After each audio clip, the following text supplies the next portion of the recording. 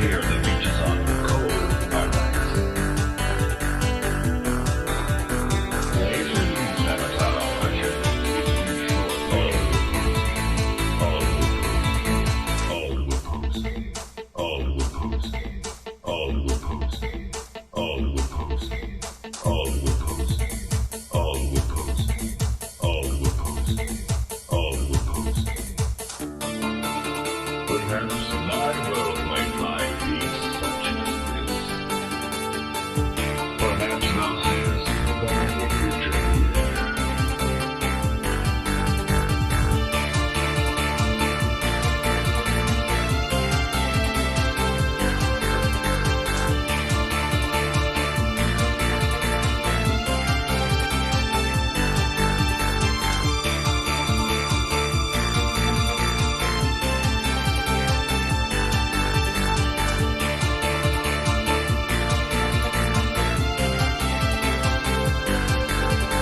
Greetings, Avatar.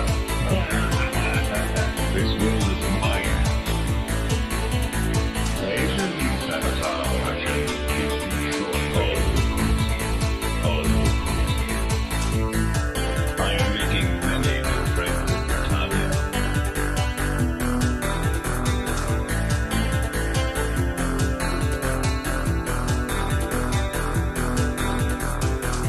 I hear the beaches on cold are nice.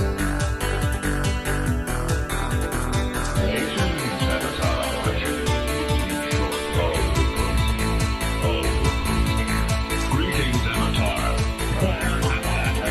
This world is mine. Asians, Avatar, I shall meet with thee shortly.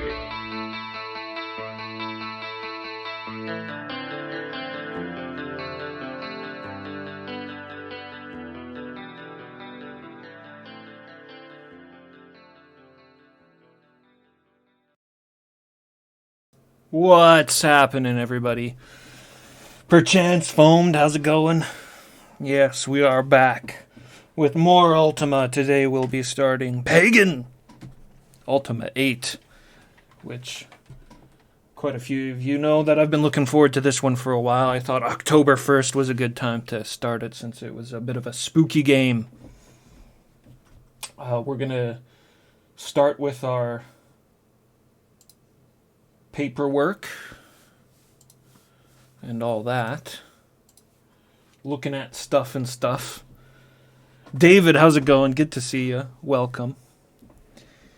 Gonna take a look at what the box looked like. The neat little inserts that came with Pagan. A couple other things, and then go through the manual and whatnot, as we usually do. And then get on to the game. So, welcome and thanks everybody so much for coming by. Massive stack of floppies, that's what you got. Yeah, right there, we can see it.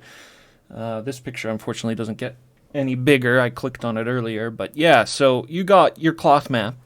You got this beautiful box, which, kind of interesting, the CD-ROM version of the game that was released later removed the pentagram, of course, for the evil satanic rituals that people were doing with the Ultima 8 Pagan box. Cool coin. Man, I wish I could have got a hold of this stuff back in the day. You got a cool coin. You got a big-ass stack of floppies. 8 floppies in total. And I know this. I know it's 8 floppies because we are going to be playing the floppy disk version of Pagan. Emulated, of course, because I don't have the hardware for that. But we're not playing the patched CD-ROM version of Ultima 8. We're going to be playing it with the original jumping in all its horrific glory. Getting the full experience, exactly. I was surprised how little content there is out there for the original version of Ultima 8. And the GOG version that I bought comes pre-patched, so it took a little bit of digging and a lot of work on behalf of fellow Ultima streamer Davy Deal.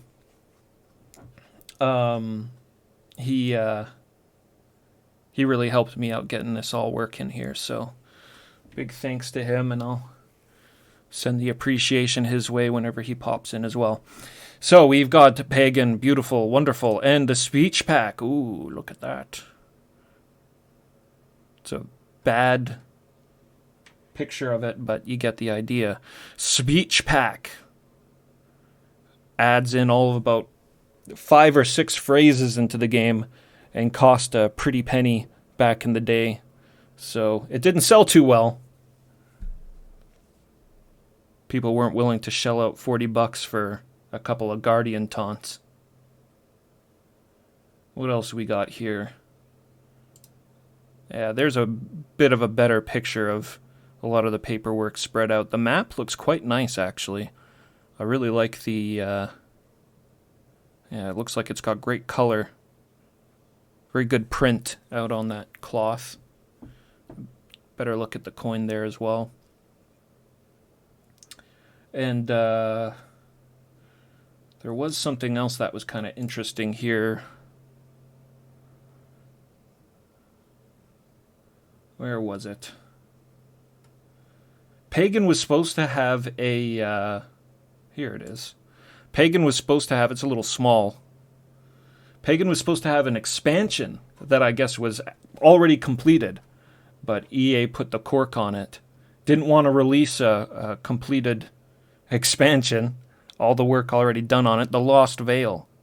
And I'm not sure what the Lost Veil was supposed to be about or anything like that. My my GOG version, the extras with the GOG version, actually comes with a folder full of a bunch of information on the Lost Veil. So we'll look at that another time, though. I don't want to potentially step on any spoilers.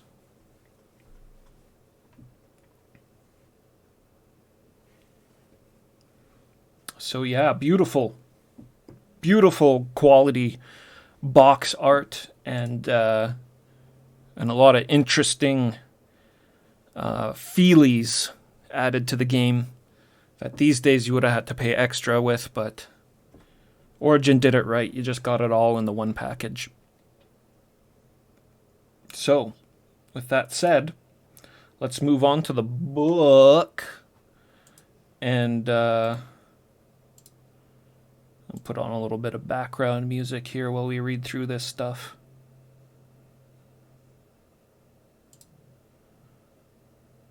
Let's see. This one should do nicely. Turn it down, though.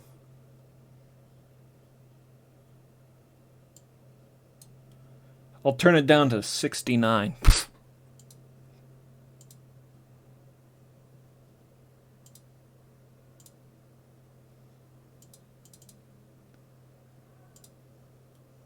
Oh. VLC's having a conniption.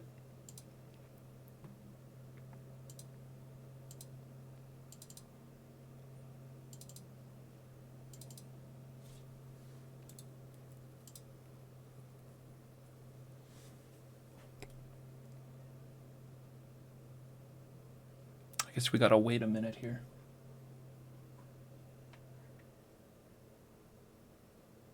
Peace and laughter. Good to see you. Welcome. The red CD was your greatest plunge into the PC gaming as a child. Yes. Yeah, it would have been nice to experience these Ultimas back when they were the cutting edge, but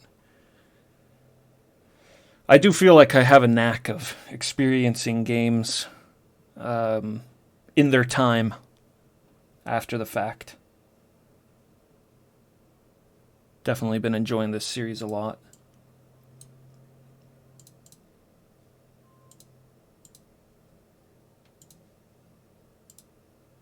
Jeez, don't ask me why this thing doesn't want to play.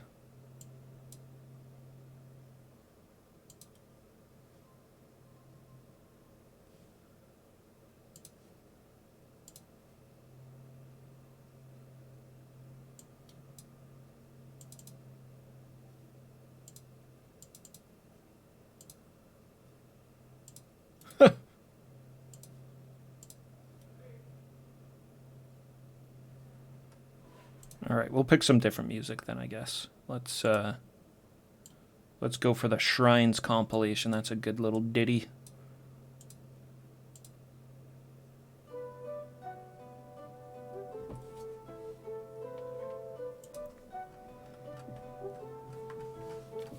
All right, the Chronicle of Pagan. Got a nice leather-bound look to the cover. A treatise on the glorious history of this foremost society by Bentic, humble scholar and student. I would appreciate the a little less ridiculous fantasy names in this Ultima compared to Serpentile. There's a little in the world more refreshing to me than knowledge. I remember in my youth hearing tales of legendary times, unexplored places, and fantastic beasts. I constantly pestered my parents and instructors with endless number of questions. How does this work? Why did they act in such a manner? Where can I find these plants? My thirst for information was, nay, still is, insatiable. I spent hours at a time investigating all I could about my surroundings. Unfortunately, as I realized early in life, I lacked much in the way of physical prowess, making exploration difficult. Imagine my pleasure when I discovered that not only did life itself teach me things great and wondrous, but the myriad ancient tomes could offer nearly as much. It was then that I elected to dedicate this humble life to filling my mind and library with all the knowledge I could. Thus, I humbly add these words to the collection of wisdom that already fills the multitude of bookshelves throughout the land. I hope my work may someday imbue the hearts of others with curiosity. Bentic. I wanted to be a badass adventurer. Sadly, I realized I was a nerd. Our archaic alphabet, looking suspiciously like runic.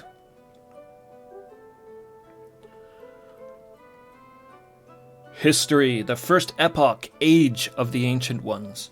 Ages ago, in the first epoch of our lands, mankind was able to walk across the plains and traverse the seas which are today so hazardous. Our forebears, known as the Zealans, worshipped the false words of the ancient ones, the rulers of emotion. The beautiful goddess Amorous say the ancient text controlled the aspects of love and joy, appearing when the feelings were prevalent in the Zealan communities. However, when the primitive emotions changed to hate or grief, fierce Odeon was there to display his might. Ever holding the links between those two, so the legend goes, is proud Apathas, ruler of cool impartiality. They're hitting me with the names already. These aren't too bad. Under the questionable comfort of these three lay the entire world, within which lived and toiled our ancestors. You know, I guess it wouldn't be too fitting if they just called them the fierce Bob was there to display his might. Zealans. Our forebears were a simple lot, savagely ignoring rational thought in deference to the false tenets of emotions. They had little sense of society, often quarreling among themselves, and even less knowledge of economy. To their credit, they were skilled warriors and hunters, and many of their martial forms are taught to this day. Centuries passed before the Zealan War, chieftain called Kumash Gore conquered most of his competing tribes. He unified them into a single community of considerable size and influence, and ruled for decades before falling to an assassin-poisoned blade. Several of his successors attempted to recapture the qualities of Kumash Gore's leadership, all of whom failed. Then, once again, the people broke into conflicting clans, keeping only their primitive religion as a unifying aspect of Zealan society. Sizer, what's up? Pagan. First Ultima you ever played, eh?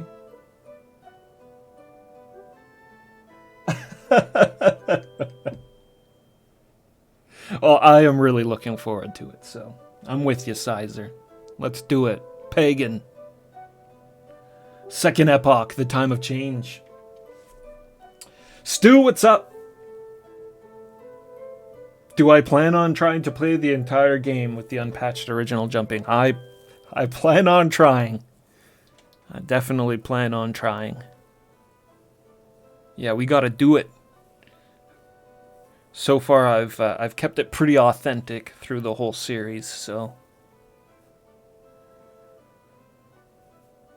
You know, the patch, by my understanding too, the patch for the jumping doesn't really, like, make the jumping better. It just sort of removes the mechanic. Not for regular hopping around, but just for the platforming sections. Obviously, I haven't played it or anything like that, but I know their intention for the game was to have the jumping and the platforming being a serious part of it. And to patch it out completely sort of seems not the intended way to play the game.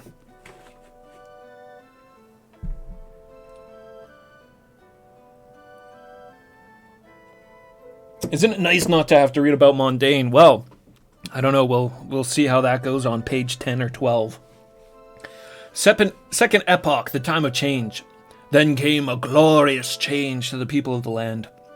Spoken only in hushed whispers, the leaders of a religious rebellion first made the words of the Guardian known to the public. This Guardian talked to them within their minds, foretelling of a dark time when a champion of tremendous evil would try to enter their world. This destroyer would turn the very forces of nature, the elements of earth, water, air, and fire against them, raining destruction across the land.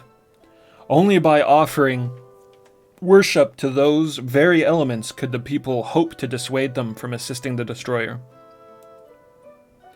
Most of the Zealands scoffed, but several heeded the warnings of the Guardian, building on his advice a great temple high atop a mountain peak. With much effort and considerable magics, they constructed a giant black obelisk. There, so the Guardian explained, they could focus their worship of the elements, offering their lives in sacrifice to the elemental spirits. As the Guardian has promised, the spirits grew in power, assuming titanic forms. Lithos, the Mountain King, elemental of earth. Hydros, the Lurker, elemental of water. Stratos, the Mystic Voice, elemental of air, and Pyros, Lord of Flame, elemental of fire. The archaic deities of the emotions became enraged as their powers diminished, commanding their worshippers to slay the followers of this new religion, who thus became known as pagans. Brother turned against brother as a bloody war raged across the land. The message of the Guardian grew louder, and fewer Zealands heeded the words of the Ancient Ones, turning instead to the worship of the elemental titans.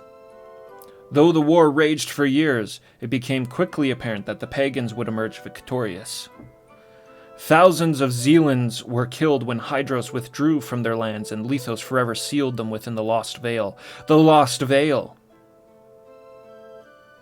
So right there in the guide, they sort of set up that expansion that was never released was going to have a very large impact on the storyline. At least in Pagan.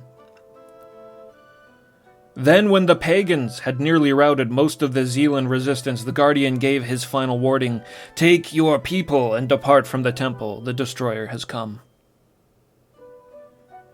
The pagans fled the temple, and, just as the Guardian had prophesied, a scarlet visage appeared in the sky, the last time the pagan sky was visible. The destroyer's malevolent yellow eyes glared out across the land, finally resting upon the great temple, and bolts of lightning shot forth, obliterating the entire mountain top. The people cried out, calling for the aid of their titans. Also, as predicted, the titans rose to the challenge, facing the destroyer in a fantastic battle. Clouds shrouded the earth. Night and day seemed to cease, pitching the world into a state of never-ending twilight. The earth shook in violent tremors, while torrents of rain and hail pelted down from above.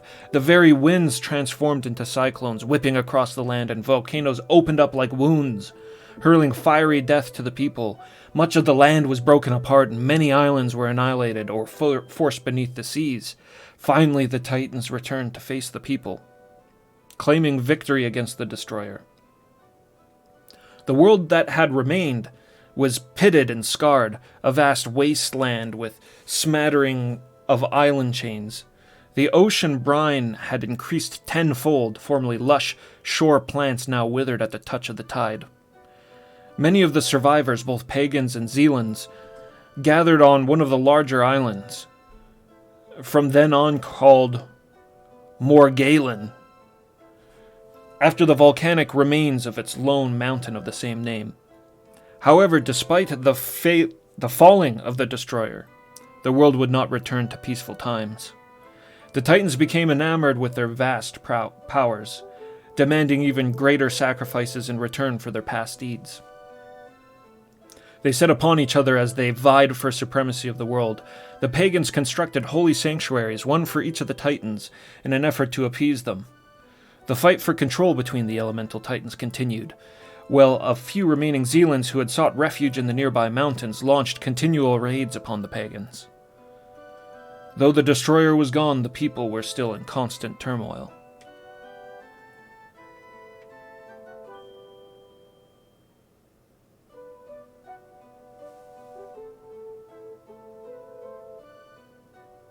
You want to say that you tried the game with the original jumping, and it did not go well. Yeah, I've had a couple of people tell me to basically get ready to play the game again. Even if I can't power through the jumping, there's a lot more bugs in the pre-patched version, which means potentially more Ultima soft locks, of which we are so familiar.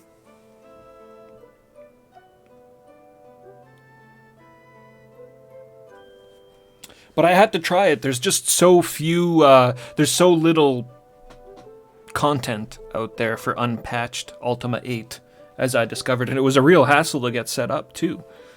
So just the roadblock there in the way kind of makes me want to... Well, it's what made me want to play the Unpatched version so much. Give everybody and myself something a little more interesting to look forward to.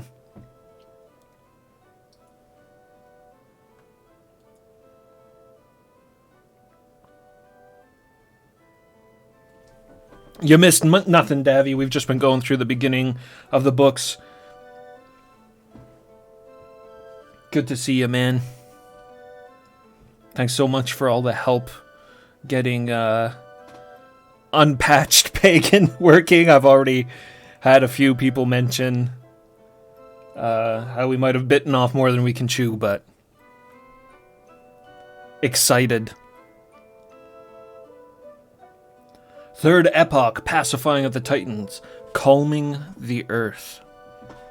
The elder pagans knew it would be impossible to overcome the might of the Titans, so they sought to bargain instead. They sent a champion, Morians, to the hall of the Mountain King to plead with Lithos, begging him to cease the destructive quakes. In return, Lithos demanded the service of the people, even beyond life. Upon their deaths, the people were to be interred and thus conveyed to his realm for eternal slavery. In addition, ordered the hungry Mountain King, several pagans must be given to him immediately. With this pact, Lithos would not only quiet the land, but also instill within Morians the magical powers necessary to perform rituals required to satisfy the Titan of Earth, including minor manipulation of the Earth. The elders accepted the terrible price, and the covenant was formed. Morians became the leader of the pagans, the first in a long line of necromancers. He established a cemetery near the newly built Tenebrae, city of eternal twilight. He selected several elderly citizens to volunteer as Lithos' first servants. As agreed, the tremors ended and the earth calmed. As the decades passed, Morians began to feel within himself the infirmity of age and its resultant illnesses. He went to Lithos and asked to have his life extended so that he might continue his work. The Mountain King explained that such was not within his power, but that there was another way to have the pagans continue their service. He permitted Morians to choose an apprentice so that, upon his death, a new necromancer would assume his position. In turn, the deceased necromancer would enter a different service than the other pagans, one that involved eternal rest, where his wisdom could be called upon by other necromancers down through the ages. Each succeeding necromancer would in turn find an apprentice to whom the powers would be passed upon death. The earth shook no more, but still the volcanoes raged, and the winds blew, and the rains fell. Cats and dogs living together, stilling the seas. Many generations of hardships passed, and the hero became known to the people. His name was Kalen, and in time he became their necromancer. He fell in love with his apprentice, who returned his affections, and soon they were to undergo the ceremony of bonding. Then tragedy befell them as Hydros, considerably displeased with the pact between Lithos and the pagans, sent a great wave to wash across the city, pulling Kalen's beloved into the seas. As the people began repairs to the city, Kalen headed to the Temple of Flowing Waters. There Kalen begged for the return of his betrothed, but Hydros refused his request. Instead, she revealed to him the image of his love in her new form, pale and sickly as that of one of the Lurker's minions. Thoughts of vengeance entered Kalen's mind, and he visited Lithos to learn of means of justice. He found the Mountain King eager to comply, having no love for a rival titan. Lithos revealed that a powerful substance called Black Rock was immutable by any amount of the Lurker's powerful waves. Good old Black Rock. Kalen remembered the tales of ancient pagan temple and the great obelisk. He returned to the volcano and found in the crater the remains of the obelisk. There in the murky waters, continually filled with Hydros' rains, was the darkened slit of this black rock. Using his necromantic powers, Kalen reshaped the crater to prevent fresh water from entering the Temple of Flowing Water. In addition, he melded the black rock into the crater wall, preventing the Lurker from eroding away the land. He had trapped Hydros. Entering the temple, Kalen was prepared to destroy both it and Hydros by reforming the crater. His intention was that not enough water should remain for the Titan's existence. Before he could complete the task, the Lurker's pleas stayed his hands. She promised to return his beloved's body so that it could be interred properly, no longer a servant of the Titan of Water. She also offered to pass on to him and all his future bloodline a modicum of her powers, equal in measure to the abilities he gained from Lithos. Kalen accepted her bargain for the good of the people. From that point on, the storms ended, and two separate sects of magic, necromancy and tempestry, were present in the land. Assisting the heir. Several years after the torrential rain ceased, a mystical voice contacted Stellos, a wizened follower of Stratos, while he was praying at Argent Rock Isle. The voice identified herself as Stratos, ruler of air. Stellos began telling others of the mystic voice, but they thought nothing of his insane ranting until he began performing miracles. Quickly it spread throughout the land that Stellos could aid the sick and draw truth from the lips of liars. Words of his powers reached Kalen, who brought to Stellos the body of his betrothed. The elderly man took Kalen's love to Windy Point and asked for the power to return her life. Stratos explained that the woman's body had been separated from her spirit for far too long. It would be possible to breathe life into her, but only at great cost. Hoping to repay Kalen for his work in ending the rains, Stellos agreed to the unknown fee. Stratos permitted the determined man to send his spirit into the realm of air. Farther and farther he went, facing tremendous winds. There he finally found a shimmering cloud at the very verge of the sky itself, and something he later called the ethereal void. Yeah, we're well familiar with the void. As he entered the cloud, the light of day confronted him. He was the first, and to this day, the only pagan to see sunlight in many generations. On the dark island below, his mouth opened, and from it flowed the breath of life into the body of Caelan's beloved. The old man prepared to greet the lovers, returned to his body only to discover he had lost his vision, forever blinded by the sight of the sun. Caelan began to weep, but Stellos bade him stop. He was himself truly joyful at the sight he had witnessed far above the darkness of the clouds. To show his gratitude, Caelan commanded the rocky ground to form the walls for a stone construct to house and protect the old man. Here Stellos could pass on his knowledge of healing and purification throughout the ages, for with the power of resurrection came immortality. Stellos and his pupils became known as Theurgists, and together they were proclaimed the Order of Enlightenment. The order was never wanting for students, for one of Titan's violence was yet unequaled, and with the fires came always the wounded. Well, Stellos sounds like the only guy who wasn't an asshole in the book so far.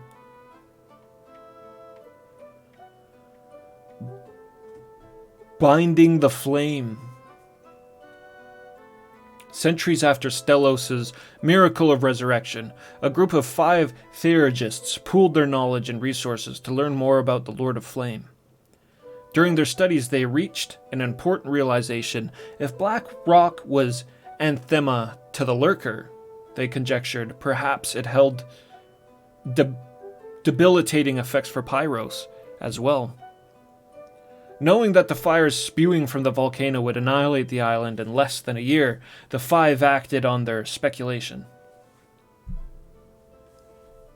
Some of the Theurgists visited the necromancer to procure as much black rock as they could. They received several small chips in addition to the single fragment larger than a man's head. Other Theurgists set about formulating the necessary diagrams and components required to shape the dark substance, and, with luck, bind Pyros within. Finally, the 5 were ready to begin. They drew a pentagram upon the floor in Pyros' temple, setting the black rock in the center where the Lord of Flame was likely to appear. 4 of the Theurgists took a point of the pentagram and knelt in readiness, while the 5th stood at the final point and began the traditional ritual of summoning. As expected, Pyros appeared in the searing blaze of fire, immediately feeling the effects of the black rock with which he was in contact. He pointed towards a Theurgist and instantly enveloped him in fire. Before the dying Theurgist's tortured scream could fade, the remaining 4 made up for the loss and quickly commenced the binding process as chants. Flames licked about the Theurgist as they intoned the various words of power, until finally it was over. Pyros was bound in the larger fragment. Adversely affected from within the black rock, Pyros was unable to hurl lava upon the pagans. Shame.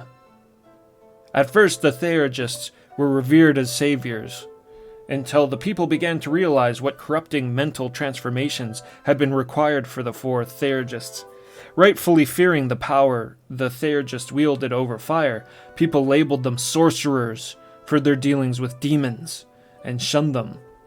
The sorcerers readily accepted their fate and secreted themselves away from the others. They named a master sorcerer, though after a violent death he was replaced by the first acolyte. Many accusations were cast about who was responsible for the death, though nothing ever came of it. A precedent was set, however, and in the subsequent centuries, the more powerful acolytes were always ready to take the mastery from those fellow sorcerers who grow weak or complacent. The 4th epoch, the Age of Peace. After the Titans were appeased or controlled, the era of peace, which still exists to this day, settled on the people. The few Zelans who clung tenaciously to their weakening gods, now extinct, though only after the pagans endured decades of raiding and murder. People are free to live normal lives.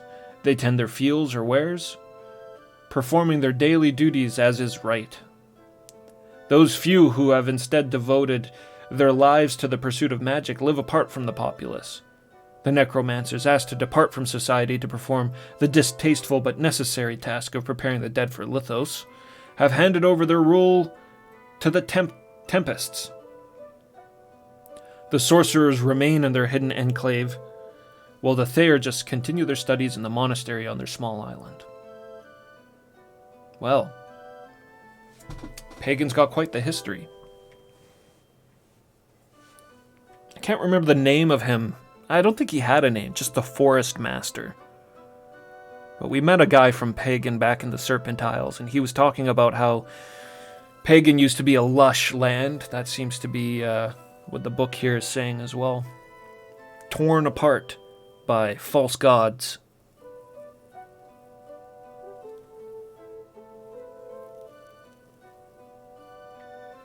Britannia. Oh, fair Britannia. This segment of history, if it can be called such, belongs more in a work of fiction than in this objective treatise of our land and our culture. However, at Verdion's rather persuasive and sorcerous insistence, I have included it within these pages. Though the veracity of the source is unknown. So, Avatar, the moment of truth has come. You can destroy the Black Gate, but you will never return to your beloved Earth. Or you can come through now and go home. No. It is your choice. Well, how about that? I got the chat on there. Let's get rid of that. Just noticed. The first Guardian taunt. Yeah, I added that over the last couple of days.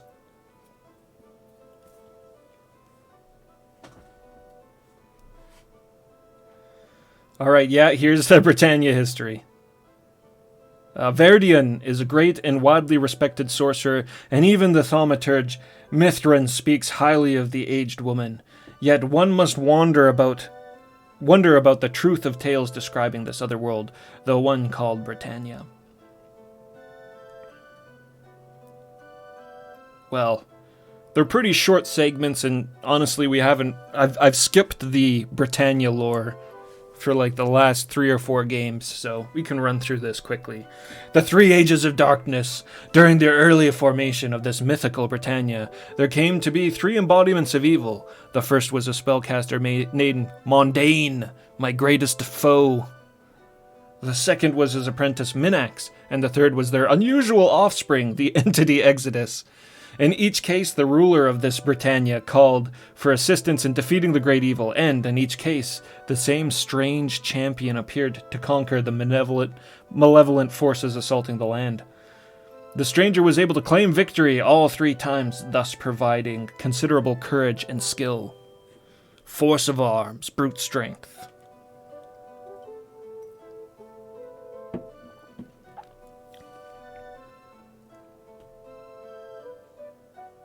Three Ages of Enlightenment. Following the destruction of the 3 faces of evil, there came 3 more times of trial for this world of Britannia. The first involved establishing a set of ethical codes by which the general population should live. In addition, the ruler of the land called for a hero to step forward and solve several quests designed to represent one of the codes of ethics. The self-same champion who defeated the 3 sources of ultimate evil emerged successfully from the 8 quests, becoming the embodiment of those codes. As champion, the hero was integral to resolving political strife when the ruler of the land disappeared and was replaced by Blackthorn. Ultima V, what a good game. A tyrannical lord who was harshly enforced the letter of the law. I loved how he just twisted the virtues, and every city you went in had a plaque on it. That was like, Valor, of course, was always my favorite. What was it? It was like, thou shalt not flee from battle on penalty of death. Koalas, what's up? Good to see ya.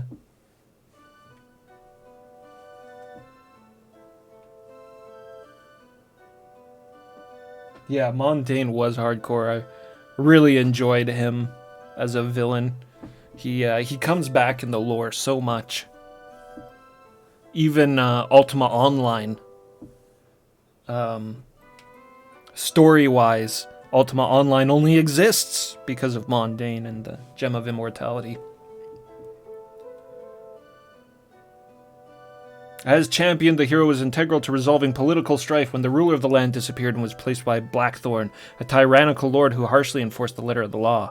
Finally, the champion served the kingdom a sixth time, demonstrating that a perceived source of malevolence was in reality a collection of individuals trying to right a serious wrong.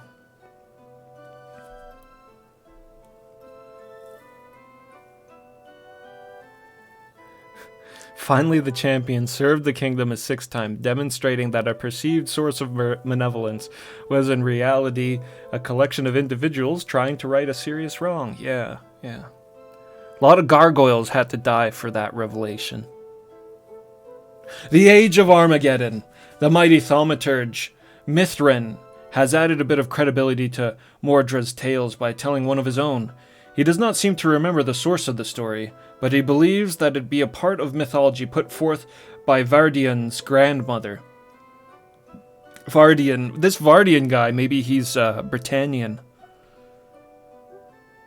He seems to be the one that influenced this guy to write all this stuff down about Britannia. What was his name again? The fellow who wrote all this. Beddick? Something like that. Bentic and Verdian. Keep an eye out for those guys.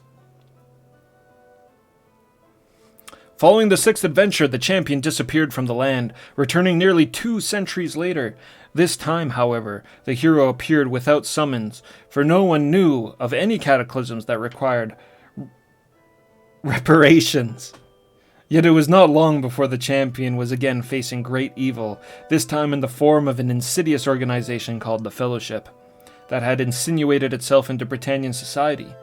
In addition, a magical island, once home to the very exodus of the Third Age of Darkness, had risen to the surface, indicating a further threat to Britannia. During this 7th period of service, the champion was able to uncover a dastardly plot by the Fellowship and remove the evil presence forming on the island. There is nothing more known about the history of this unusual land, for Verdian has had no contact with his grandmother for some time now, and Mithrin remembers no more stories. Yet Verdian remains confident of the existence of this world Britannia, and that its presence is related to his grandmother's alleged disappearance. Interesting.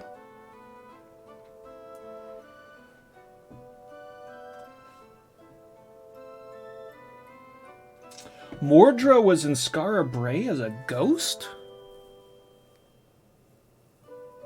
Huh.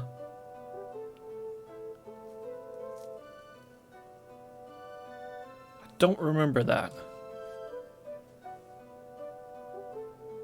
There was an old lady there, though. Skara Brae. Skara Brae was such a cool place in Ultima VII. Okay, wow, yeah. Man, tying shit together. Traveler's Guide. Okay, now we get to the good stuff. Still, that was worth reading just for that Mordra tidbit of information. That's pretty cool. They were developing Ultima VIII for a really long time by the sounds of it. I can't really seem to get the story straight, whether the failings of this game was an EA thing, or whether it was Garriott sort of throwing people under the bus and being an asshole. I don't know. I've heard 2 schools of thought.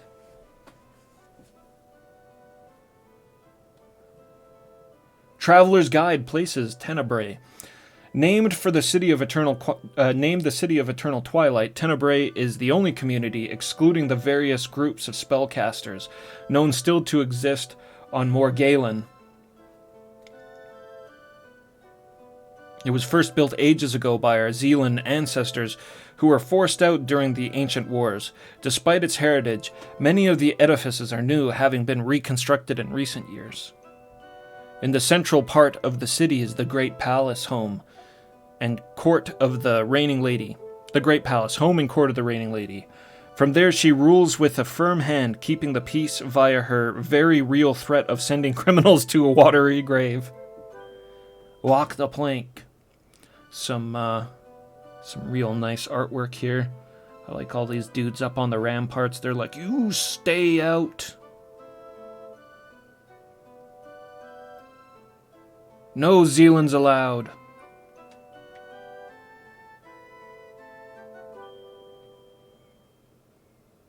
Plateau, this crag that oh my goodness. This crag that overlooks the city supports a small hut, home to the mysterious Mithran. There he is. Covered with a few groves of trees, the area is remarkably nondescript, and Mithran has done little to change the flora and fauna, other than construct his unusual abode. It's said that this is where to find information no others could possibly know. Vengeance Bay. Good name. This area is beyond the reach of those without the means to cross the seas in safety, a rare thing in these times. The bay was the site of the last and greatest true battle between the Zealands and the Pagans, who won by calling upon Hydros to put the Zealand leader's ship under the sea. To further the show of power, Hydros spat the ship back up, cursing all on board to eternal slavery as part of her undead legion. There's lots of undead going on in this game.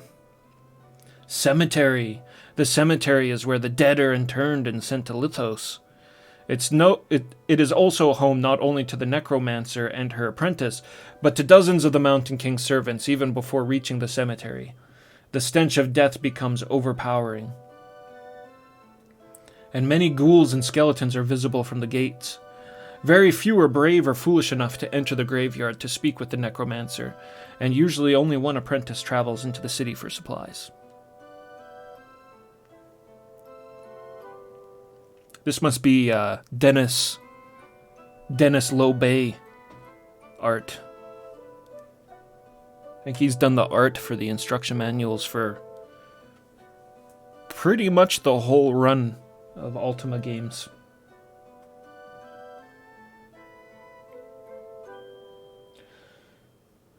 Yeah, small team, short deadline. Probably both. Probably, yeah.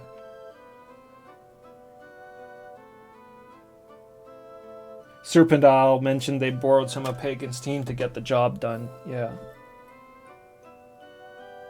Must have been a real messy work environment. It was just the other day I was reading this article that was sort of just flaming Garriott. But it had sources, so yeah, it sounds like it was a small team that built this game, and they were under a huge time crunch. But he said some interesting things where he was like, oh, people used to love to work late hours on Ultima VII and these other games, but not on Pagan because of EA. And that just seems kind of weird. Like, nobody wants to work 16 hours and spends weeks away from their families.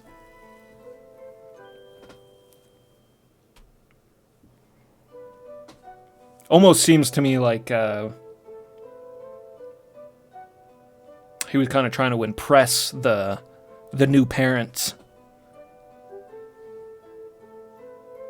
Hall of the Mountain King. Located at the base of the mountains at Stone Cove, the Hall of the Mountain King is indeed where the necromancers may go to speak with Lithos.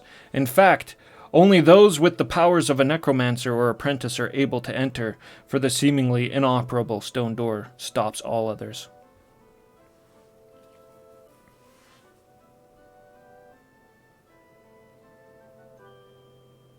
Argent Rock Isle, this small islet, reached only by a bridge, is home to the Monastery of the Order of Enlightenment, where the Theurgists have the opportunity to attend to their studies in the peace and quiet necessary to achieve enlightenment and purity. Those Theurgists who learn well the lessons of Stratos are permitted to visit Windy Point, where a truly pure adept might hope to hear the mystic voice.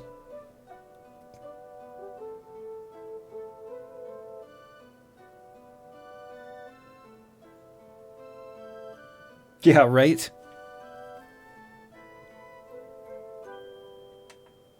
I am quite fond of Garriott, though, from the interviews that I've seen of him, so I'd like to think that it was more a misstep on his part than any kind of, deliberately putting people in a bad situation. Sorcerer's Enclave. Among the most darksome places in Pagan is the treacherous territory known as Sorcerer's Enclave. There, mages of fire perform unknown and possibly horrific magics as they consort with their patron titan Pyros. Fortunately, the area is quite secluded, and as a boiling lake of fire surrounds the collection of buildings, making it impossible for those who are not members of the Sorcerer's Cabal to traverse.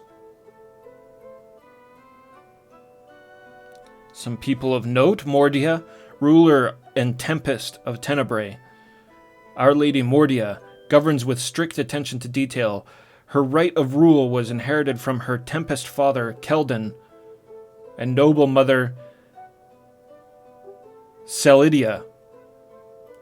Both royalty and real power support her claim to rulership. Our Lady is extremely aware of her position, accepting only the utmost in loyalty from her subjects. Lothian and Vividos. Lothian is the strong and stoic necromancer, quite competent in her abilities to convey the deceased to Lithos. She has little opportunity to converse with the citizens of nearby Tenebrae. Her work keeps her so tremendously occupied. The townspeople are, however, friendly to her new apprentice, Vividos. His vivacious personality is a good complement to Lothian's, making it easy for him to deal with the world outside the distasteful realm of the cemetery.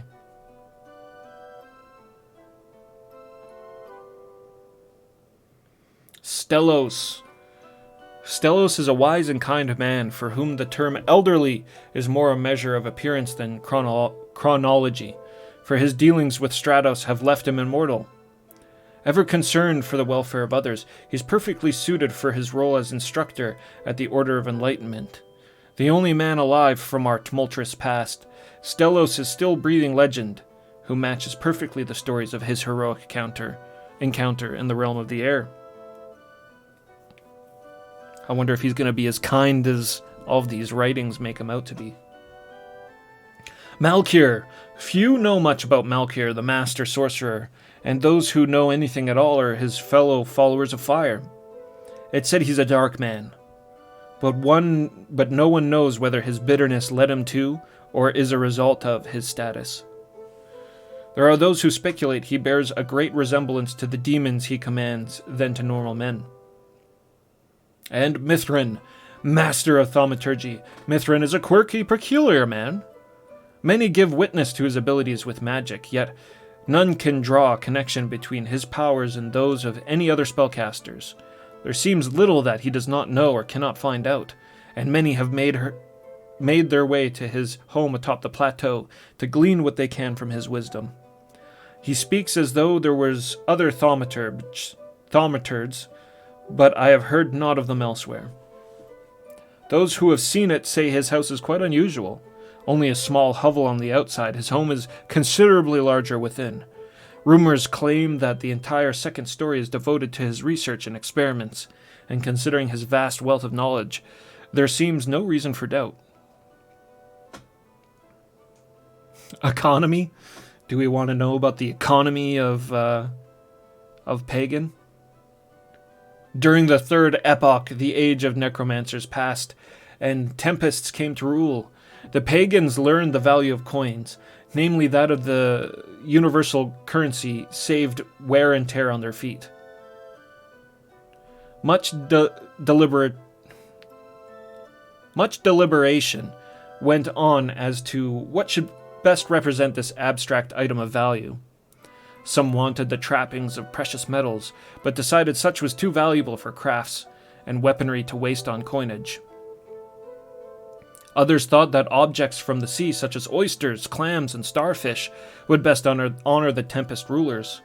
Conversely, proponents of Toraxin hides argued that it would be sacrilege to remove such sea bondings from the domain of Hydros. Sea belongings. Finally, the people agreed to shape and stamp obsidian chips. Obsidian is no longer used for other objects. It comes from the ground, honoring Earth, and can be imprinted with the icons of the other Titans to show deference to them as well. Moreover, it's possible to confine to government agencies the technology for heating raw obsidian and molding the ore into chips. Thus, they can enforce a necessary, though arbitrary, value within city walls. Those who cannot or will not craft for themselves use these obsidian chips throughout the city as legitimate exchange for goods and services. Since there are not many merchants in town, I have taken the liberty of compiling a list of the few types of goods offered in the general public. Fresh fish and vegetables can be purchased at the tavern. The weaver produces fine apparel that is both functional and comfortable. Exquisite jewelry can be purchased from the jeweler, who also produces some glassware. Quality refreshment is available at the tavern, where herdsmen bring thorax chops and kith fillets. Finally, several of the craftsmen about town are likely to sell tools for the various trades. Weapons and armor. As any member of the militia is sure to admit, finding good weapons and armor is extremely important. Even though the Zelen raids ended some time ago, there is always need for arms to protect against the wilds of nature. The weaponsmith forges and sells all sorts of swords, axes, maces, and hammers, in addition to a wide assortment of armor and shields. However, being a metalworker, the smith rarely sells lighter forms of protection. Fortunately for those who have taken an oath to police and protect the city, the current captain of the guard crafts armor from Toraxin hides, and has been known to offer his wares for sale upon request. Leather armor from the captain of the guard. A few domestic creatures.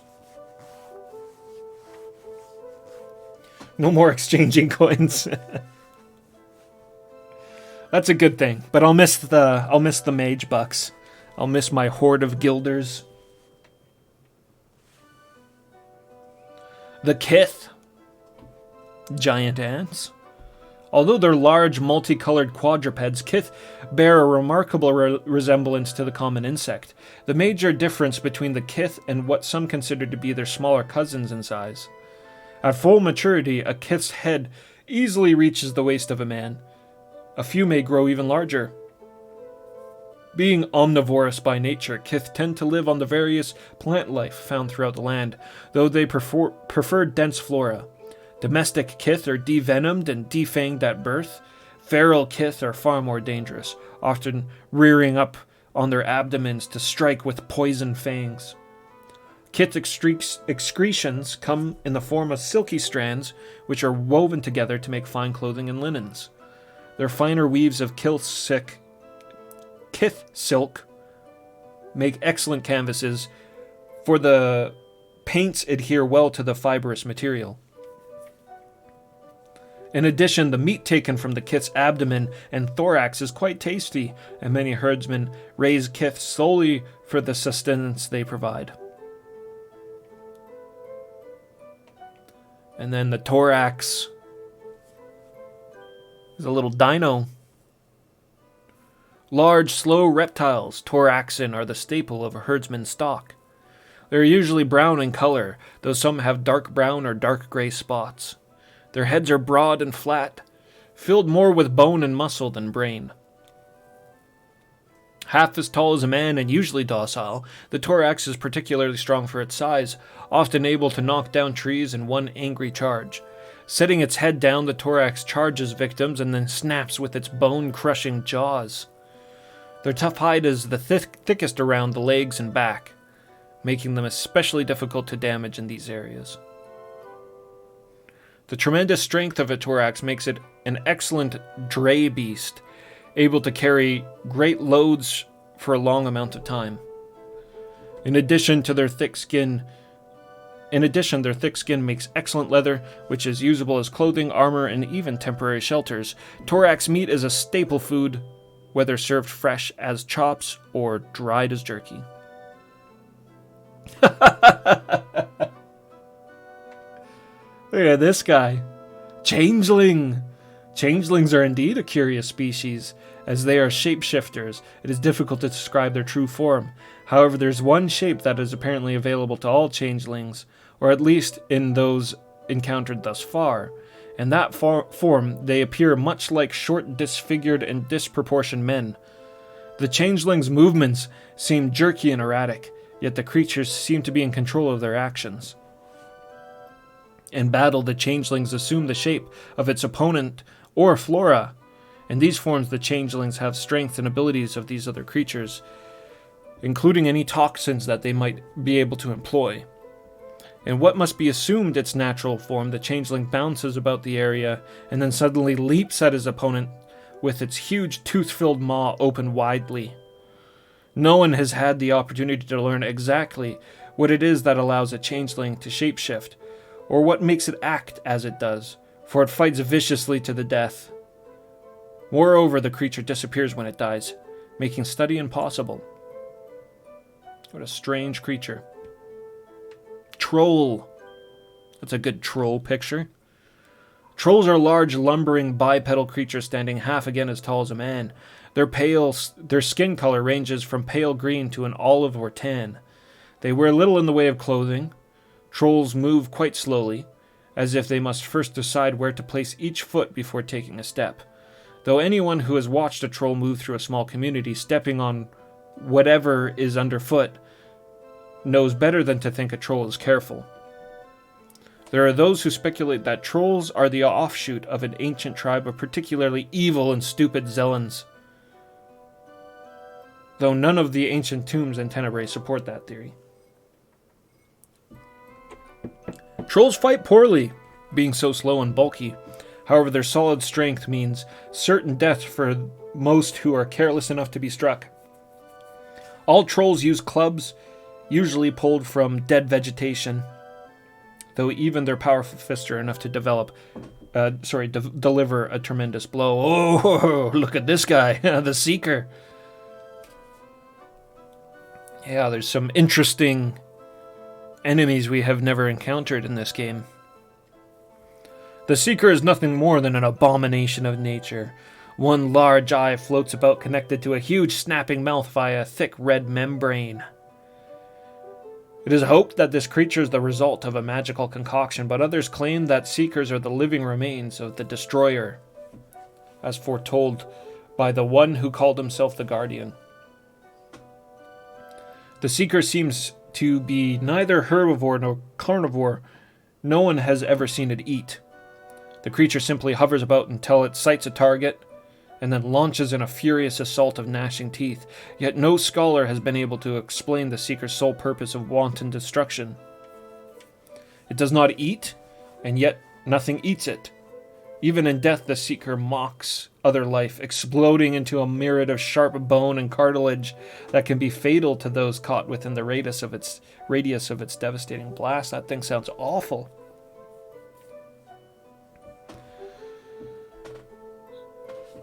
Undead and supernatural creatures. Aerial servant. Many people who die before they finish important tasks become spirits bound to the welfare of others. Unlike ghosts, for whom the Titans have no use, aerial servants function as messengers and assistants to Stratos. Moreover, aerial servants do not possess the same dark gray appearance of their counterparts, the ghosts, seeming instead to be made up of simple currents of air. Aerial servants do not attack others, whether they're living or otherwise. However, they are usually loyal to the Theurgist who summoned them, obeying their command to the best of their ability. Some say the aerial servants can affect the objects they touch, temporarily changing the object into air currents as well. This way, the aerial servant is able to transport otherwise solid objects through the smallest wall chinks and such. Demon!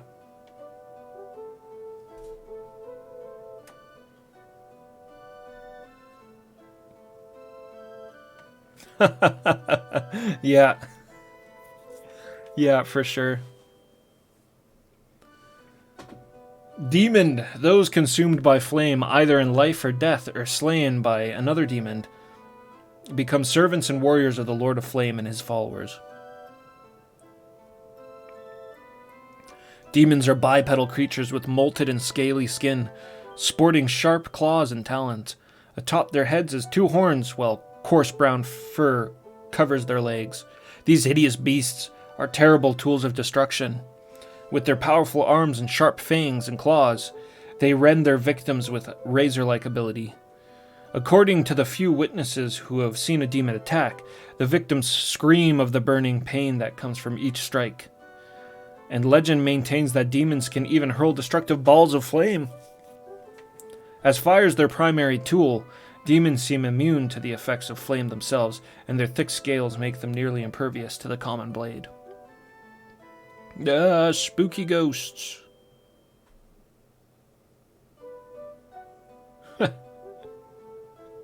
Often remaining invisible until prey is near enough to scare.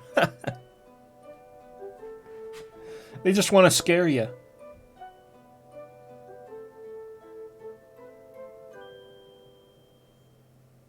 Oh, the ghoul. Little green ghoulies. Ghouls are the animated corpses of the recently dead, wearing nothing more than the clothing in which they were interred. Ghouls or zombies are extremely slow in both thought and action. Unlike skeleton warriors, the ghouls function as far less oriented towards combat, and they begin their service as soon as they make their way to the Mountain King's domain. However, when scarred areas such as the cemetery are disturbed, sacred areas such as the cemetery are disturbed, ghouls are there to confront the trespasser. Fortunately for the perpetrator, movement for ghouls is extremely difficult and painful, rendering them poor combatants. An ironic twist of ghouls' nature is that they consume the flesh of their prey, thus making it impossible for the victims to ever reach Lithos and serve him. Minion of the Lurker. The Tempest tell us that those whose bodies fall dead in the water, whether by drowning or other means, tragically face service not with Lithos, but with Hydros, the Lurker. Little is known about the vile minions, for they do not walk upon the land, and no one has dared to enter the Lurker's domain to view them up close. The few glimpses that have been seen reveal a large fish-like head filled with rows of sharp teeth. It is assumed that the transformation into this disgusting beast takes some time, though how much is unknown. There's no record of anyone surviving a direct encounter in the water with a minion, though some of the fishing folk have managed to avoid the creatures by remaining in their boats. It's unknown whether minion victims are consumed or dragged deep below the waves to become minions themselves.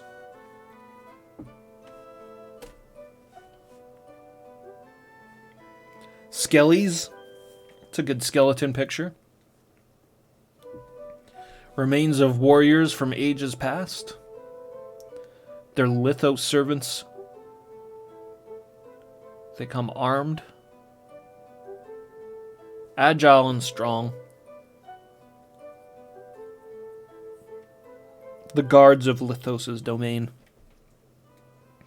Oh, magic.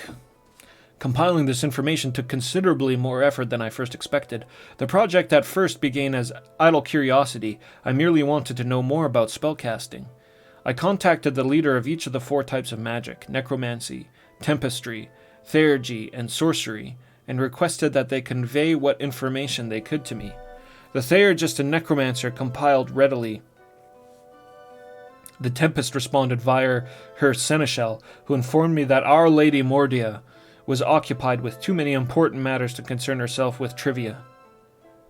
Equally frustrating, the master sorcerer was quite reluctant to reveal much about the spells of fire, only sending what he did after becoming completely assured I was up to no nefarious plotting. Fortunately, Mithrin knows quite a lot about magic and spells, as I suspected, and was extremely helpful in filling in the gaps left by Mordia and Malcure. Indeed, I learned from Mithrin that he himself has acquired the ability to cast snippets of the other types of magic. Though I don't mistrust his words, I do think it strange that he mentions reagents for his spells, the likes of which I have never seen. Nevertheless, what follows is Mithrin's explanation of magic in his own words.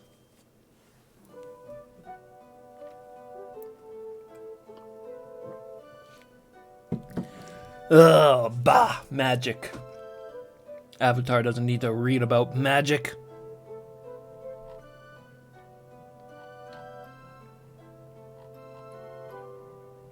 And there's a lot to read about it.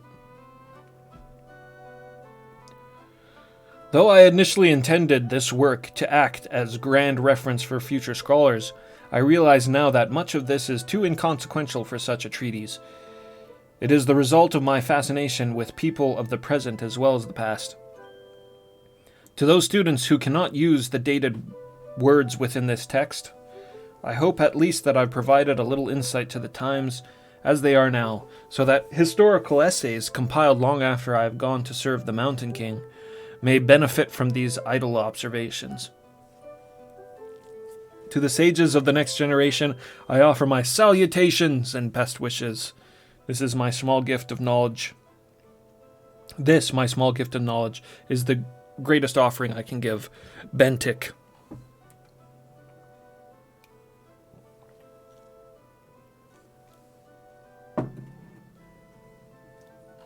And that's it. Got a bit of a play guide here. I flipped through this. It's sort of interesting because it has the quick reference card in it. But then it seems to give a bit of a introduction as well. Ultima VIII is primarily mouse-driven. Your hands and eyes are controlled by the left mouse button. Your feet are controlled by the right. You want to reverse the controls of your mouse, you can press Alt-H.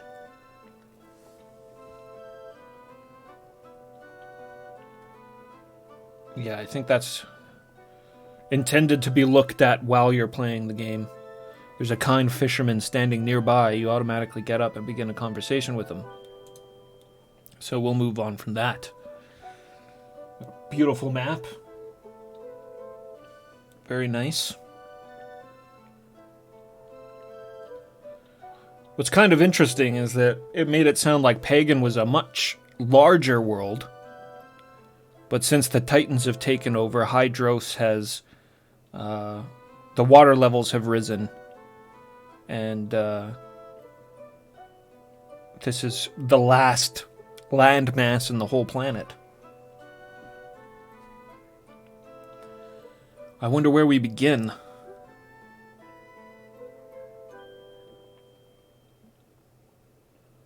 There's the vicious volcano of fire. I wonder if that's the boat. The undead boat that was mentioned in the manual earlier.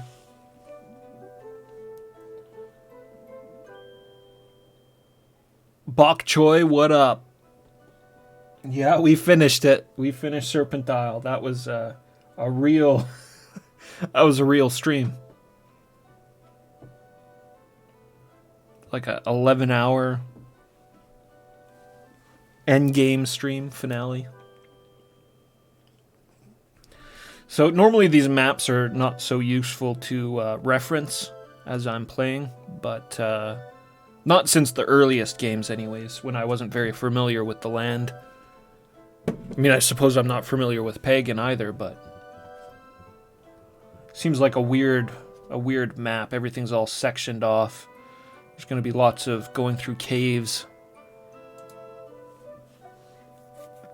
All right, our quick reference guide. A small arrow, right-click, gives us a careful step.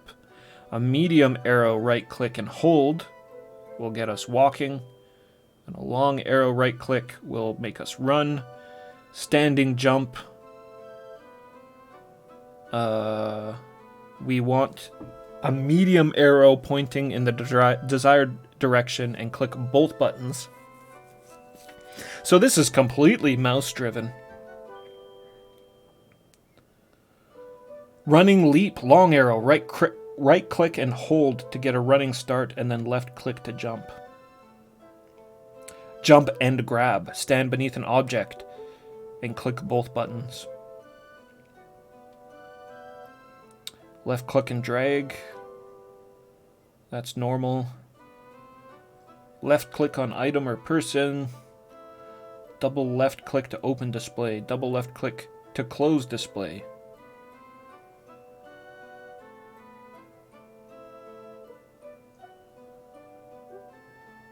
Double right click on avatar to draw our weapon. Okay.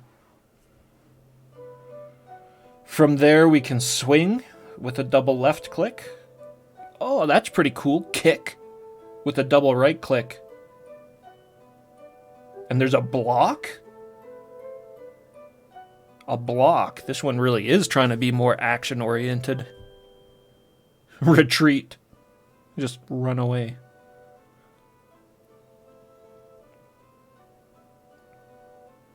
Open and close diary is escape.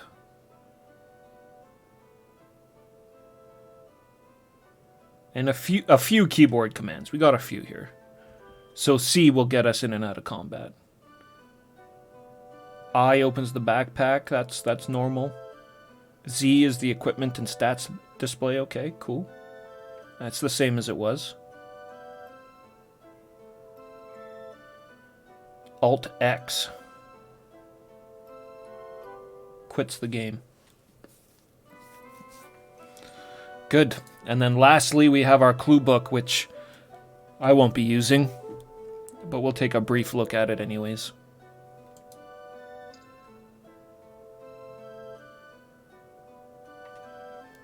It's a little off, isn't it?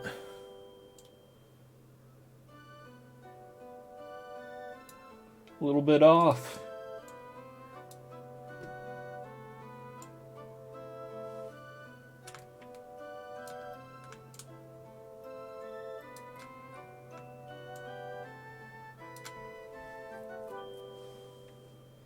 Good old Zach.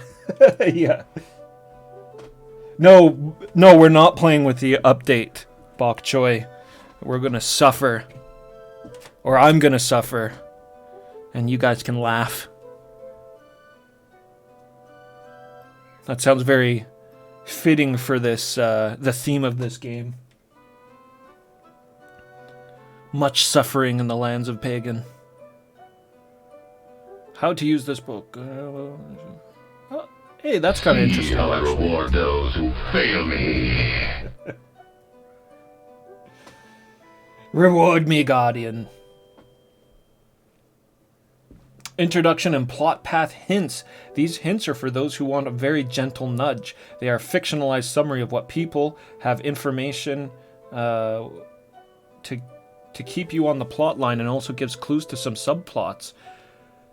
Pagan history and character situations. Okay, maybe we will use this a little bit.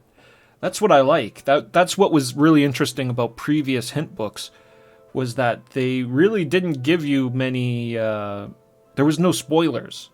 It was very lore-friendly and, just give you some hints. No blatant spoilers.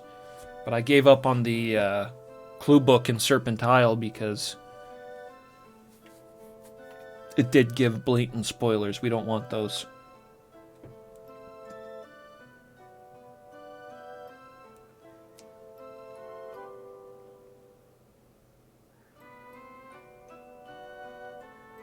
We'll see.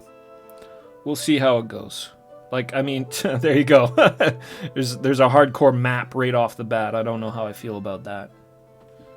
We'll read the introduction, though. How you have summoned me from my slumber, I cannot guess. The method must have been unusual in its power and unique in the casting. I am awakened, and for that I'm grateful. It's not my true nature to remain oblivious to the flow of time. The currents of eternity are as lifeblood coursing through my being. My purpose is awareness. It is my existence. Since the coming of the Titans, mine eyes have been shrouded and dim. I once marked and exulted in every event which occurred on this island, from the sharp spark of a blade of grass plucked by grazing Toraxin to the harmonic thrum of the ever-growing caverns. I saw all until the currents of time banished my lord Apathas from his true position. I am his son, Remvatos, whom the people called the Observer. From your silence I can tell that I am not the one you expected to answer your summons. You expected power, perhaps. Did you call on Amaras, hoping for the divine gift of love and happiness? Or are your ambitions more martial, your desire for the war skills and cunning stratagems of Odeon? I am neither of those, and have no real power to bestow on you. But do not return me to the darkness so soon. For if you have any curiosity about the world of Pagan, I am your best oracle. I have seen all, and for the privilege of brief stays in the realm of light, I shall tell you all I know.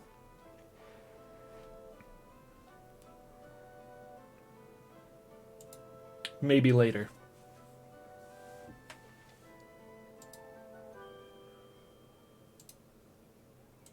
Good. Well, that's it. There's our books. We can get going on this game now. Let me just fire it up.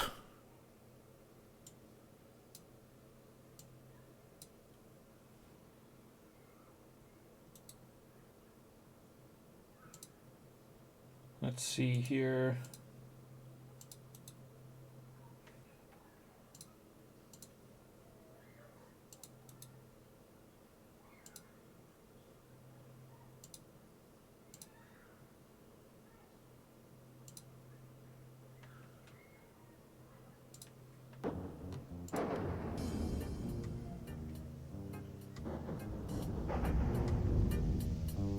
Oh! This isn't Ultima VIII.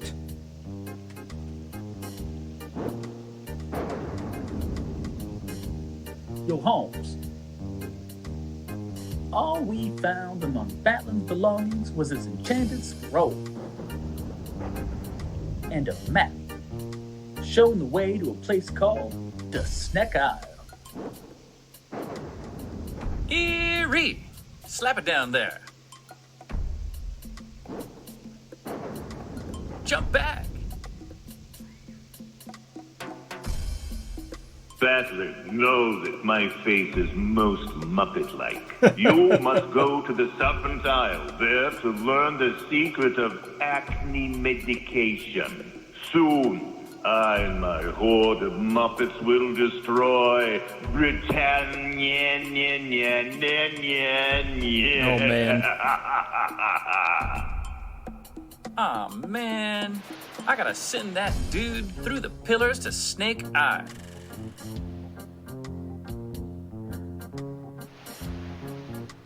Britannia, I'm gonna have to start calling it that.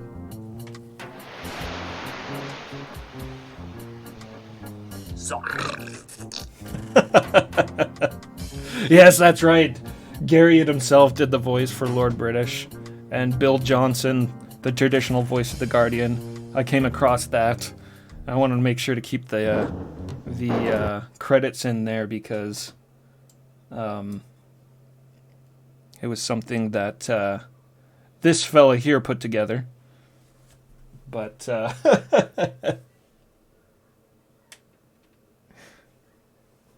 I guess it's actually an alternate intro to Serpent Isle. But normally it's not voiced. So, thank these three guys for doing that. That was pretty funny.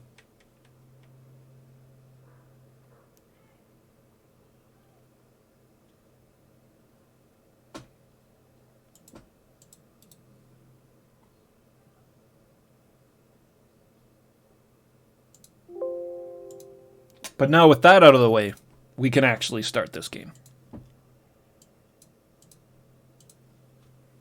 Okay, so Unpatched Ultima. Here we go. It's a little less press start than I'm used to. Less press start to play. So let's see. Mount. See.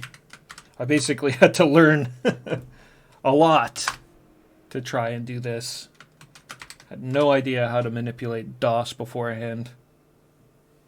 All the stuff that I've been playing thus far has either been on different computers, like the FM Towns emulator I was using for 2 and 3, or then I was just running the DOS games out of the GOG launcher, GOG Galaxy. So, okay, so I've already done this wrong.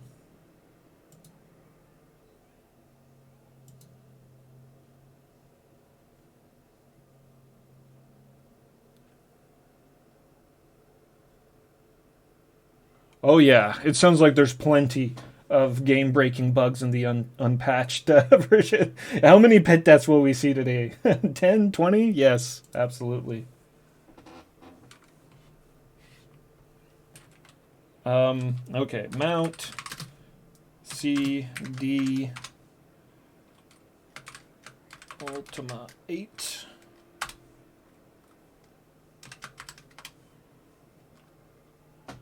And U8.exe. And thank you again so much, Davy, for helping me getting this to run.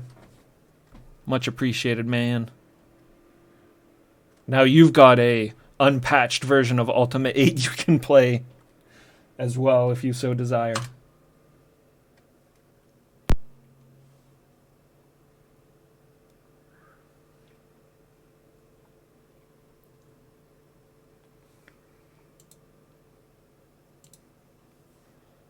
Okay, now I've done something interesting with the sound. We're emulating... There we go. Yep. I'll just stop talking for a second here. You have been a thorn in my side for far too long, Avatar. Your two worlds will be crushed. Britannia first, then Earth. I shall parade you before their conquered peoples as the fallen idol of a pathetic ideal. Just picking up right after the end of Serpentile, like directly afterwards. I banish you to the world of Pagan. Ooh. I think some of my bones would be broken for falling that far. Knows of the Avatar. No one here knows of the Avatar. Well, they're about to learn. They're about to learn. I plan on being as big of a jerk as I possibly can in this one.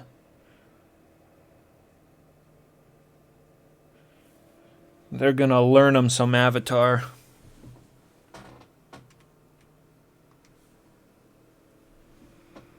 Hey Jay, what's up? Yeah, absolutely. There's a highlight there for Serpentile finale. Should be the most recent highlight.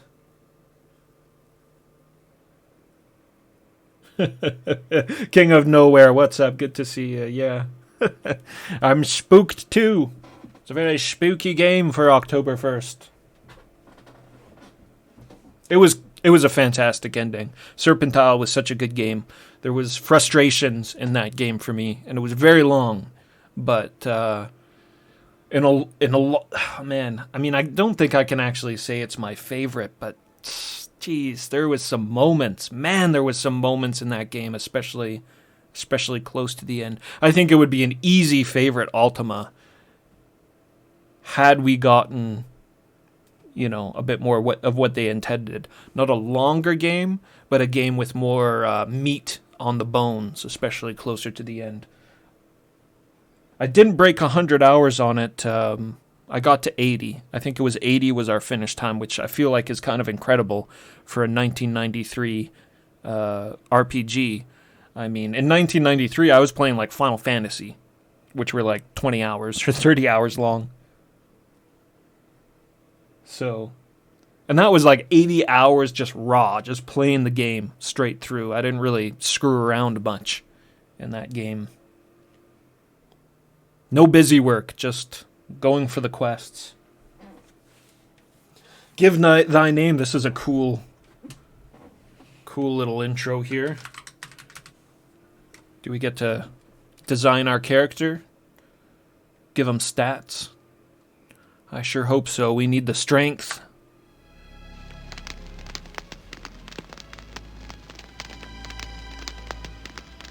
Hello there. Who are you? I'm Devin, my strange friend, and I'm glad to see you're feeling better, Morgan. How do you know my name? I'm sorry, I did not mean to pry, but when I found you, I knew not who you were. I'm afraid I read through your logbook and discovered your name. Please forgive me. You found me. I'm unsure, my friend. All I know is that I found your waterlogged body in the depths of the Lurker's domain. What happened before remains... Oh, you gotta click on the text. Remains a mystery. I pulled in my nets, and with one, I discovered you. The Avatar, caught in a fishing net. The Lurker's domain. Luckily we read the manual, so we know some of this lore he's speaking of. Aye, 'tis what we sometimes call the sea. Automated text. I don't like that. Hopefully that's an option we can shut off. What's a lurker? The lurker? That is our name for Hydros, Titan of Water. She's a crafty and treacherous one, always ready to pull unwilling victims into the depths of the sea. Much like what nearly happened to you. Twice bad. Aye, not only would it have meant death for you, but then you would have been doomed to walk the ocean floor, unable to fulfill the pact with Lithos. That's what happens when you get nabbed by the lurker minion. You don't even get to be a servant. What pact? Ages ago, our people forged a covenant with Lithos. If he would still the shaking earth, we would commend to him our dead as at the time of their passing. Oh, okay, so I'm getting Lithos and Hydros confused here. Yeah, Lithos is the earth guy living in the mountain.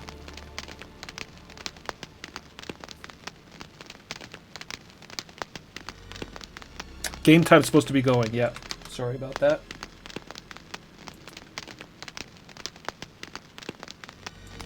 Definitely going to see if we can turn off the text from changing automatically after a certain time. Yes, this is blind. This is blind, Jay. All of my Ultima playthroughs have been blind.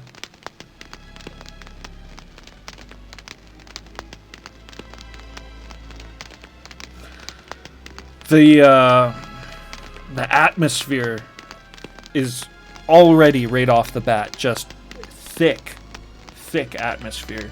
The crackling of the fire, the haunting music. Oh, I see. You're otherwise occupied. I shall not waste any more of your time. Farewell. Fair enough. That's what the Avatar gets for talking. Not to, what was his name? Devin? Yeah. Options. Text speed. Well, you can put it up to max at least. I'll have to be careful to not... Whoa, what's going on here?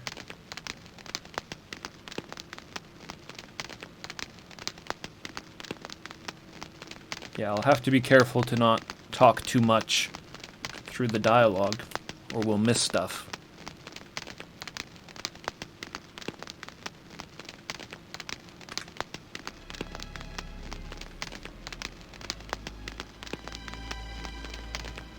Yeah, the music. A quick note on the music, actually. So when we got this running yesterday, the unpatched version, and even the GOG version, actually, when I was getting that running, the sound was good. It sounded really good, but it didn't sound like this. What you're hearing right now is the Roland sound canvas emulating the music in the game. And I did a little bit of a workaround for that.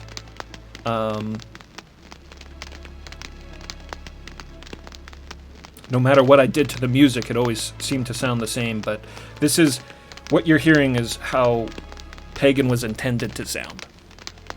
A little bit different than what you get out of the box from GOG, and if you just pick the general MIDI option. A little bit fuller sound.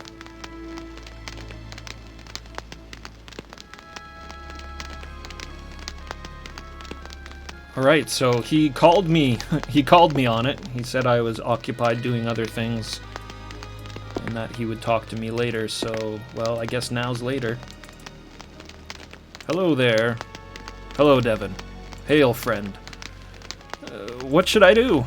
Well, I suppose now that you're better, you should consider visiting Tenebrae. Here there is nothing, unless you wish to join me in fishing. But in Tenebrae, there is wealth of activities and information for a soul such as yourself. Why, I know just the person there who can help you. When you get into town, visit Bentic in the library. Bentic, the narrator for our manual. The good sage knows practically all there is to know about our land and its people. Yes, he can certainly help you. Goodbye. Farewell, friend Morgan, and good luck. You are welcome to stay with me for as long as you need. My food and provisions are yours until you get to the city, and be careful in your travels, for I fear you will encounter much violence. She's even maxed out. It scrolls kind of fast. Ah! Oh! The fire hurts.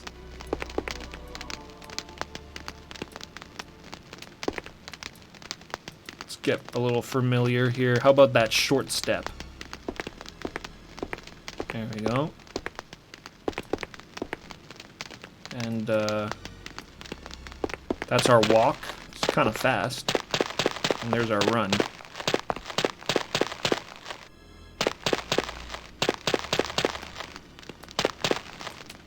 Jump was both mouse buttons clicked down, pointing in the direction you want to go.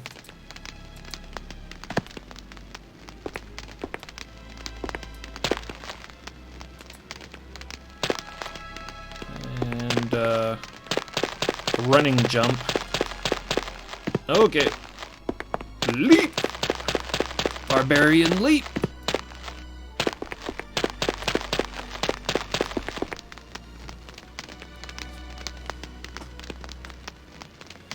Yeah, 9 might have been faster, eh?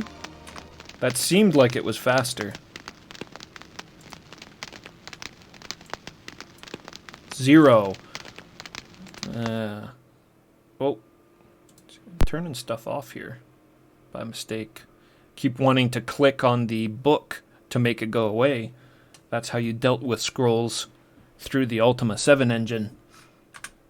We're not in Ultima 7. Gotta get my head right. We're in the world of Pagan, where no one knows. A bedroll and a flask. Well, he said I was welcome to any of his stuff. Let's take this bedroll. Oh, shit! Whoa. Having a time. Some good stuff.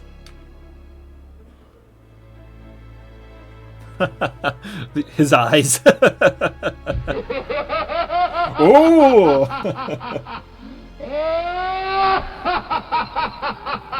Thank you, Guardian.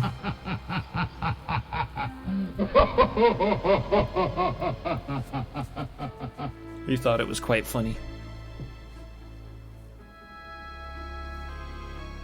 15, 15, 15. Just a wee little avatar. But we're barbarian. We're in barbarian mode.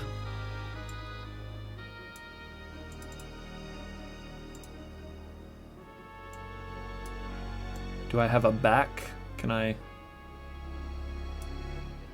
put it on the back of my backpack? Rest for how many periods of time? 0.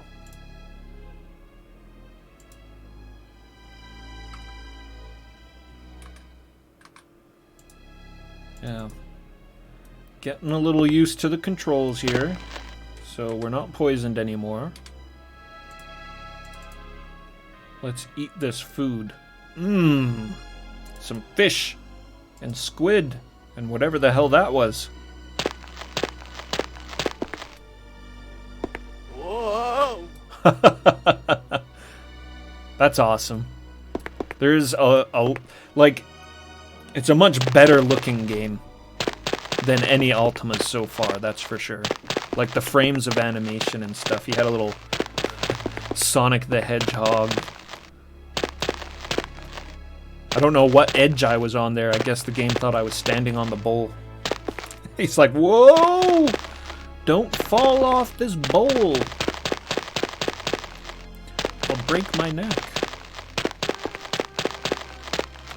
Let's try climbing up on this ledge. Oh,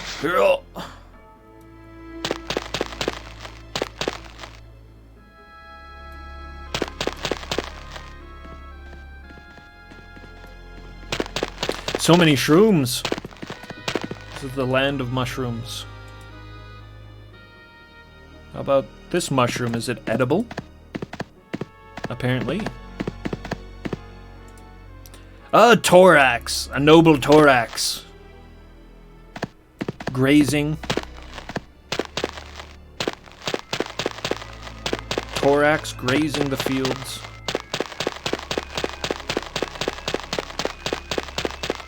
Oh. Shed over this way.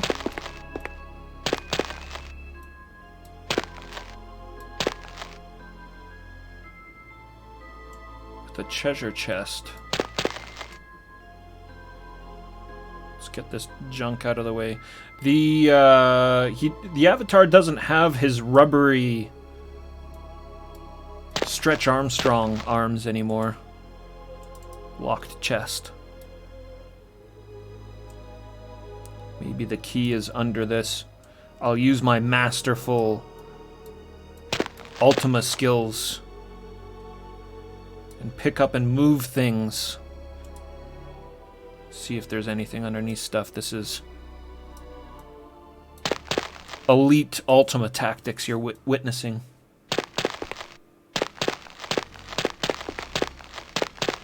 At least for the Ultima 7 engine, I don't know, maybe... Oh, hello, Thorax. Maybe this one doesn't have so much things under stuff and...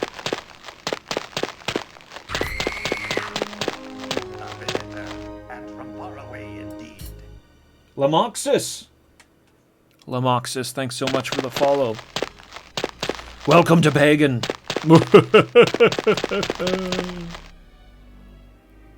How do I get down? Meow.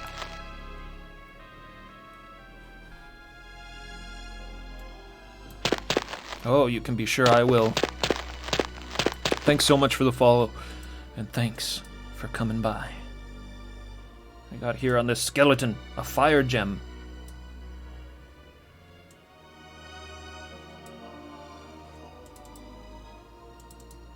A reagent, perhaps. The avatar has no need for reagents.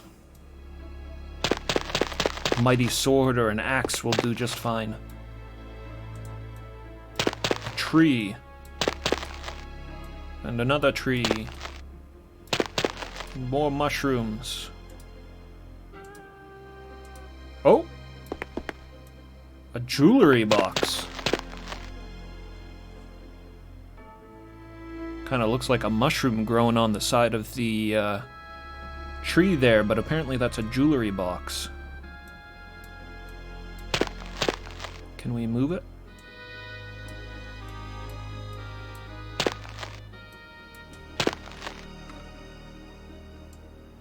Alright.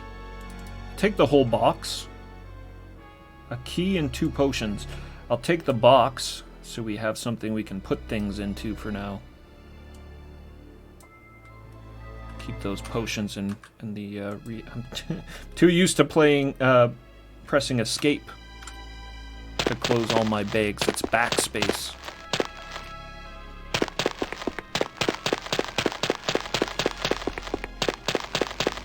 I may have the bucket helm on, but the avatar is as thorough as ever.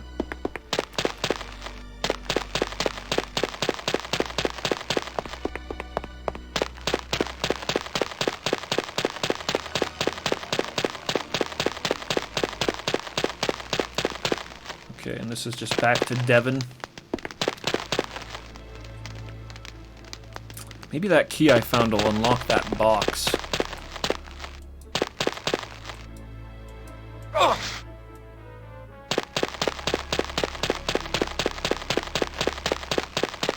The game does do what I want it to do, but I noticed the jumping is a little... You gotta go for it a couple of times. It's a little finicky already. And we haven't even been hopping on platforms yet. Can't reach. Oh, that's gonna be a little annoying as well. It seems very sensitive to the distance I am towards things.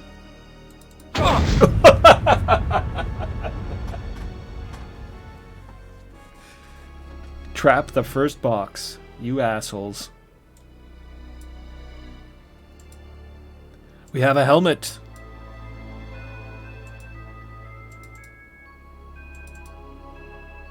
And death discs aplenty, whatever those are. Many death discs.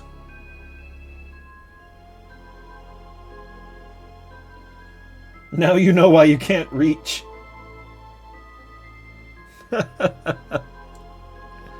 Yeah, that's nasty. They want you up, nice up and close to the treasure chest, so you can get exploded. Take those death discs. Anything else in here? A weapon? No. Well, we got blown up for a helmet and death discs. Hits aren't too bad. I was 20, so 14's not bad. Normally I would let the barbarian main flow, but we're in a serious lack of equipment at the moment, so... Helmet it is. I've always been fond of the bucket helms anyways.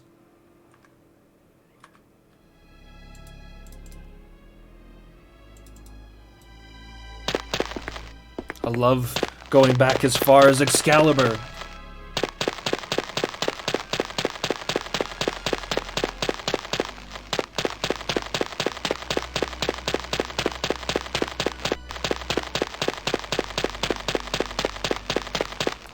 Halt, stranger. Oh, he's pulling a halberd on the avatar. I've seen many strange things in my time, but I have never seen the likes of ya. What be your name, stranger? What's your name? He's walking up to a guy, asking him his name, pointing a halberd at him. What's your name? Who am I? I'll tell you who I am. I'm the one who's asking the questions here.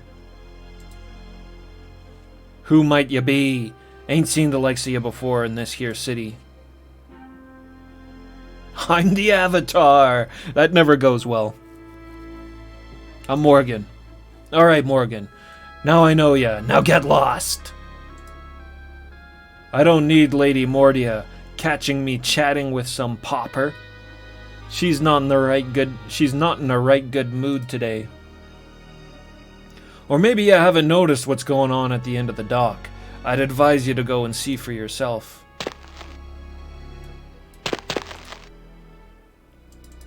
winch. Just open the gate. 1 second, just gotta let my cat out.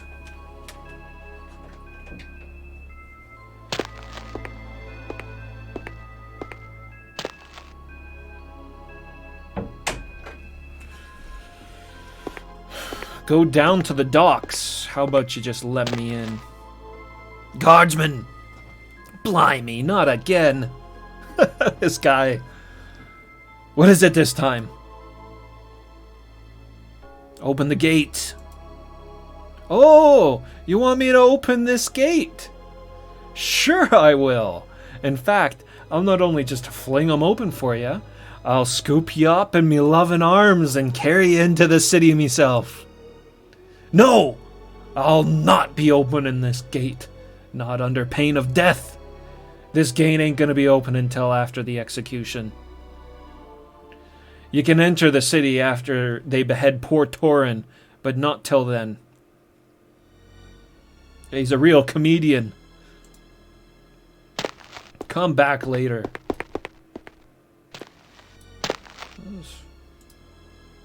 Got some ale. And a tankard. A skull-headed tankard. Oh, I can't sit down at... I can't sit down.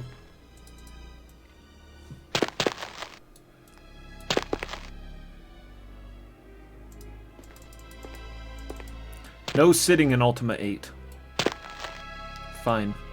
I'll grab this brew and head down to watch the execution.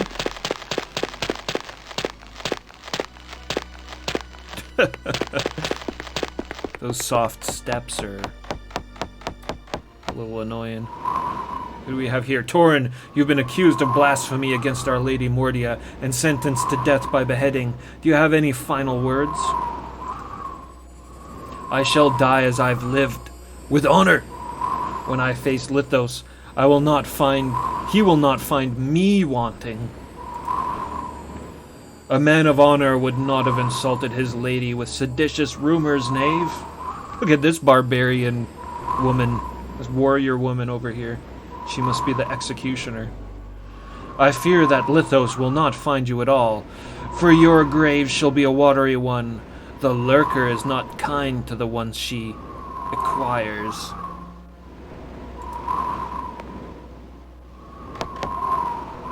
This is forbidden, lady. The ritual of internment is sacred. Do not question my decisions, Tarna. I am sure that Lithos will not want this one's worthless spirit in his domain. No! Back, woman! Oh, this guy's kind of looking a little more Avatar than I am. Perform your task, executioner. Oh! Oh! Ah, the lurker minion. My husband. That was awesome. The grisly animation. Blood spewing from his neck. Stand aside, let Lady Mordia pass. This imposter. Walking past the real deal.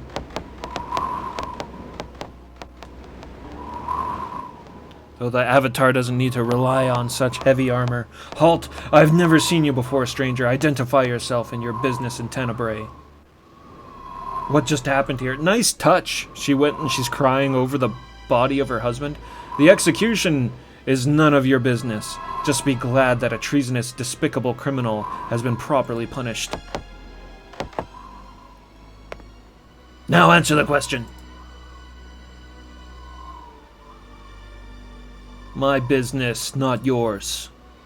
If you truly believe that, then you're sadly mistaken. For every moment you spend in Tenebrae, what you are doing and where you are doing it is exactly my business, as guard of the royal household. Now I repeat, state your name and business. I come in peace. Well now, that's a little more like it. 'Tis good to hear, stranger. I'm certain that will not change. Do not prove me wrong, stranger. Now tell me, where do you hail from?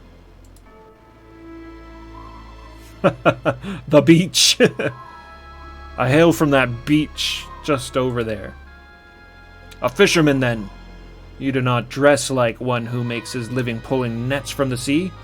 Then your business in the city is... I don't know.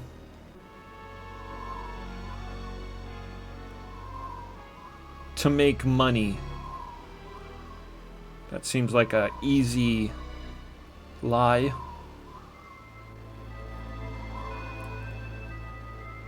To make money. Whose business is not?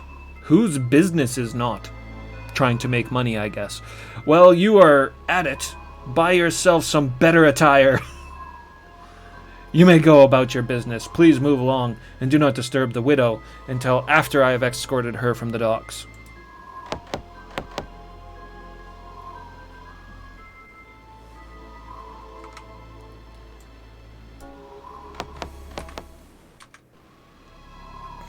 He told me I needed to get better clothes. I think I look quite respectable with my helmet.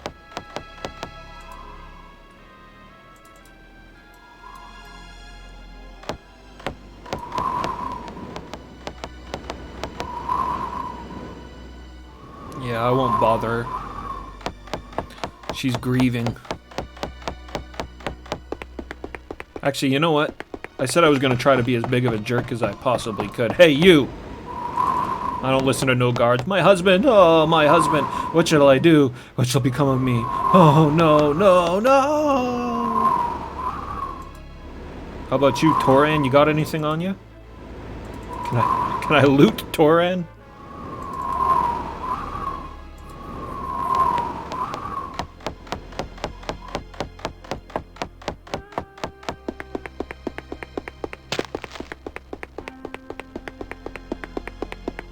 Maybe they'll let me into the city now. Yeah, the gate's up.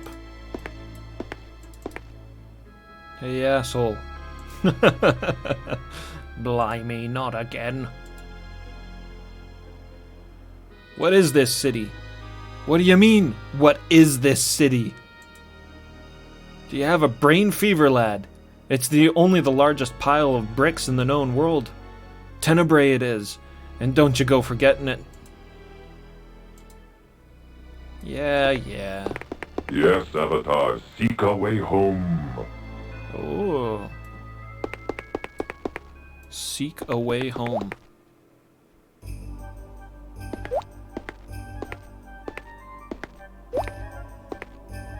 The dripping water. The sinister music. All the darkness, everything feels really dark, the glow from inside these buildings. We reached Tenebrae, the city of twilight.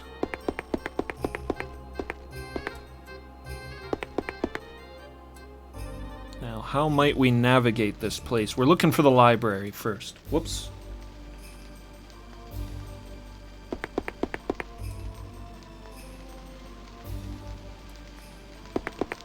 Yeah, great music so far. This is a really good track, anyways. Skulls everywhere.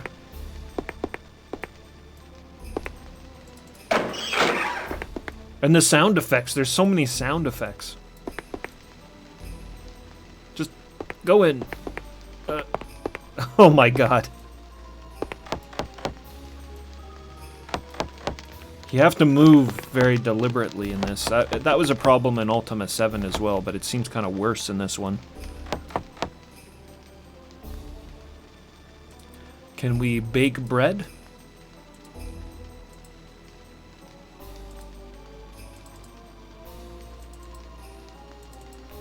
No, you can't use the sack of flour. I think this is just somebody's house.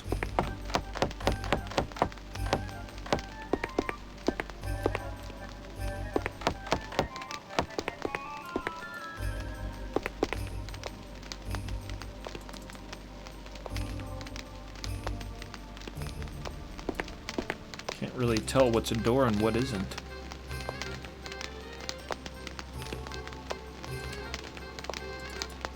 I don't think there is a door.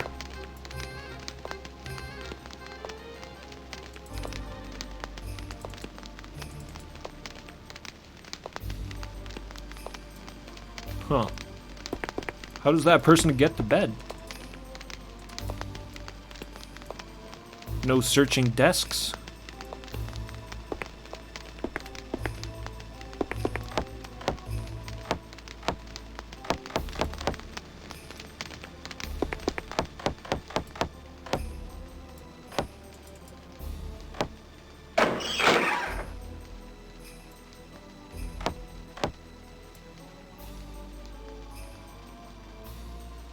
Yeah, I can see the Ultima Online.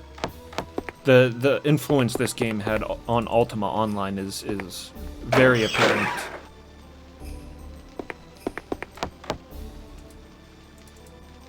Do not enter.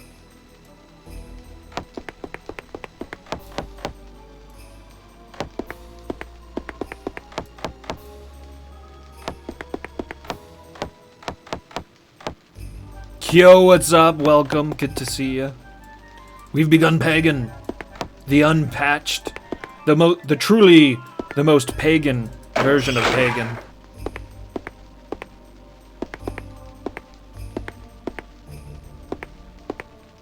Yes, I've been much looking forward to playing Ultima VIII.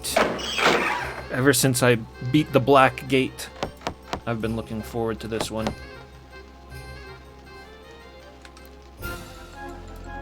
Combat!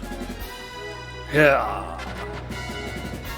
My action pose. Reflexes sharp as a Sumerian hill panther. Nothing shall escape the avatar. How about you? Foul! Bing!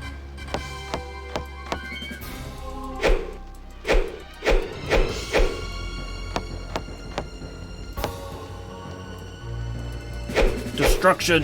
Destroy! I can't hit them. The technique. Yeah, yeah. How about that kick? Let's try the kick. What was it? Double right? Yeah. Oh! The agility.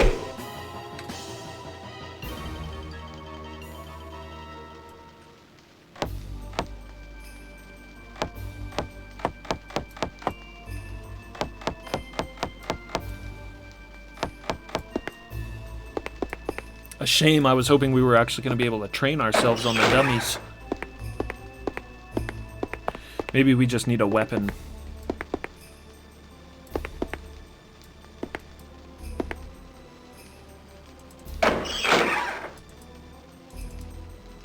Fight Master.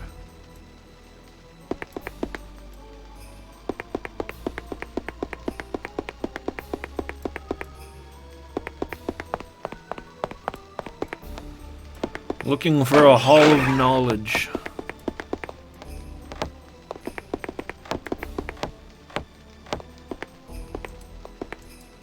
Hold up now. Howdy, ma'am. How may I serve you, stranger? By what are you called? My name is Aramina. And what do you do here? I'm merely a servant here. Alright. I'll leave you to your work.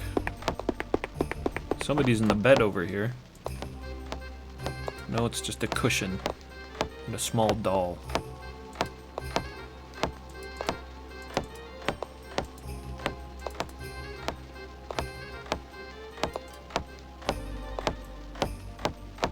Limiting the amount of things I can loot. Normally you can open up chests, or sorry, dressers.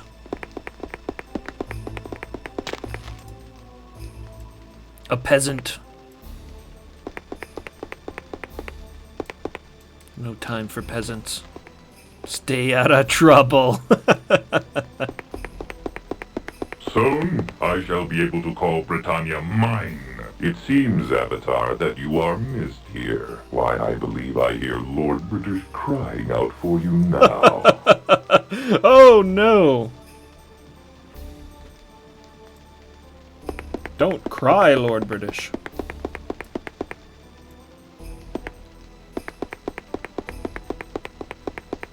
Don't cry, Lord British. Ultima 8 will get made. Your life will move on.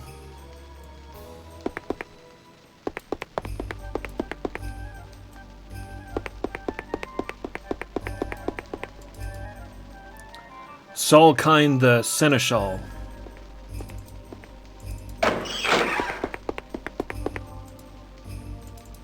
This dapper man. Greetings. May I ask your name?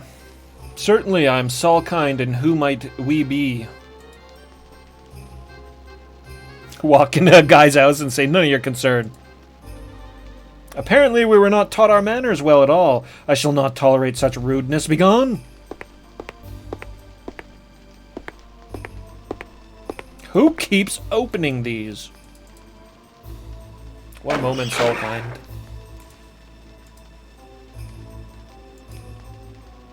We certainly were never taught manners, were we? I would like to speak with you. Well, have we learned our manners? No. Don't toy with me. I won't stand for it. Swine.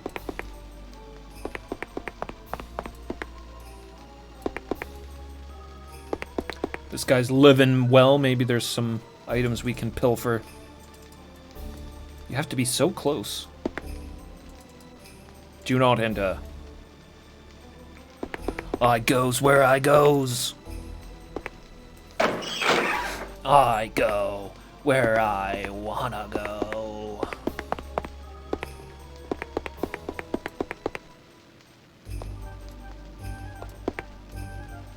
A switch? Wow, look at that. Watch the mirror. Watch that mirror, look at that. Isn't that cool? Pixel reflection. Cinotar, what's up? Richie G gonna make you jump, jump. I was also thinking about Van Halen. Let's go ahead and jump. Might as well just jump.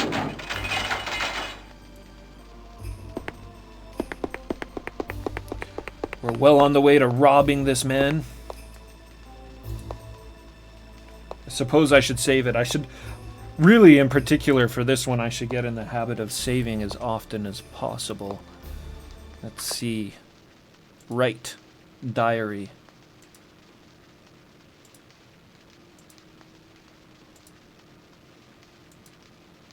Did that do it, or do I have to? Can't overwrite the first one.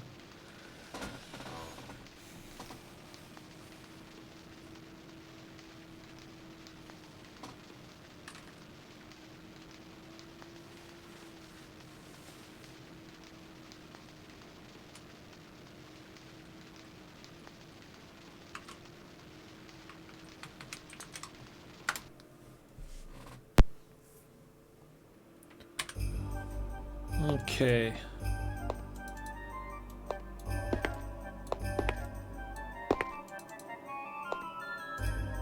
Some clothes. I have no need of clothes.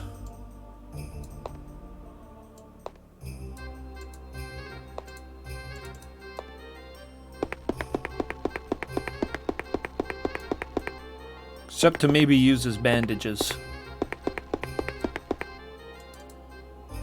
Oh, a locked door.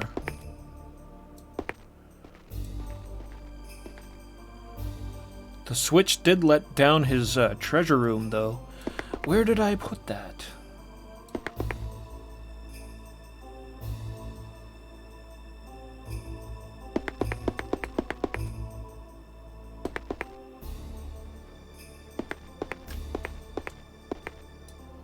Can I move these? Maybe he's hidden the key around somewhere. What do you think you're doing? I'm looking for the key to your place. You gonna do something about it?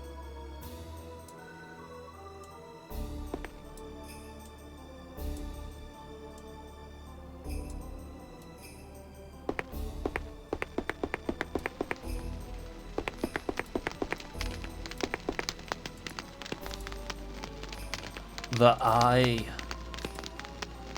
And a captain's journal.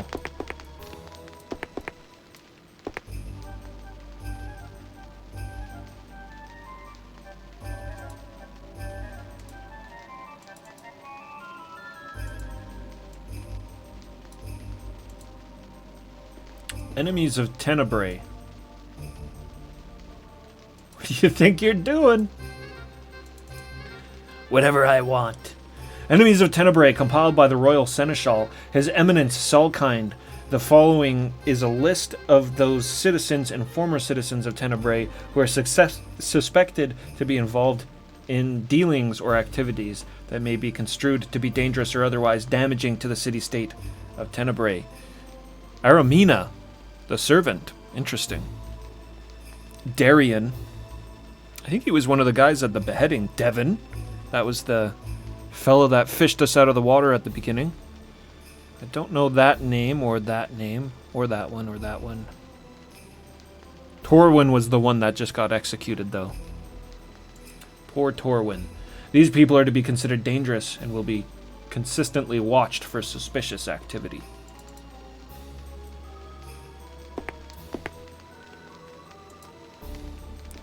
Where's the key to your locked door, buddy?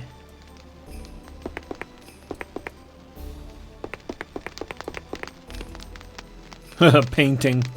Ghoulish painting. Oh, a snake. And a graveyard. This guy has some interesting tastes.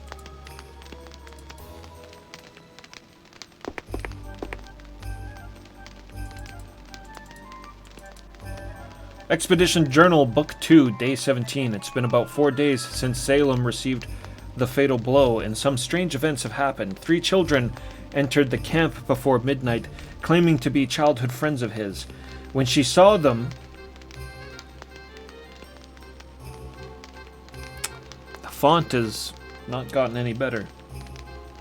When she saw them, Lane let out a fearsome scream and collapsed, and the little strangers made a hasty retreat into the night. How could children be childhood friends of a man in his late 30s? Day 18, this morning around breakfast, Lane explained that the childhood companions were only illusions that Salem used to create to entertain himself. And if the illusion still existed, then Salem must still be alive. We will seek advice when we return to Tenebrae. Day 19. After a rugged day of travel yesterday, we all expected a much-needed and well-deserved rest in Tenebrae, but it was not to be. As soon as the door to our leased cabin was open, those 3 children were lurking about inside. Still, they pleaded for us to rescue Salem, and we had decided to let them stay with us and investigate their claims in the morning. The fact that they knew our destination before we did unnerves me to no end.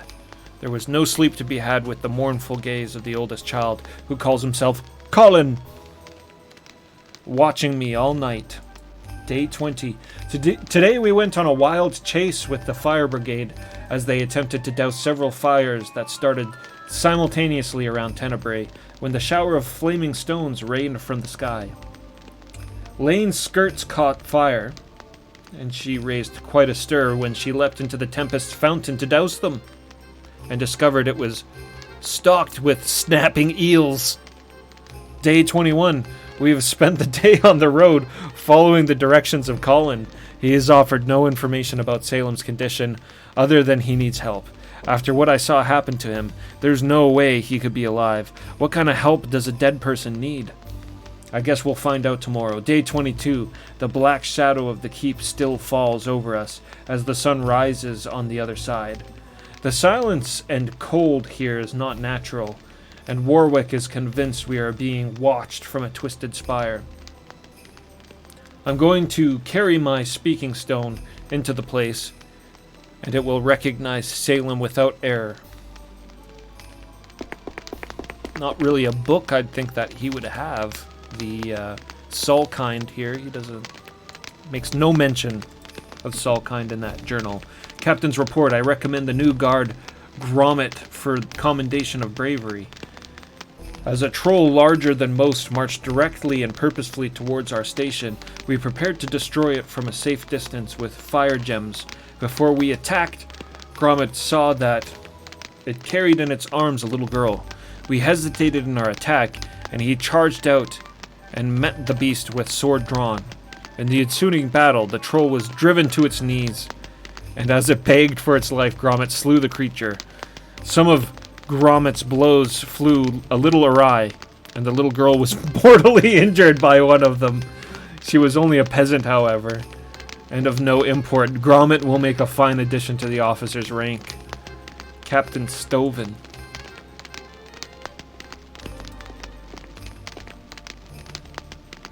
High quality law enforcement in Tenebrae. He will pay dearly for that. Who, me? Eye of the Boulder. The runes of the myth drainer. My love, my life, my doom. I began my search for the eye shortly after my 19th year, while still in training with the necromancers. Had I known that at that young age, what would befall me upon the completion of my undertaking, I would have spent my days differently, seeking companionship over mystic power, warm love rather than cold stone. But my desire for the eye was all-consuming. It is said to have been found at the heart of an otherworldly chunk of rock, perhaps a part of some ancient tool or weapon, that fell from the sky during the time when godlike beings fought for dominance of this world and the worlds beyond. The eye was later sundered into half a dozen finely chiseled runestones by the Leech Lord, referred to in some texts as the Drainer of Myths. The subsequent details concerning runestones and their uses became the events of legend as tempests and heroes fought for possession of the pieces of the eye. Though it took many years, it was I who finally managed to collect all the pieces. And with each part made the eye that I added to my collection, my power grew, enabling me to recover successive pieces with greater ease. Obsessively, I laid the groundwork during those years of searching, preparing for the time when I would finally reintegrate the 6 disc-like pieces of the eye. We found some disc pieces. Death discs, they were called. I wonder if that has something to do with this. On the day of completion, once I had enacted the last of the rituals, my primary apprentice and I fitted the eye directly into the freshly carved socket at the base of my skull. This font is killing me. Linking the mystic stone energies with those of my own nervous system.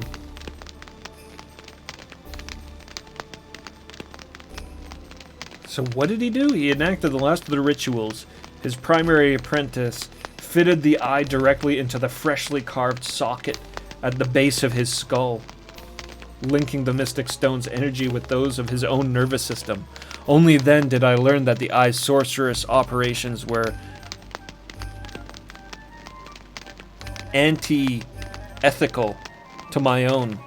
Immediately, its dire effects became apparent. My memory and other mental faculties grew weaker. The images I beheld lost resolution, and the sounds around me began to seem like bland reproductions. I left my hidden tower, staggering forward at the grueling pace, one step at a time, and since then the events of my days have seemed the tired tellings of a poor storyteller. And all I have wanted is release. I'm ashamed to have wasted so much time and so many of my resources upon such a disappointing thing. I sought nothing less than the ultimate, but instead received only the pale reflection, a hint of what could have been. Bane Dupre. Perhaps, yeah.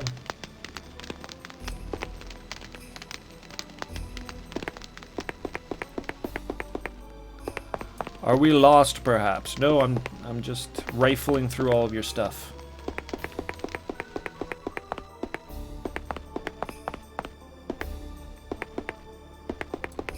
Not lost, just curious.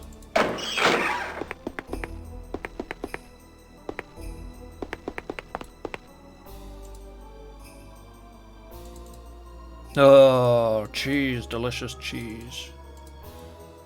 Gonna eat everything. Raw kith fillet, maybe not that. Can I turn the stove on? Cook it. No. Oh, a jug. Okay, I thought it was a sack for an instant. Just eating all this guy's food.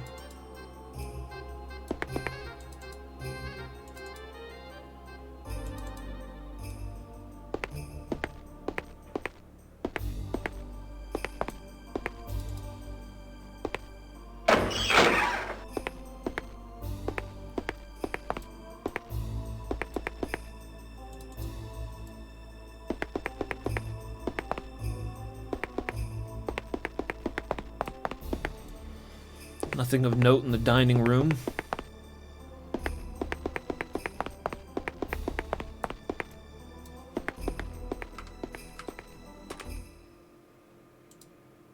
Right diary.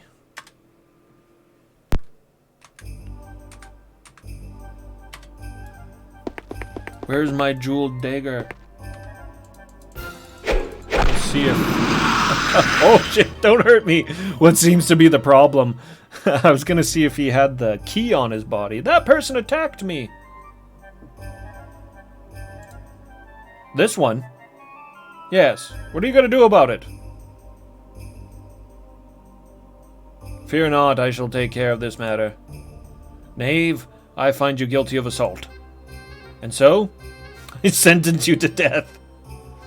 I call upon the power of the Cabal and co-sign you to the flames.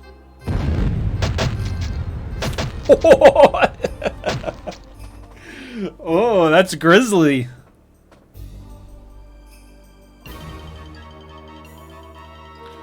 So ends the Avatar.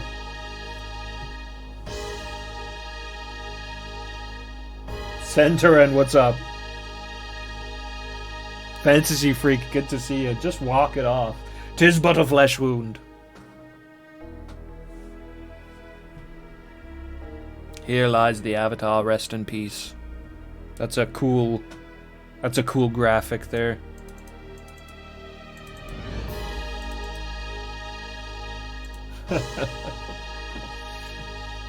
Just gonna run to the bathroom quickly, I'll be right back.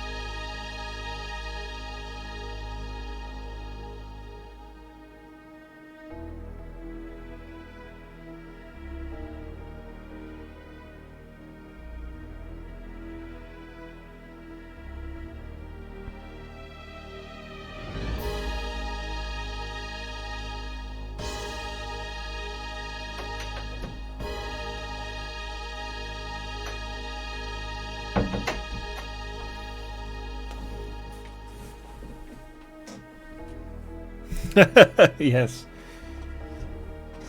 I've ruined his carpet. Really tied the room together. So we gotta read here. Alright. No killing people for their stuff. One moment, Soulkind.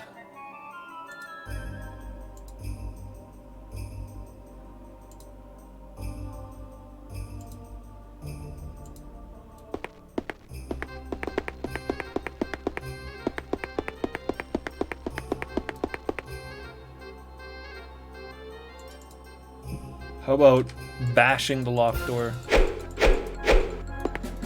Can I bash down doors in this one?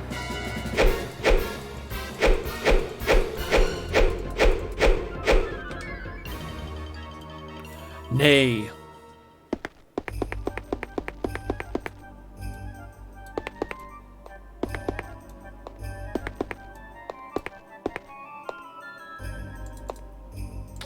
I imagine the key to that room is probably on his possession. There's nothing else in the house.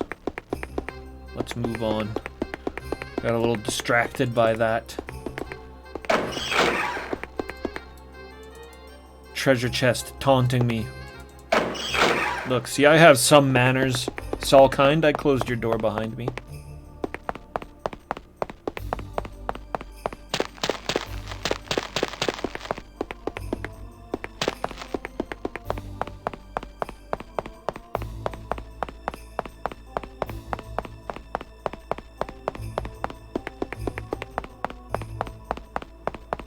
Library.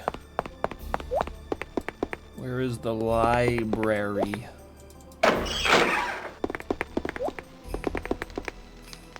Scuba. Greetings.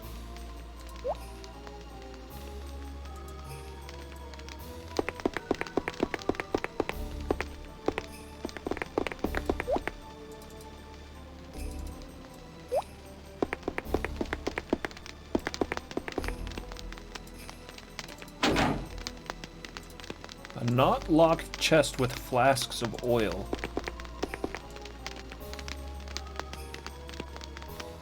Sure, we'll take them. But,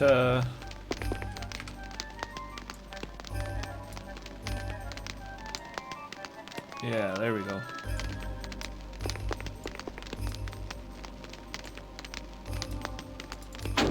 Wonder what my max weight is.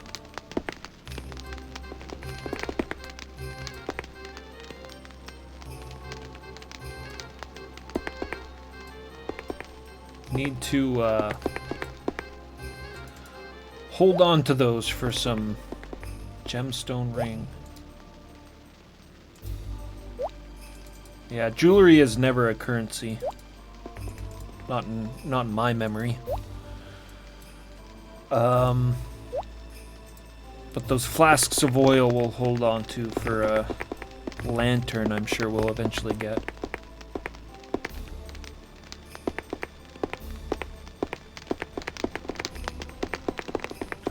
I remember the first time I played an Elder Scrolls game, which it's funny, I'm not very fond of Elder Scrolls game, and they are definitely kind of the modern take on this style of an RPG. But the first time I played an Elder Scrolls game, which was Morrowind, I was very confused with all of the loot. I remember just grabbing every plate and cup and knife because I assumed it was there for me. What's up, kid? What's your name? No, Morgan. Yeah? Where do you come from? I come from another world. Yeah? What did you do there? He baked bread. I fought monsters. Yeah? Why are you so tall? A troll stretched me. Yeah? How'd you get here? A big red hand dropped me. Yeah? Do you always wear that silly costume? So the game is self-aware with how ridiculous I look. What silly costume? I'm not even dressed like this right now. Yeah? Why are thoraxes big and brown? Why are they not blue and red? Because then they would be kith. Yeah? Yeah!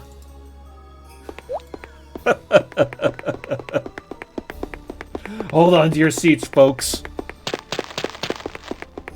It's the thrilling dialogue in Ultima VIII. Medieval Ronald McDonald. I do like the backpack and the bucket helm, though. I've always been a fan of bucket helms, and the adventurer's backpack is nice. It's only practical. You! Hello? Do you have any old coins you don't want? Actually, I don't. I'm totally broke. Peasant! May you roast in Pyros' flames for all time. I called him a peasant because I was broke. That doesn't... Temple of the Divine Hydros.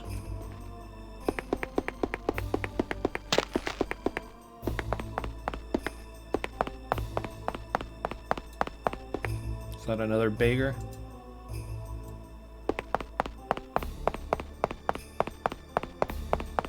Tappa, tappa, tappa.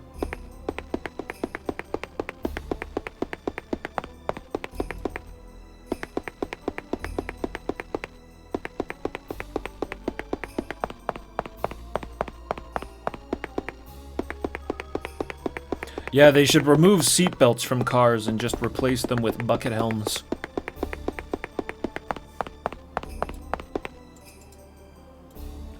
A locked door.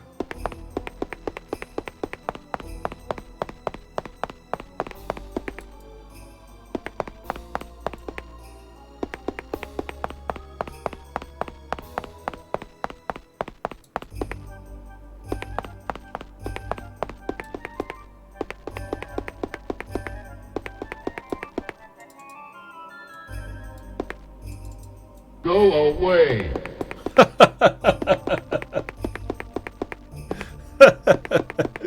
I'm checking a locked door. And the Guardian. Oh, man. Guardian, mind your own business.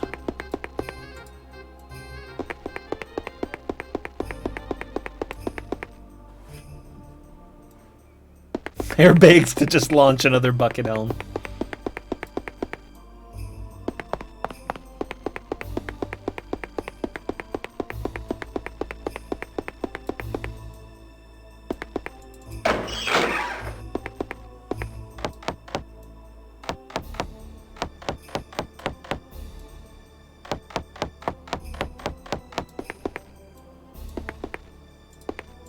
Who's this? Is this the guy who roasted me? Greetings, stranger. I am called Baron, and you? It doesn't matter. As you say, it does not matter to me either. And what do you seek of me? What do you do? I'm a mage. How are you? I'm fine. Now that you have asked your questions, it's my turn to ask you mine. For what reason do you refuse to tell me your name? I don't talk to nosy strangers, but I'm the nosy stranger in this instance. That's my own affair. I don't like your answer, but I will accept it, stranger. Why are you here? Why are any of us here? I've been banished here.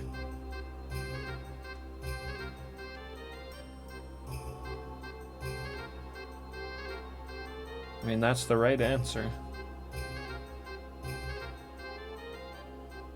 But I feel like if this guy's law enforcement, that's not a good answer. Because I wish to be. I goes where I goes. Don't take that tone with me. Perhaps we'll speak to you again when you can keep a civil tongue in your head.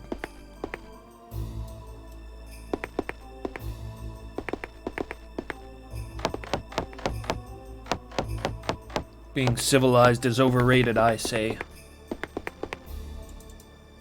Is that a secret door? He has a pentagram on his floor. That's not a good sign.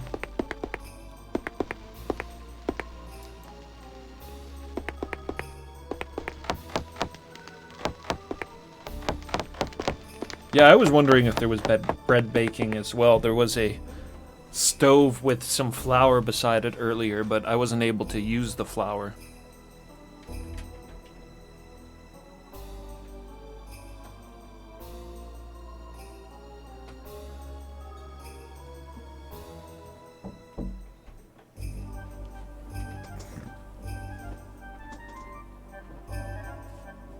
Nylon, good to see ya. 90% of this game was cut, but the 10% we're left with is pretty damn good looking. And good sounding, too. Lamp. I like the lamps with the dragon motif. Excuse me, please. Who are you? What's your name? I need directions to, My name's Rianne, and yours? None of your business. I'm sorry if I've offended you. I meant no harm. Please forgive me. I'm very sorry. What do you do? I'm a weaver. I make clothing, and because of it, I cannot say it without crying. My husband, execution. Oh, God. Oh, this is the poor lady. I should have given her my name. I've taken over the running of my husband's gem shop. Why do you cry? I'm Morgan. I feel bad. Hello, Morgan. I'm afraid I'm not good company at this terrible state.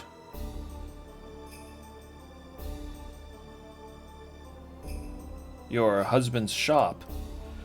Torn was the gem cutter here in town. As my son is no longer here, I'm left to run the shop. Do you sell clothing?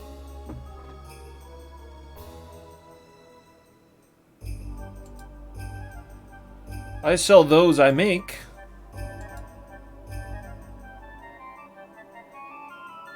I am interested in purchasing clothing. I have many things in my shop. Please come by there when I'm open for business. Why do you cry? I'm sorry if my tears upset you, but it's so sad. I was once the wife of Torin, but now he's gone and my son is gone. Whatever shall I do? Torin was your husband. Yes, and he was executed by the Tempest, Lady Mordia. Why was he executed? I tried to warn him about speaking his mind so openly, but he would laugh and say that no man need fear the truth. In the end, 'twas Mordia's wrath that he should have feared. He was an outspoken man. Torn feared no one, not even the Tempest. Of late he had begun to question the need for these executions. He was in the tavern when the guards came for him. Oh, I tried to warn him. Now I have no one, not even my son. Where's your son? My son, Torwin, left home to become a theurgist. We know what a theurgist is. Feared Mordia's wrath. She does not take kindly to things said about her. It will cost you your life, as it did my poor Torin. But I should not burden you with my troubles. Farewell.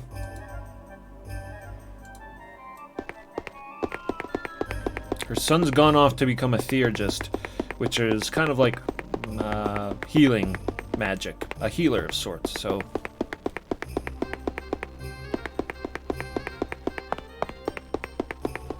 Noble. Her husband seemed a right honorable sort as well.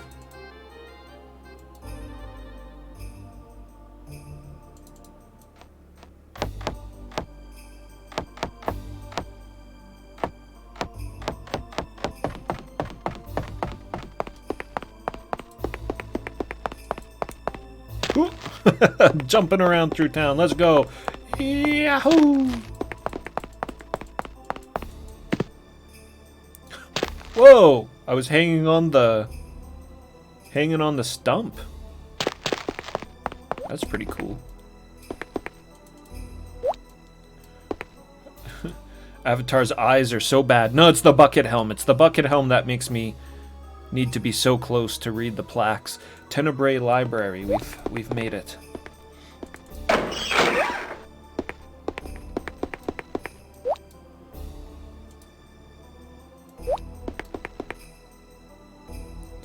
We won't bother the peasants. Journal of Varus the Healer.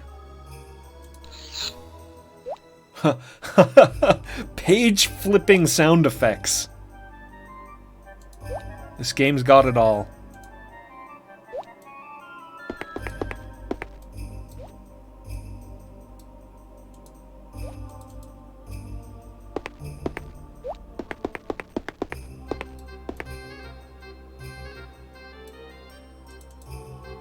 Quiet. Voices. God, you gotta be so close to look at stuff. The Voices of Mary by Salem. Salem was mentioned in that captain's log the diary, the journal we found in Salkine's. Salem.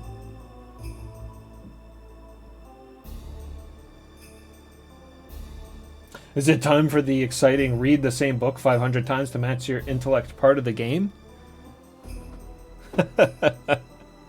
That's how they do it in Ultima Online. Something like that anyways. Is the stats skill based?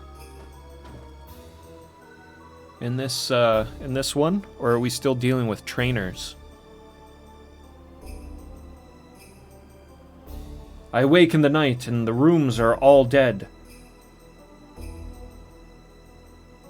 I follow a dream, she still echoes in my head. The new girl is twitching, asleep on the floor. I move through dark rooms and pass through the door. Out in the chill, I follow the walk. The sprites aren't speaking, so there's no need to talk. The moon's arisen to flower over the world, while tendrils of mist snake out and slowly unfurl. There's a sign by the sea that doesn't make sense, and out of the past the jetty sirens, horny and tense. Horny sirens.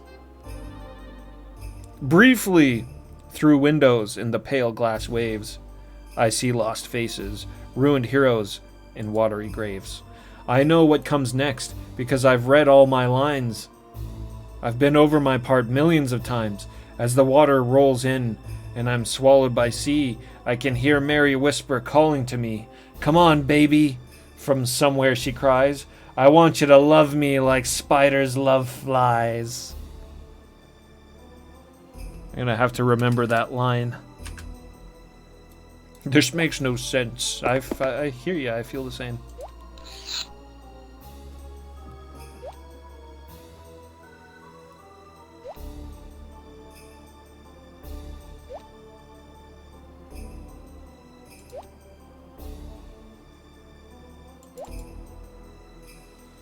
My dearest Previn, I regret to tell you that I will not be home from this visit as soon as I had thought. My healing services will be needed here for some time, as a terrible thing has happened to this small village. 2 nights ago, I had just finished my evening rituals. I heard a horrible commotion from the town square. I ran out to see what the trouble was, only to find the town overrun by trolls. The trolls had come in search of their favorite meal, human children. From house to house they went, ripping doors off and brushing aside the men as if they were no more than flies. Mothers wailed as babes were torn from their breast, and fathers cried in anguish as one by one their children were eaten alive. The bloody procession went on, and I fear the screams and sobs will ring in my darkest dreams forever. And then a miracle occurred.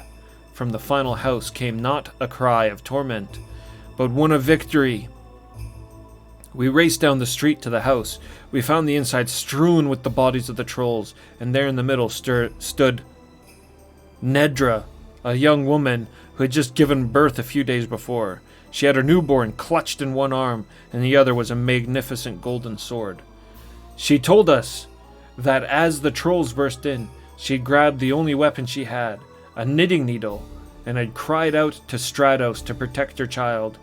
Instantly, in answer to her plea, the great Stratos turned the needle into a magnificent sword. She said the sword fairly danced in her hand, slaying the trolls left and right, until none were left alive. While I can find some solace in the miracle Stratos performed, I am afraid the task ahead of me is almost overwhelming. I do what I can to ease the hurts, but wounds of the mind Stratos gives no power to heal. I will stay until I've done all I can, and then I will carry the sword, now called Nedra's Needle, now called Nedra's Needle, to Argent Rock Isle.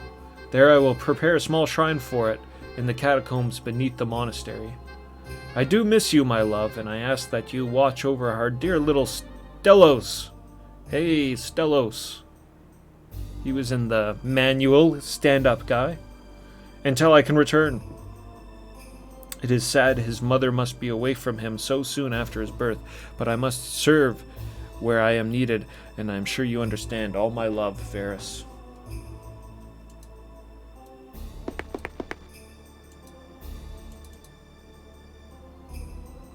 The Beauty of Rianne by Torin.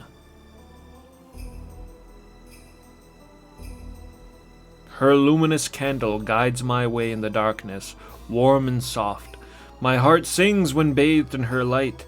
The gentle whisper of love calls out a name, Rianne, and my heart answers it. Melody is her voice whispering softly to my soul, a gentle chime of love. While I live, Rianne is my life. Seems like an odd book to have in the library.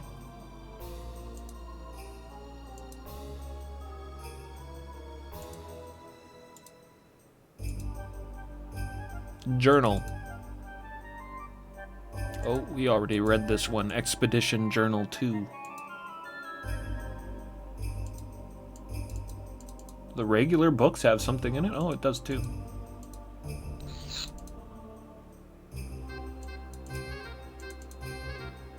The Big Book of Adventure.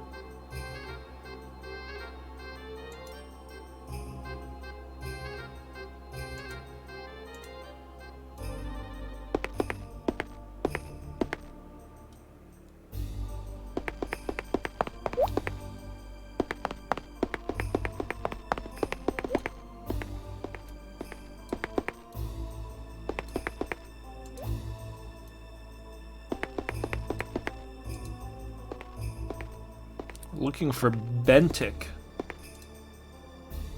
Dispelling Myths, the Truth About Magic.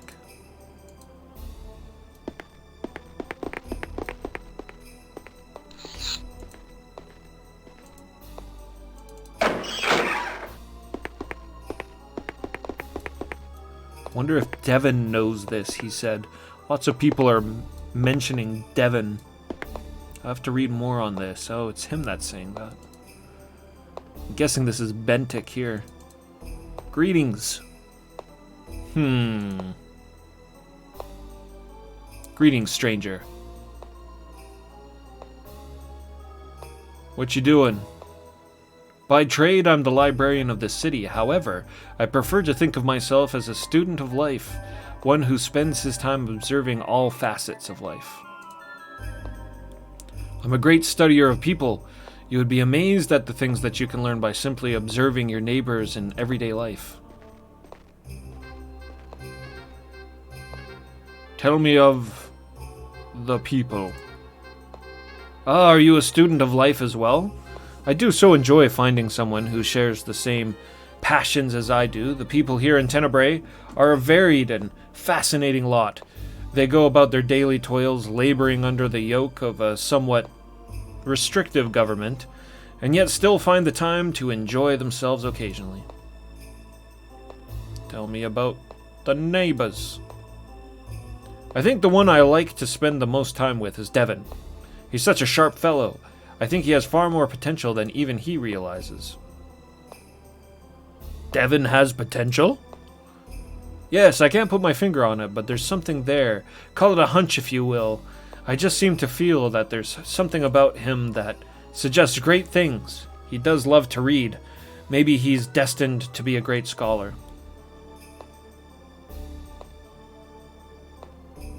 Does he know how I may leave Pagan? Leave Pagan? My goodness, I don't think I've heard anyone ask for that. But then again, you don't act, talk, or dress like anyone I've ever seen before. Let's see. I can only suggest that you speak to someone with more magical abilities than I. Mithrin could help you, or, though I dread to suggest it, perhaps the Necromancer could help you.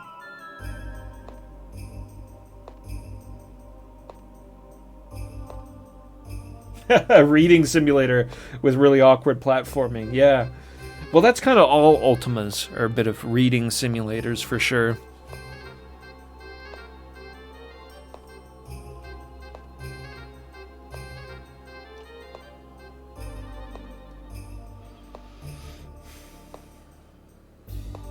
What's wrong with the Necromancer?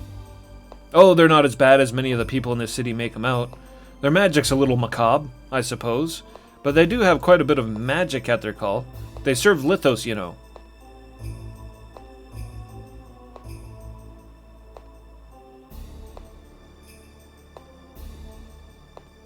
Who's Lithos? The Earth Titan, or Mountain King as he's sometimes called. He's a very powerful Titan, and has the ability to make the very ground shake. The Necromancers still serve him, though I understand they have very few applicants to be an apprentice these days. How many are there? There used to be many, but the sentiment in Tenebrae is against them, so they have very few new recruits. I believe there are only 1 or 2 of them left. It's too bad, really. Their magic is so very different from the Tempest.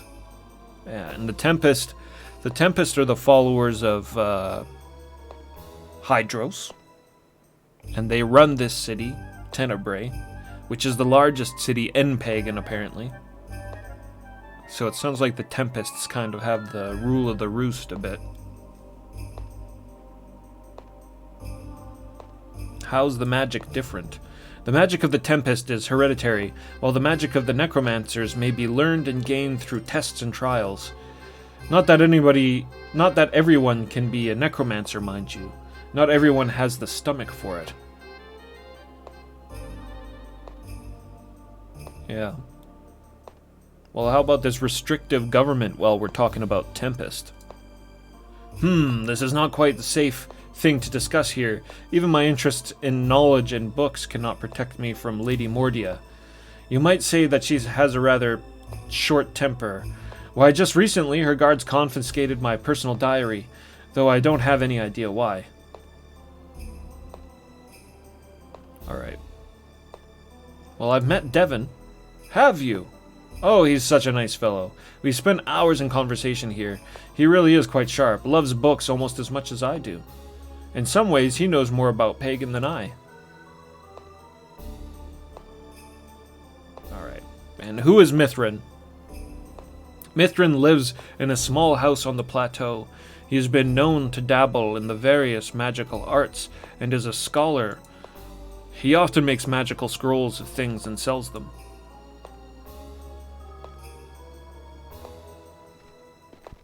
Mithrin's a scholar.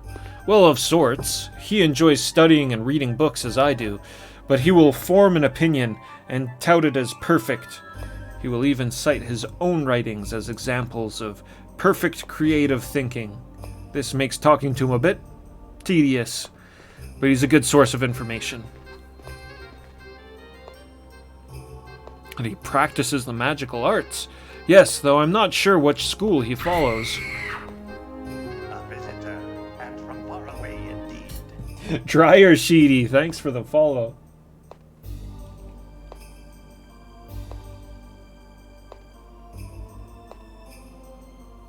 Greetings, Avatar. My associates and I are embarking on a little vacation. Oh. I hear the beaches on Cove are nice. As Oh, it is said on your world, wish thou wert here. oh my god. Yes, well, I guess I'll get back to my research now. That's what I get for ignoring him. The Guardian was in my head. Taking a... What did he say? Taking a vacation to Cove. Nice. I hear Cove's nice this time of year.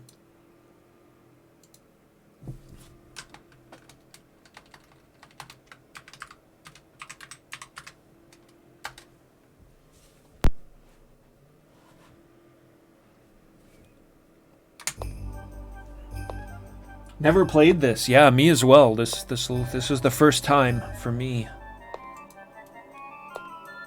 The Grim Book. So I've read a few books. Has my intellect gone up? No, it hasn't. I'm still a dumbass. Stories to Make Children Sleep by Brother Grimm. Jelly was a lad who was so hard to please, nothing he would eat except for plates full of cheese. His obsession was strange, and no one knew why. He swore cheese was his meal till the day that he died. His father, a strong man who was hardy and pink, was at his wit's end and driven to drink. He would stay at the tavern and tell of his woe on cheap tankards of grog. His money he'd blow. My son, a good lad, though a little bit chunky, has turned into a ravenous Limburger junkie. Ravenous Limburger junkie. All my land and all my house and the coins in my purse I will give to the man who can remove this foul curse. The old man's plea went out and was told near and far. It was whispered by gossips and made light of in the bar. But one day into town strolled a strange little fellow. His robes were all tattered, and his skin a sickly yellow. I can cure your boy, he told the ripe drunken sod. I will make him good as new, this lad you call Todd. His father cried, his name's not Todd, it's Jelly, you snot. But you go on and give it a try, give it your best shot. But before he started, the mage asked for first, for a small taste of grog to quell a quick thirst. After slamming 4 tankards, he got back to work, though his eyes did spin and his hands did jerk. Not used to the grog. With the boy before him, the mage reared back, while clutching his reagents in a small toad sack. He sent out flames of red, green, and blue that engulfed the boy, hiding him from all's view. When the flames died away, as well as the stench, to the father's red eyes, his boy was a wench. Oh no, he cried, and he cursed this new fate. My hard-working boy now looks like a dungeon, looks like dungeon bait. What the fuck? How could you do this, you doddering old fool? Did you sleep every day while in wizardry school? With the excitement now over, the father settled down. Upon the nearest table his head he did pound. Suddenly, a dark-robed figure entered into the grog joint, and at the old mage a withered finger he did point. Then with a flash of yellow the mage disappeared. Everyone dove for cover, for spellcasters they now feared. With an incantation shouted by the figure in black, the young boy named Jelly quickly transmuted back. As he left the place, everyone heard the words from the monk, "Never let a bad spellcaster cast spells, especially drunk." To this very day, the young boy they called Jelly continues to stuff away cheese in his portly pot belly. But his father's content, and he will always smile. This beats worrying about a daughter by a country mile. 'Tis not that I don't want a girl, claims the tired old father, but when a boy is young, he is less of a bother. A young boy you must check up on every time and again, but with a young girl you must watch all the young men. The end. The Grim Book.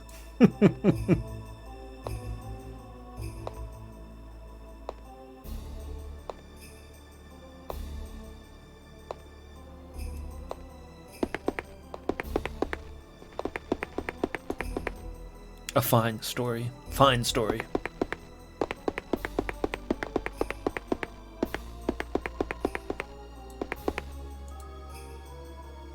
Kith venom.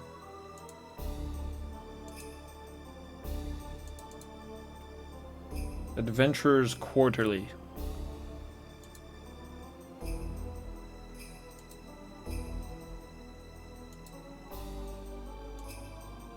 Something about a ghost ship.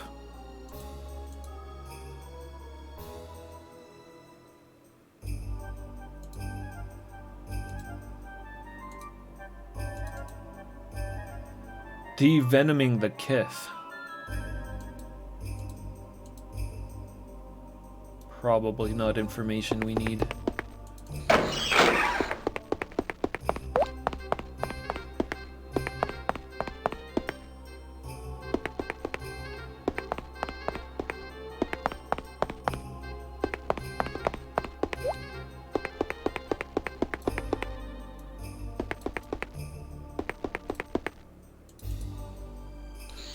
Slice. Nice.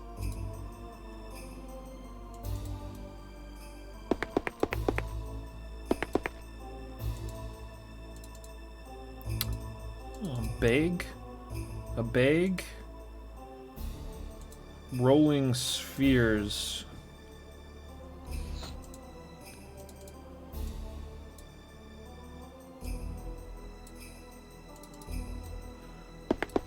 Take the bag at the very least. I don't know if the rolling spheres are useful, but... Ear of Aracorn.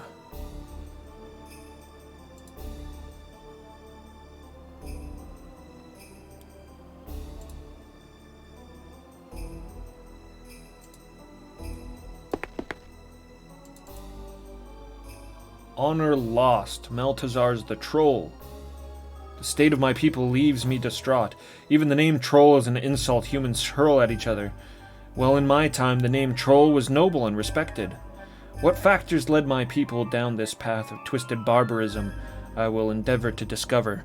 Since I was laid low by the sleeping disease contracted in my studies of the arcane, there was no efforts to revive me, and now I see why. All trolls with any mystic skills are gone. Indeed, it seems that only the ignorant buffoons remain, and are breeding our society into mindless brutes. After I awakened, I was shocked to see trolls dressed in no more than rags, and even more surprised by the garbled, vile insults they hurled at me.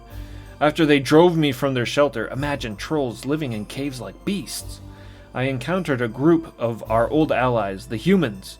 Upon sighting me, they drew weapons and charged. My surprise was unequaled by theirs when I turned and ran, believing these to be bandits or raiders. It seemed a troll who thinks of self-preservation is alien to them.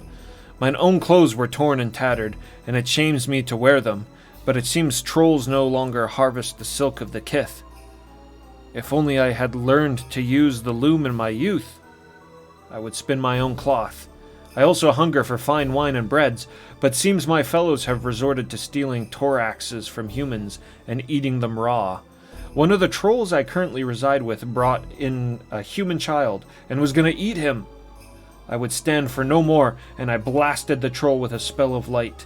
The others huddled away from me and stared with fear and hatred. I will carry the injured child, oh man, I will carry the injured child back to the gates of the human city. When the guards see my act of goodwill, they will hear me out, and perhaps I will find allies among them. Nope. They slaughtered him, and in a how did they say? In a wild swing, they actually killed the children as well. The quality law enforcement in Tonabray.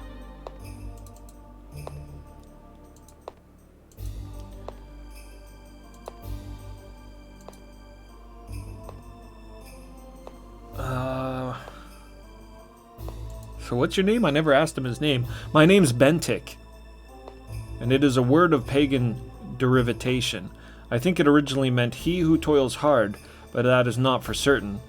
I've found a number of references to Ventak in several older texts, and feel that this may be the root of the name Bentik. And what is your name, friend?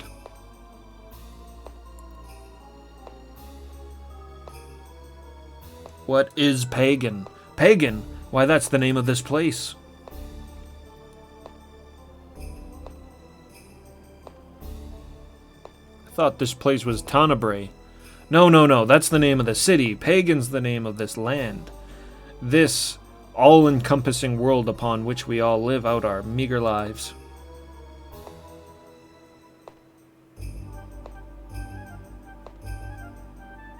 What are you reading? I'm so glad you asked. This is the treatise on the world of Pagan. It covers the idiosyncrasies of the various lands and people of our world. From the first chapter, it takes an in-depth look at what motivates all of the people of this world, and challenges the reader to make up his own mind about the condition of this world in which we live. Perhaps you would like to read it.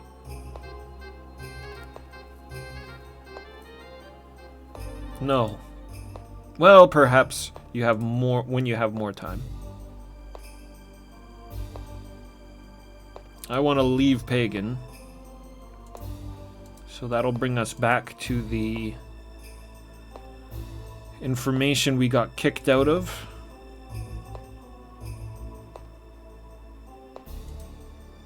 Lives on the plateau. Now, where is the plateau? From the palace in the center of Tenebrae, head north out of the city. Follow the path through the valley of the cave entrance. Go through the cave. So what's north? Is this north? Or is this north?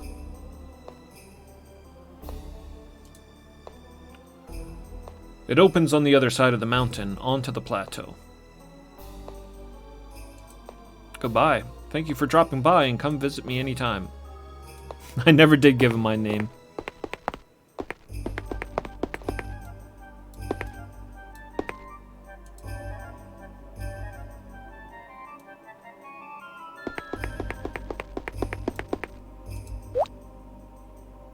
The final sunlight.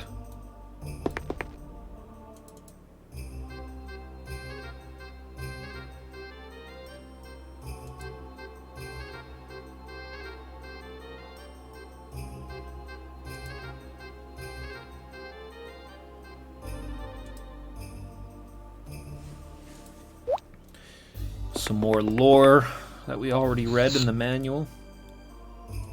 Ancient book. Gold, valuable commodity or worthless trash?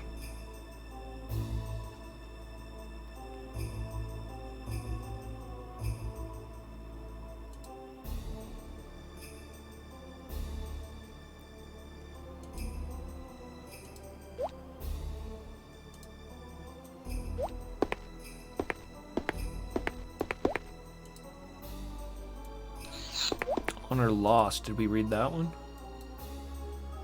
Yeah, we did. That's the one upstairs.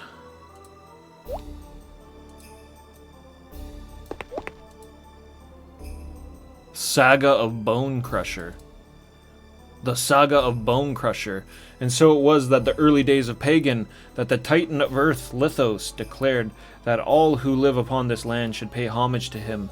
With his mighty earthquakes, he demanded that the people of Tenebrae bow to him, lest he shake their houses down around them. But mighty Lithos said, the Lord Esmil, the Tempest. Oh, but mighty Lithos said, the Lord Ismail, the Tempest. We are under the guidance of Hydros. From her we receive the rain for our crops and the fish for our table. We cannot bow to you. This greatly angered Lithos, and to punish the people of Tenebrae, he sent a great army of undead skeletons to slaughter them. Lord Elsmil went to Hydros. Please, he begged her. The people of your city are being slain by the minions of your brother Lithos. We must have your help. Hydros heard the plea of her Tempest and gave to him a mighty hammer. You shall have this weapon called Bone Crusher, and with it defeat the minions of Lithos, she said. When Lord Elsmil arrived back at the battle, it was going poorly for the Tenebraeans. They were fighting bravely, but were outnumbered 2-1 by the undead. Lord Elsmil let out a mighty roar and waded into the carnage wielding the mighty Bone Crusher. The skeletons fell before him like trees, and the tide of the battle was turned. By evening, the last of the skeletons were being hunted down in the woods, and the town of Tenebrae was saved. However, Lord Elsmill was missing. The Tenebraeans began looking for him.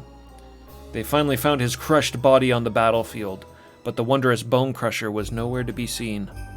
They looked for it for many days and nights, but it did not find it. He saved them, though. Valor. Avatar would be proud. Though several of the searchers found the prints of bony feet in the soft dirt of the western forest, by the look of the prints, they said the skeletons were dragging something heavy behind them. A few of the searchers even say they caught a glimpse of bony white and the glint of light off something gold. To this day, intrepid treasure hunters. Lan, what's up? Blue Bolt, great to see you. Polywalkie, yeah, no problem. Happy to read it. I find that reading things out loud, and I mean, of course, when I'm playing games on my own, I don't read them out loud, but from playing these and streaming them, I find that when I read it out loud, the information kind of sticks with me a little bit more. Sinks in a bit. What's up, Lan? Great to see you. Starting Ultima VIII. The unpatched version with the original horrible jumping.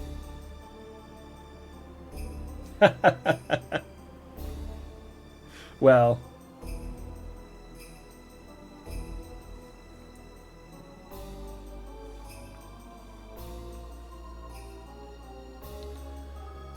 To this day, intrepid treasure hunters continue to look for the hammer called Bone Crusher. Maybe we will find it ourselves.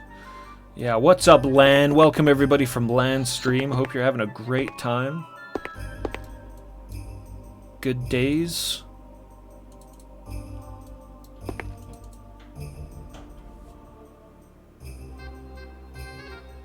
Almost at the best Ultima. Yeah, Ultima 9. There's things I'm looking forward to that about that one. I am looking forward to a potentially like more modern Ultima experience. I already looked at all these, didn't I? Brogden's Helpful Guide to Mushrooms. This actually could be helpful. Though many forms of vegetation disappeared after our sun ceased its cycling and yada yada yada, mushrooms have prospered and have become dominant. The man-sized monster brown cap, all the way down to the finger-sized yellow and red silent sleeper. Most mushrooms are edible. Mushrooms like the fist-sized blue bulgy and the green capper are delicious with any meal, though sometimes they may be confused with the less experienced for the blue and green form of demon's paw, which can cause rashes, blisters, and general bladder distress. A helpful mushroom known for its healing properties is the yellow and green adventurer's friend found in the wild. I think that's one of the ones we ate earlier. When consumed, these mushrooms tend to restore health as well as give the consumer a general feeling of euphoria. Known to keep monsters at bay is the stench mushroom.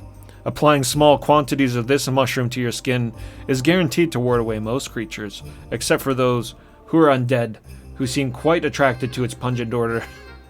And there seems like there's a lot of undead, if all these books have anything to say. The only way the smell of the mushroom can be removed once it's applied is by bathing in juice of the Amato plant. A mushroom that you should generally stay away from is the fire mushroom. This little mushroom is usually high in sulfurous ash and tends to explode when stepped on. Let's stay away from red mushrooms.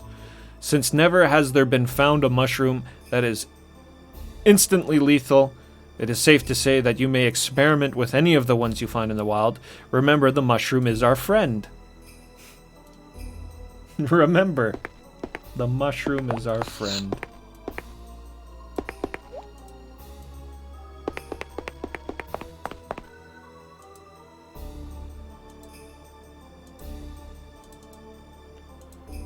Yeah, I feel like I'm pretty well read now.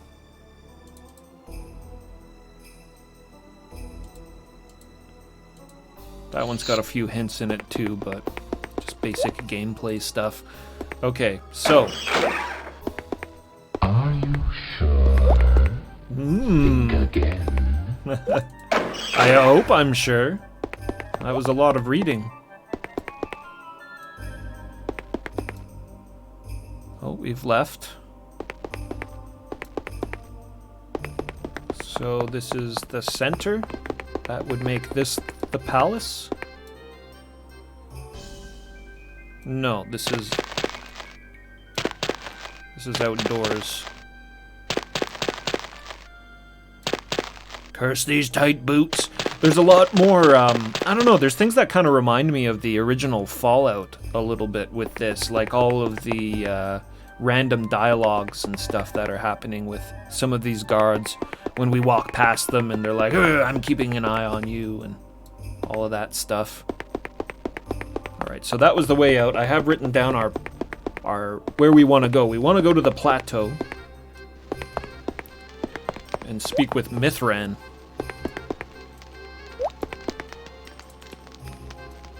But I do want to explore a bit more of Tenebrae here. Check out the palace. Can I haul myself up there? Oh!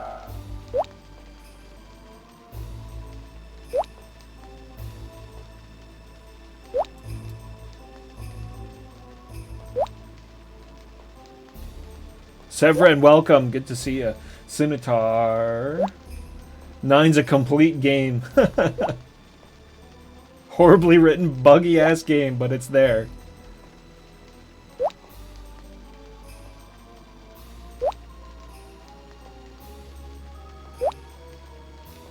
One fleshed out town and 20 hours of identical caves. Got something to look forward to. I do like how we were able to jump up here, though. That's pretty cool. Guard log, blood watch, 8 donuts, stale. First ebb, helped peasants pay taxes. Daytide, guard changed. 3 moons, arrested somebody. Forget what for. Last ebb, 8 donuts, still stale. Evening tide, nothing to report. That's the Tenebraean taxpayers' dollars at work right there. A not locked chest.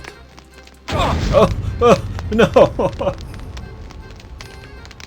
Why would the guards trap their own chest?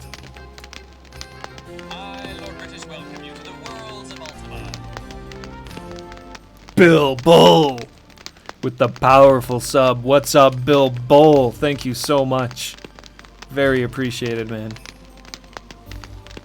Happy to have you here either way, but yeah, thanks so much for the sub. More barbaric adventures with the Avatar. I've got some armor now. These are arm guards, though. They're gonna cover up my arms. I don't know how I feel about that. Can't seem to grab them either. Take this stuff. It's not giving it to me.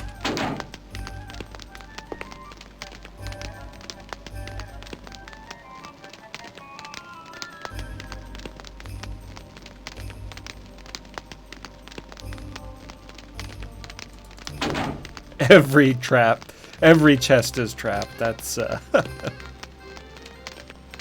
there we go.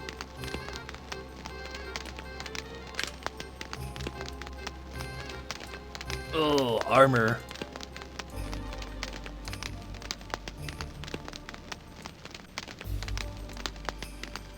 A mighty blade, a long sword. There we go. Much better. Much, much better.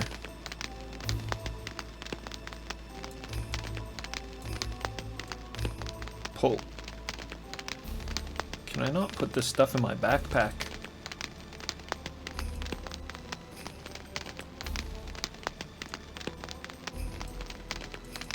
Just in case we really need the armor.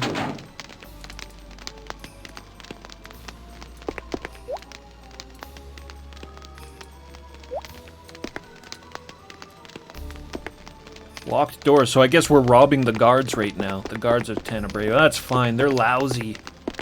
Lousy guards.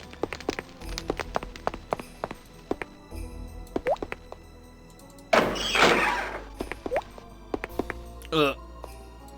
That's right, be more precise with your movement. Oh.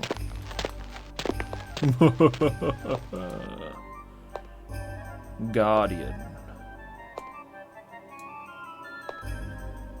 The evil guardian. Seems like grabbing things goes much better if I have my bag open when I do it.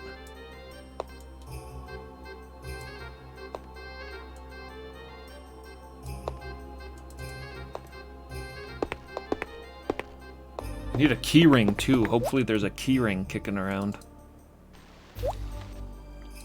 Some mushrooms. I think these are the healthy ones. These are the ones fine to eat. Everything else, I don't know.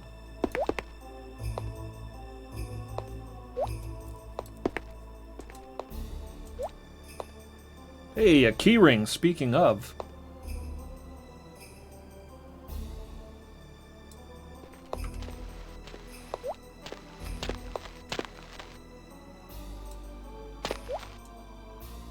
Okay, dragging and dropping, it doesn't work.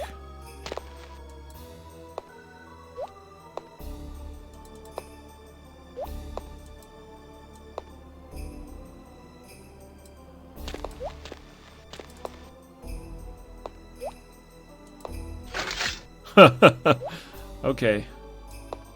Yeah. The inventory is officially more cumbersome than in Ultima 7.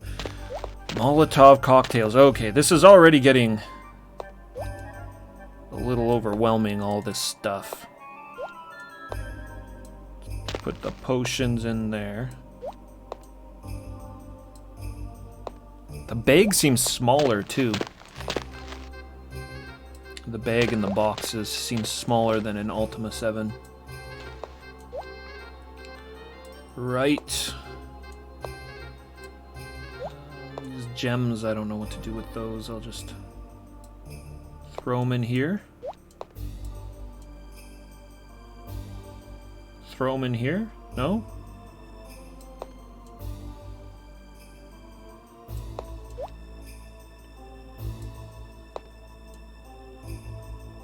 Too full. I guess that's when it's got the X on it. I can't put anything more in there.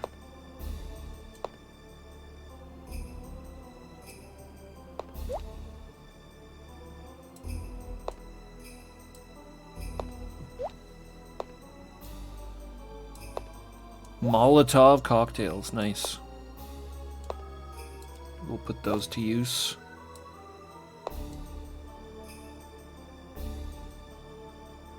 That's it. Burp. Oh, I can drink multiple times from one bottle. No, they just give you the empty bottle after you drink it. Oh, maybe I can make Molotovs, and that's why you have empty bottles.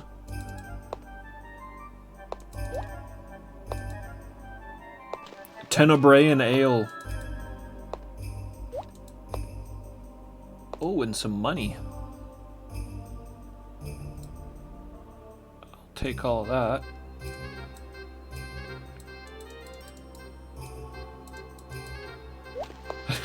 What?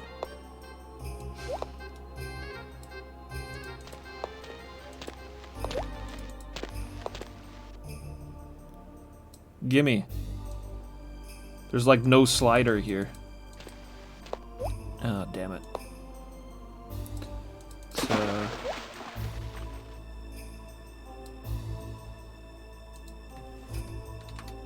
21.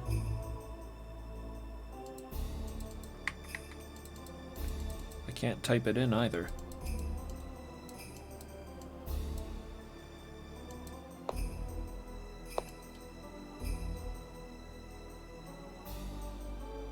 I guess that's all I can fit. I think that's what it's telling me.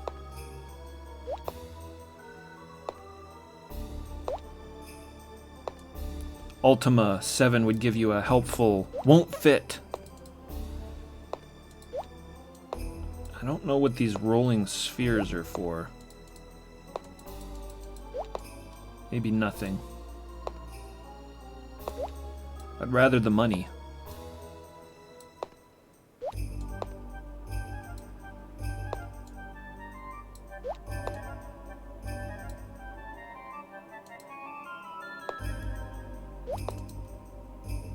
No food mechanic. Okay, so I can just skip the food. Yeah, it seems like inventory is a bit harder to manage here, which is like... It was always hard to manage, so...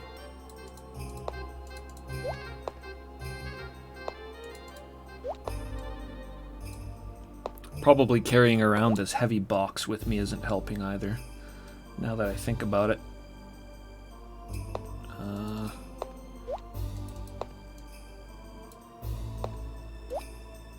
So let's do some more tedious putting stuff into stuff. And we will move these gems here. And I'll stuff this bag with this.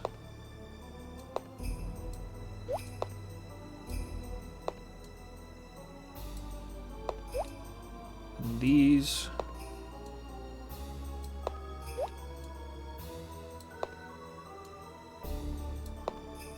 Hopefully it can carry as much as this box. Maybe even more, if it can hold this ale. Yeah, okay. So the bags are pretty good. Keep an eye out for bags.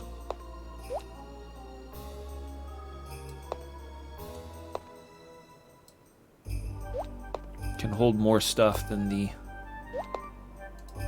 boxes.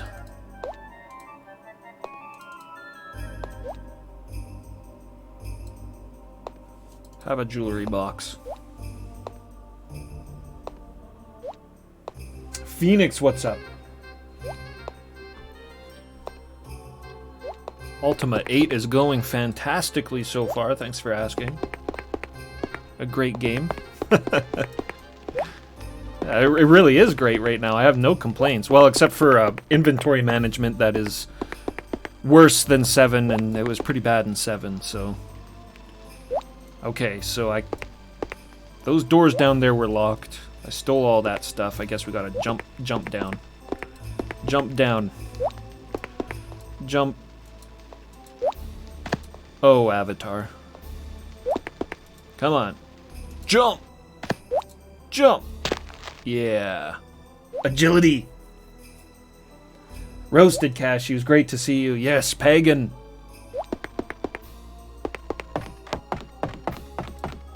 Somewhat ghoulish game.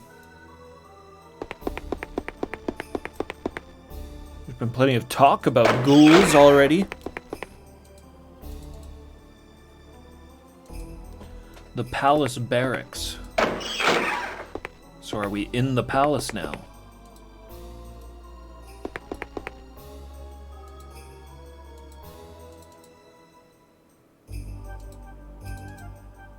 Dartboard? Can we play darts?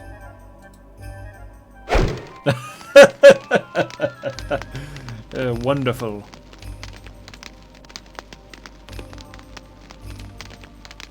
Let's see here.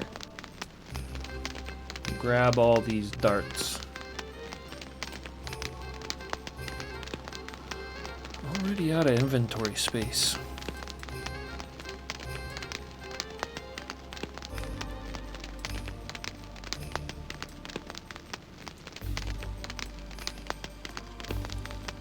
Put the oil and the Molotovs in here with the money. A very dangerous bag.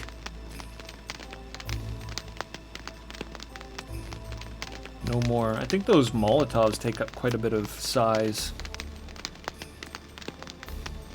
Quite a bit of space in the bag.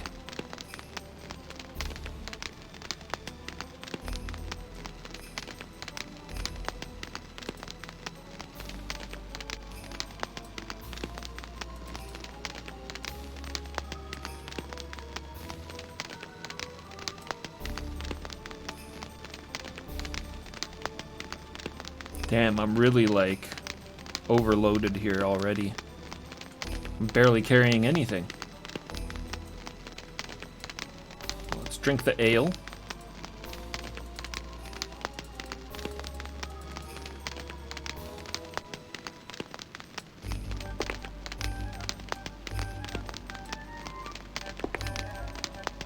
Oh!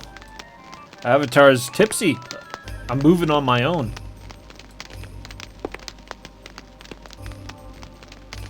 No, that didn't help.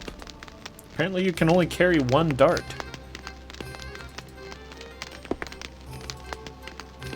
Alright, let's see how his aim is now that he's drunk. I hit the wall last time. Hey, I'm doing better.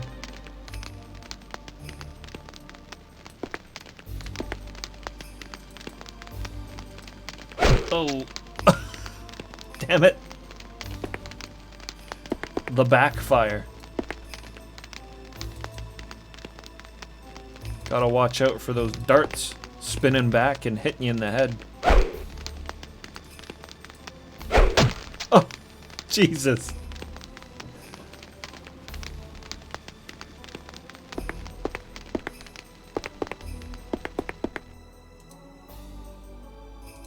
Any bandages on here? I feel like I'll need them after hitting myself with darts. How long ago did I start playing Ultima games? I think it was about 3 years ago now. I started the series.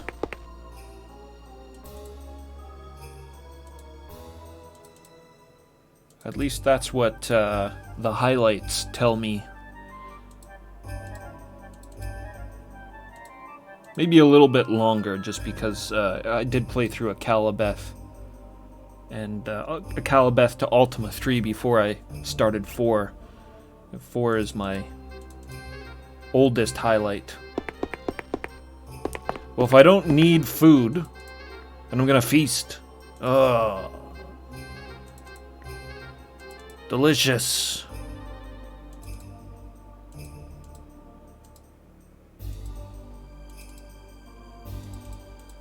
Just empty the storehouse. Starve the castle out.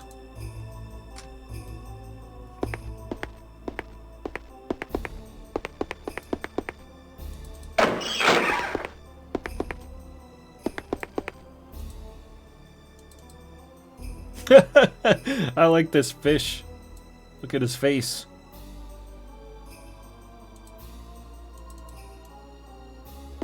He was very surprised to be caught. A skeleton. Authorized personnel only.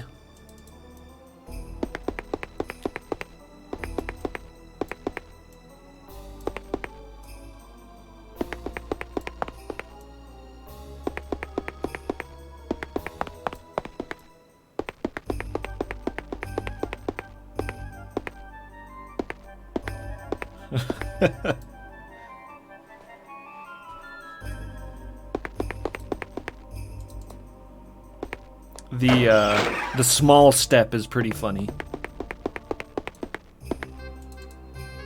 I do it a lot unintentionally. All that armor and weaponry in there.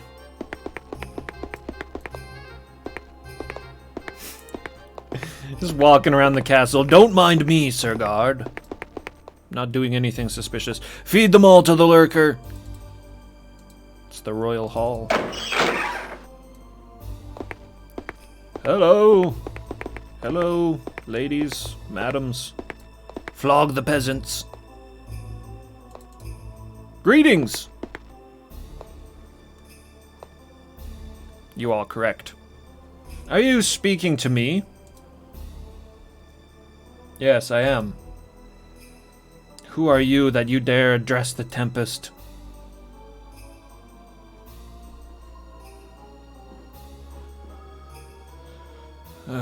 Tempest. No, you are not of the Tempestry. and its great power? Perhaps then you should like a taste of it. When I feed you to the lurker.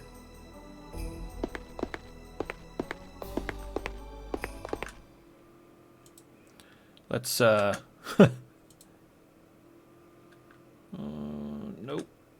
Write diary, there we go. No, hey, come on now. Write diary, there we go. Let's save it before I make somebody upset and they throw me in the water.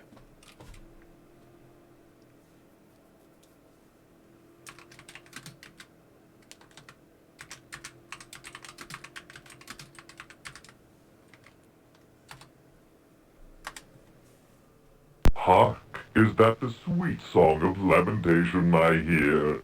Whoa! That was a good one. I gotta put that one in the Guardian taunts. Hark, the sweet sound of lamentations.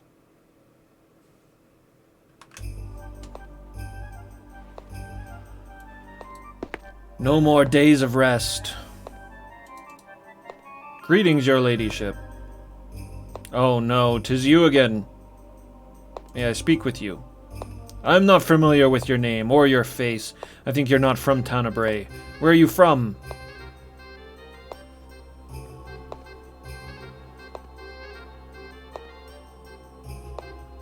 I'm from Earth. Earth? What sort of nonsense is this? A place called Earth? There's no such place by that name. You're nothing more than a simple-minded fool. Begone. Off with his head.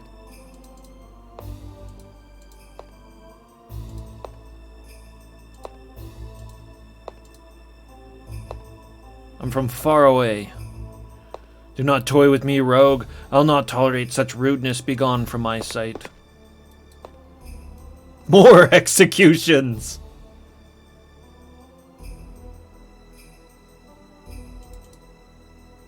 I am sorry, but I can't talk with you now. I must attend to her ladyship.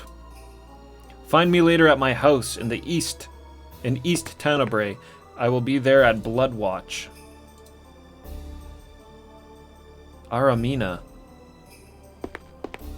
I spoke to her earlier. Is this Solkind? Yeah, Solkind. Spoke to him earlier, too. One moment, Solkind. Oh, returned, have we? Don't we have some nerve? I'd like to speak with you. Well, have we learned our manners? No. Don't toy with me, I won't stand for it. Swine. None of them will stand for it.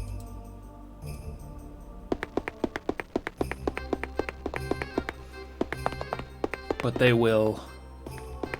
They will. What are they gonna do about it?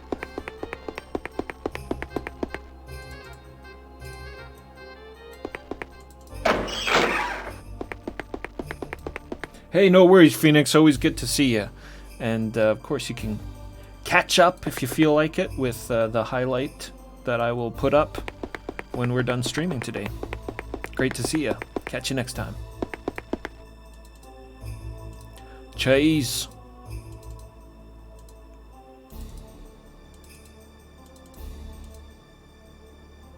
What is that? That's a mushroom, too.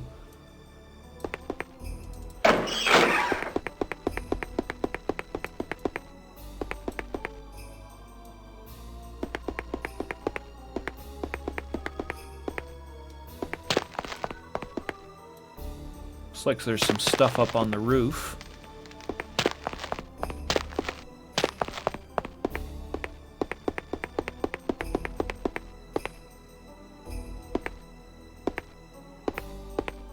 The sweet sound of lamentations. It is good. That is good.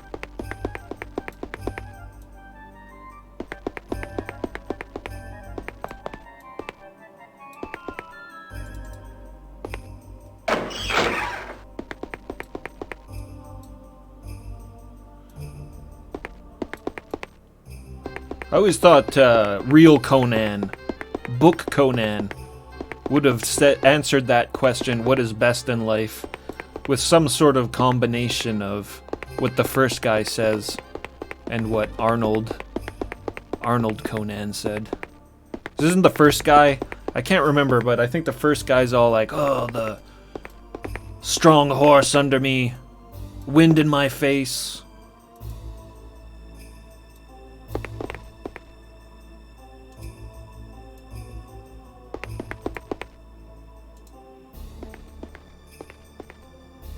Adventure.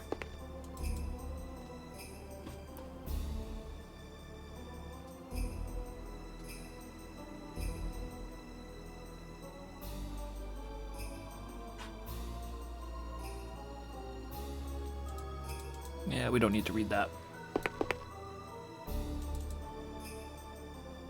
Falcons at my wrist. Yeah, I guess that's not very Conan. Falcons at my wrist. Well, the wind in your face part anyways.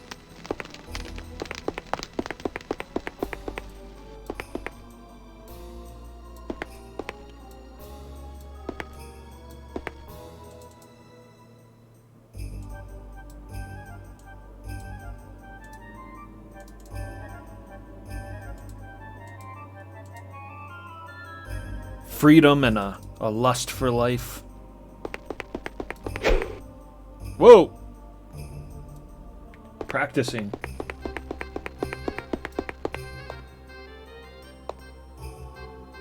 The open steppe, fleet horse, falcons at your wrist, and the wind in your hair. Wrong! Conan, what is best in life? To crush your enemies, see them driven before you, and hear the lamentations of your women. That is good.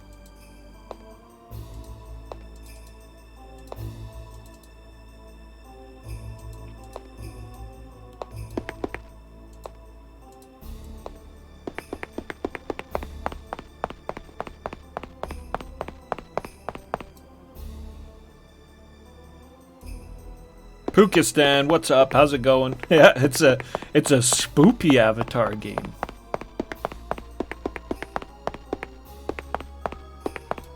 Hold on to your butts. Journal of Varus the Healer, we read that. No, that's an empty flask. That one's already had the hallucinogens drained out of it.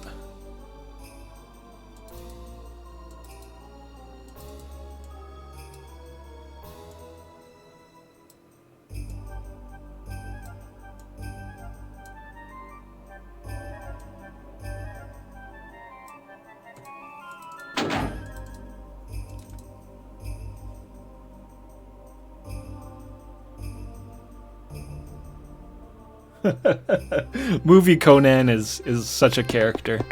That guy's a funny dude. There's so many like they get Crom so wrong in that movie. It sometimes frustrates me a little.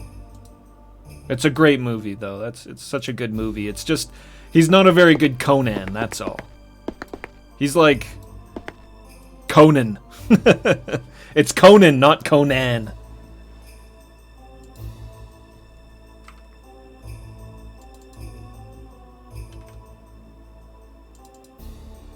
A dagger. And empty bottles. Can I train here? Ugh, my blade pulled out of my backpack. Yeah.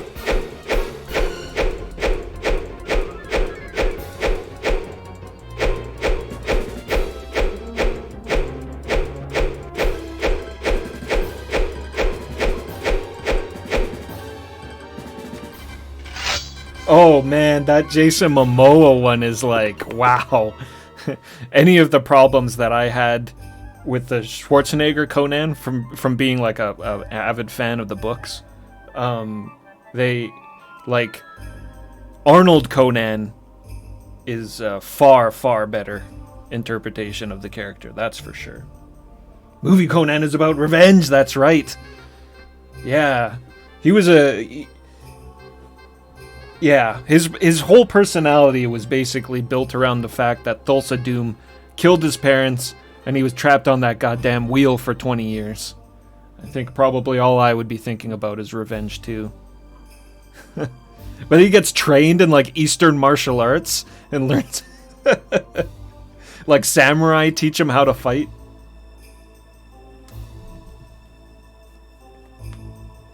A little Conan lesson for anybody who doesn't know what Conan's real upbringing is never really truly, delved into in the Howard writings, which are the only ones that I really pay attention to. There's some other people that wrote for Conan, Robert Jordan, who did the Wheel of Time novels, which I haven't really read. I only read the first one of those. I'm not like a big reader, but I've read a lot of Conan.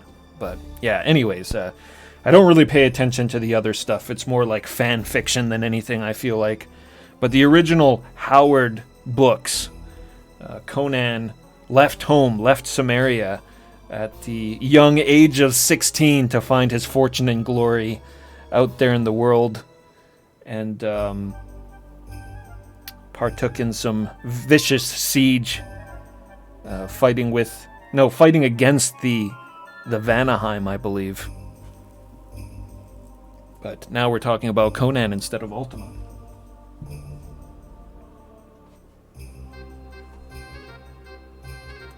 Yeah, these animations are so good.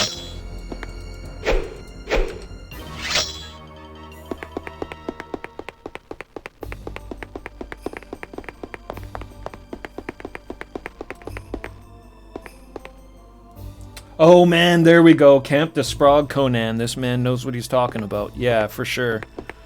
Always nice when somebody comes along and decides that they can write better than the original author and go into the works and just start re-editing everything. It's like the working designs of... he did the working designs treatment for the Conan novels.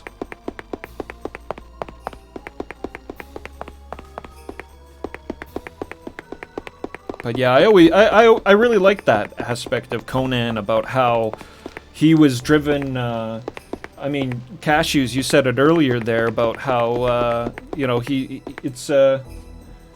it's Golden Girls, and it is a little bit like that. It's Path to Glory is really what it is with Conan, with real Conan, or maybe even more than Path of Glory. It's a burning. He's burning with life. That's a direct quote from the book. He burns with life. It's like he wants to experience it all. He wants it all.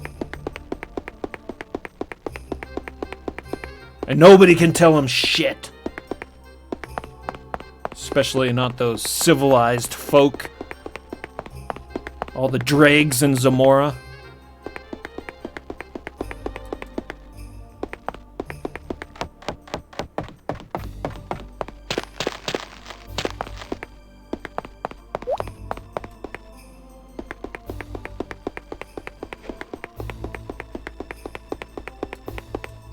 All right, one more time.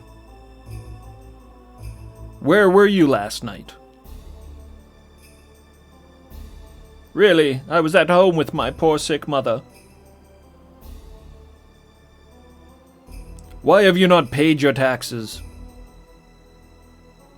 Please, sir, I have no more money. I should throw you in the dungeon. But who will feed my children? Away, I won't speak with you.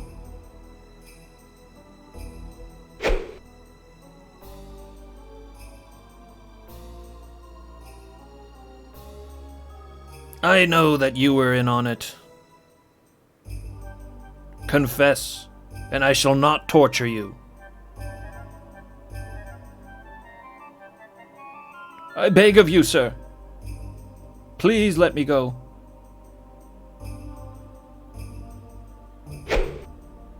Right. I shall torture you then.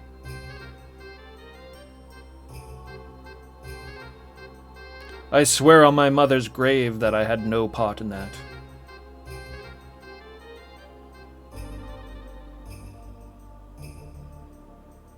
I thought you said your mother was sick.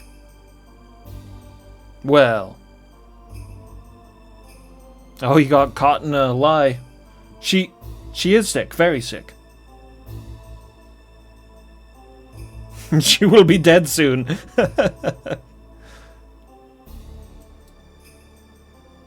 Tell me what I need to know. This is, yeah, like... This is pretty cool, just walking around and having things happen in the city around us. Please, I beg mercy in the name of the Tempest. You know, Mordia never shows mercy. She may feed you to the lurker rather than put you in the dungeon.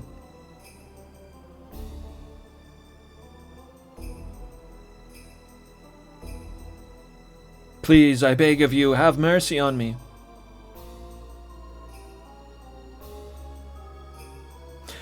All right, one more time. I can't talk with you now. Where were you last night? Okay, it looks like it loops.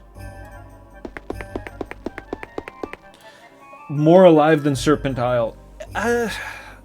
With stuff like that, absolutely yes. Nothing like that really happened in Serpentile that I remember. And in fact, actually, when I think about it, Serpentile, I think, was less alive than Black Gate. Everything sort of had its place in Serpentile. People were standing there so that you could talk to them, and, you know, nothing was really going on. The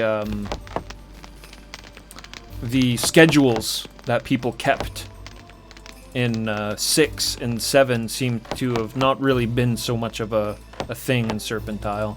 I didn't notice a lot of people on schedules, other than awake and sleeping.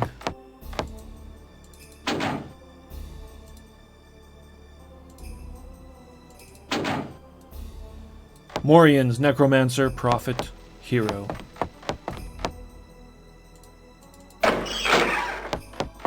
Especially after everybody died, true. Ah, the bar.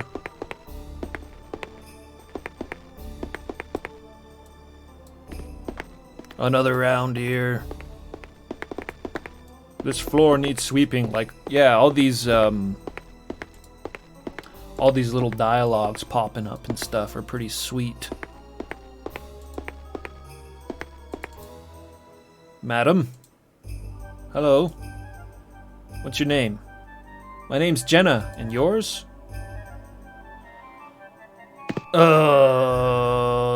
That's a pretty name. If it's a ladies' company you're after, then I'm afraid you've come to the wrong establishment. Why do you carry a sword? Because it's mine, and I'll have you know, I'm not afraid to use it.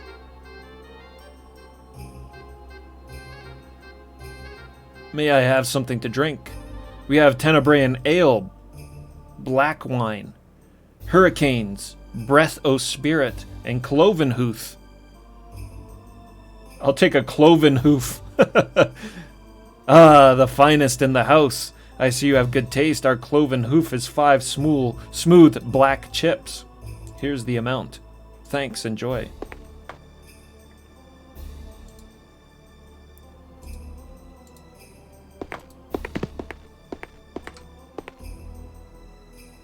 Where's my cloven hoof?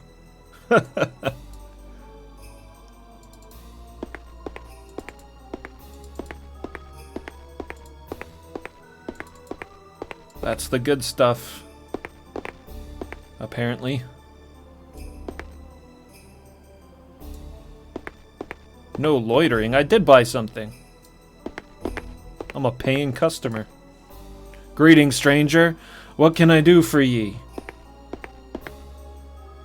What's your name? Me name's Orlok. And what might be yours, friend? I'm Morgan.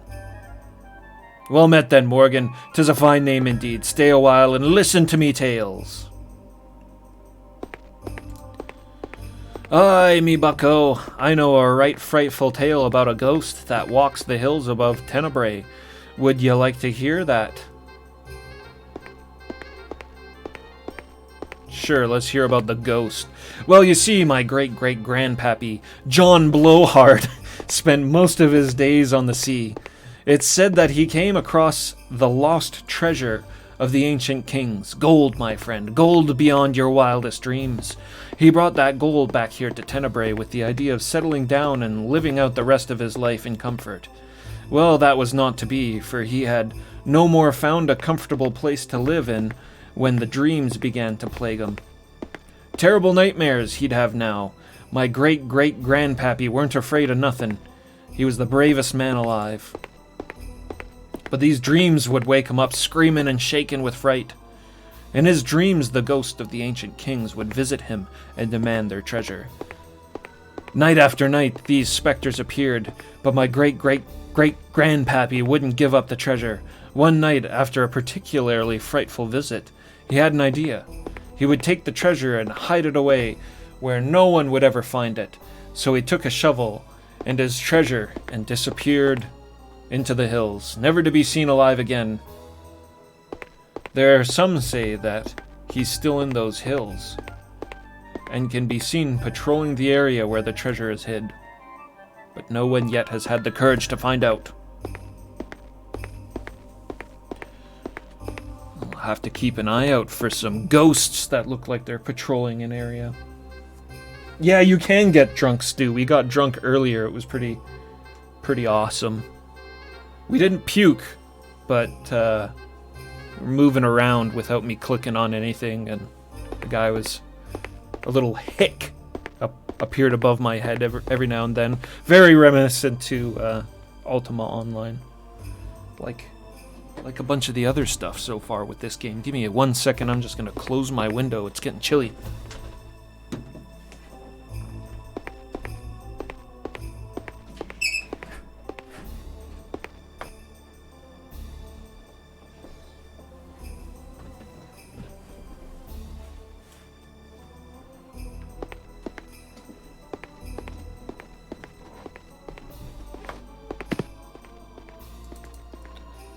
Oh, 'tis good to see ye again, Morgan. How can I help ye? What about your tales? You got any more? All right, matey. You're a right good fellow. Now, what tales would you like to hear? Tell me about your lost eye. Oh, 'tis a good one. That story had happened like this. It was dark and stormy night. I was a lad of 21 and aboard me first ship when we were attacked by one of those ferocious beasts the lurker keeps as pets. Out of the water it came, spouting and screaming. It took one sailor right off the crow's nest. Then it turned to the first mate. I grabbed a spike from the deck and fought the thing. It was a terrible fight. One of the creature's great teeth raked across me face and took my eye, but I fought on, blood running down me chin. I finally defeated the thing and sent it back to the black depths it calls home. Is that his eye patch?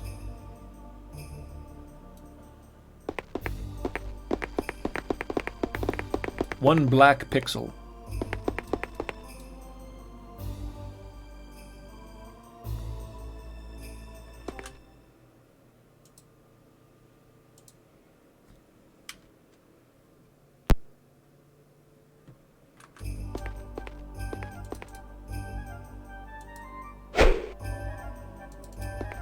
My dart skills.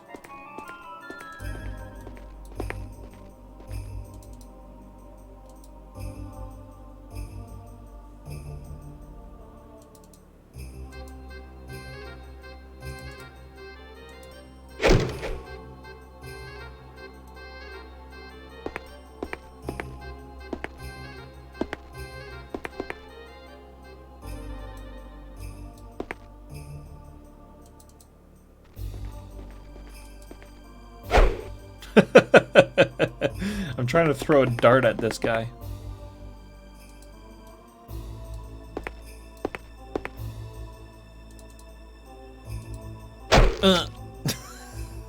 Go play somewhere else.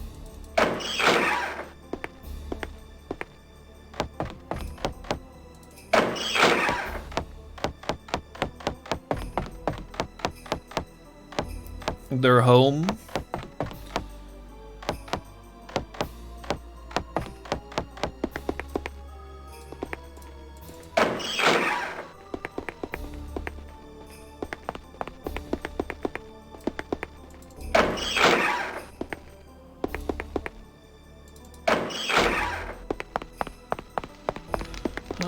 what else do we got going on in this city before we leave it?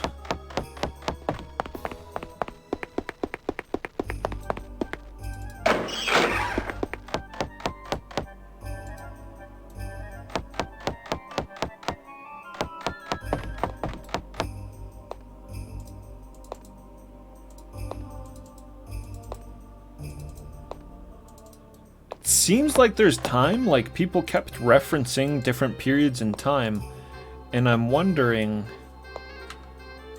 how you keep track of it because these clocks don't seem to tell it. Maybe that was just for flavor.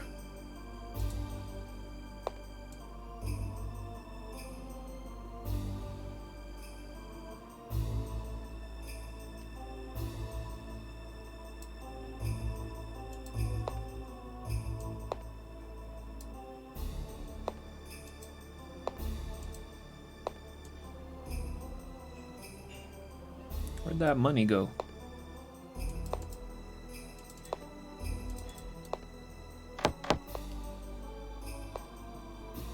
Cut the time for time.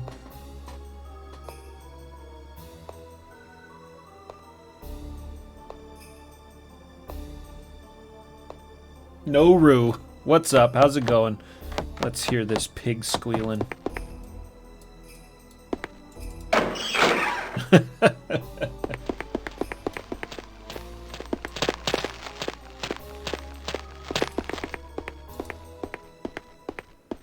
Rianne the Weaver all the way over here.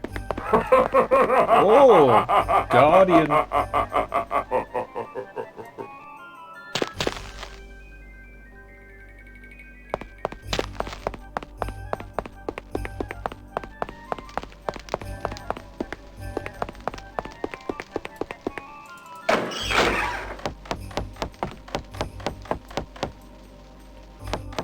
That's, those are quite the screens.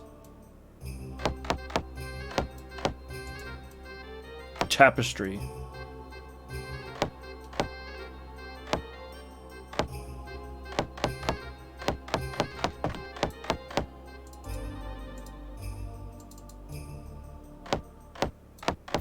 Stay out of trouble, he says, as I'm rifling through people's belongings.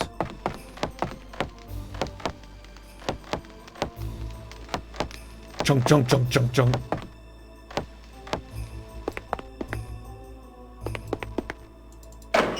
I should throw you in the dungeon.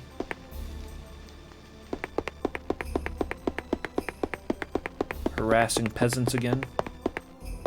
It's a guardsman job, after all.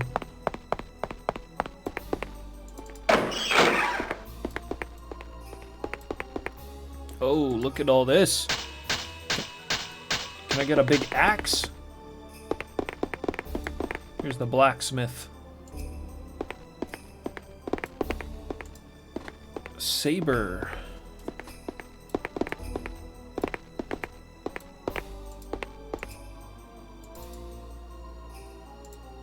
Fair greetings to ye, mate. Greetings to you. Well, new face in town. I'm Korik, the smith here in Tenebrae. Have you come to buy something? Yeah, I'd like to buy something. Outstanding. Would you like to buy armor or weapons? Let's check out your weapons. Fine news. I'm sure that you will appreciate the quality of my weapons. Would you be wanting a saber, scimitar, mace, dagger, axe, or broadsword? Very good. The broadsword is truly the most elegant and noble of weapons. My broadswords are but 125 obsidians. I really don't have that much. So, how about armor? Leggings. 12 obsidian coins for a pair of leggings.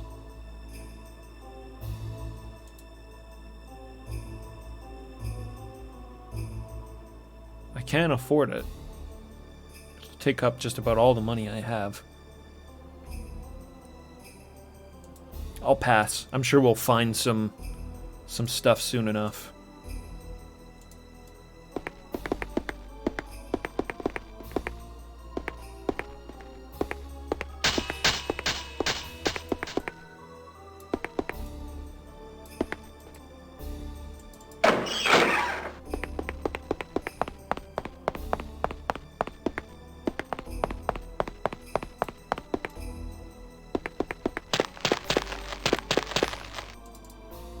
pretty big city.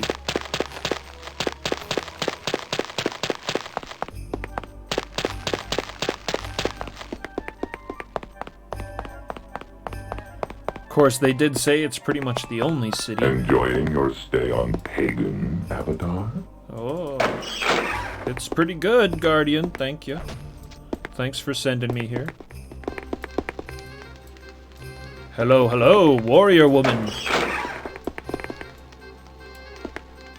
Watch this. Whoa. See, I need your axe. A big two-hander.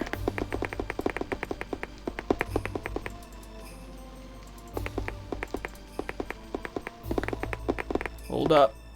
Let me talk to you. Wait.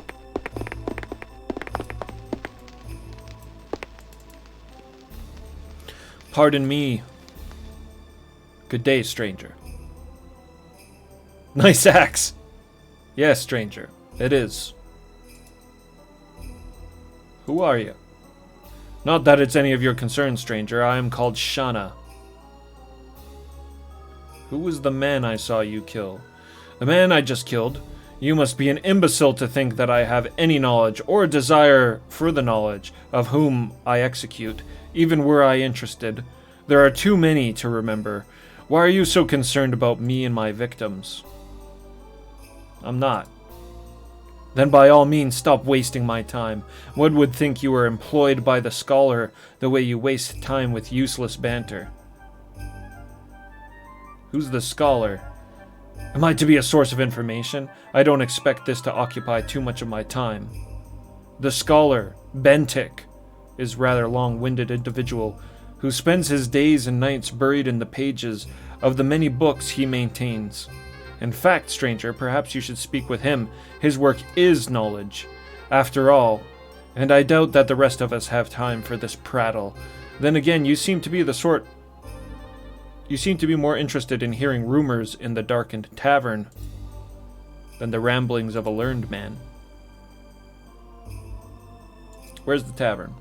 We already know, but we'll hear it. The Shattered Skull is the large building in the center of town. Orlok is the man you seek. I'm certain his tales of seafaring will amuse you to no end.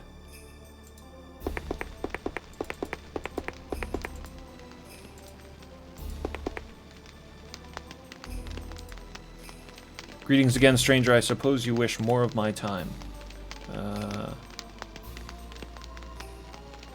Only a moment. Very well, stranger, you have a moment. What is it that you want? And I assume it is not to beg me away from an appointed task. What is your task? I think that you need not know such things, but let me assure you that not all of my life revolves around death. Most times there are far more interesting things to study than a decapitated body.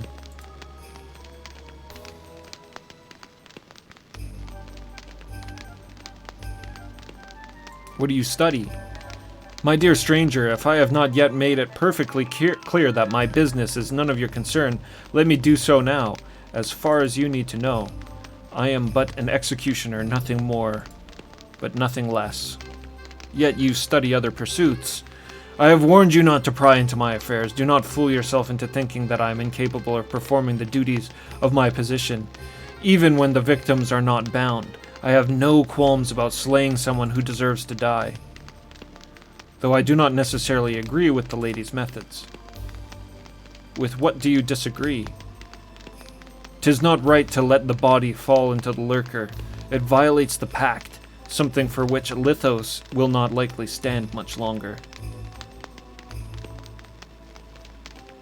And the pact, we already know, but you know very little of our culture, stranger. I suggest that change. The pact is one forged ages ago between Lithos and our people.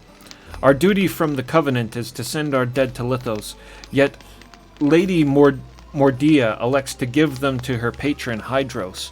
'Tis only a matter of time before the dead rise up and avenge the Mountain King. Dead rising up.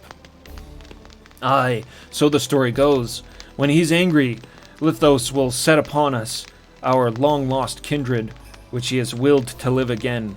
Well, 'tis hardly living. But legend holds that they walk and fight like men. I have seen such wander about inside the confines of the cemetery, though even I have not dared to enter within. Why do you avoid the cemetery? An odd question, stranger.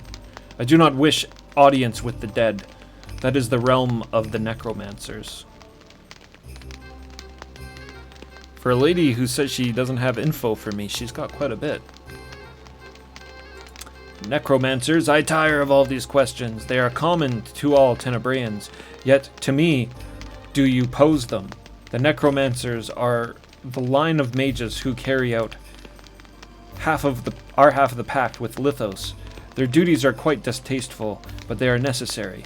If you are truly interested in them, why not speak to them yourself? Are they in the cemetery?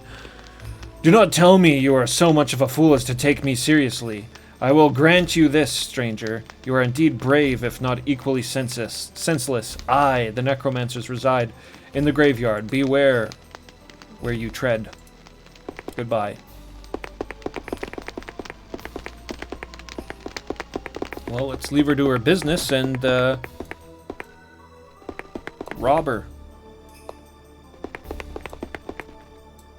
Since she's so busy, she shouldn't notice. Potions.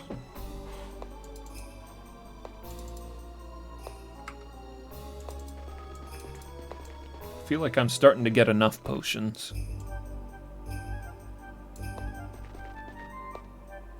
These ones should be healing though, so can never have too many of those.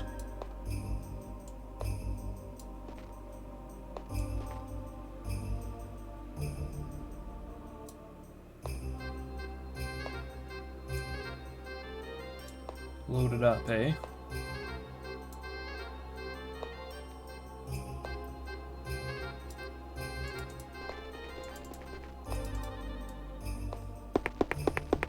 Let's get rid of this dart.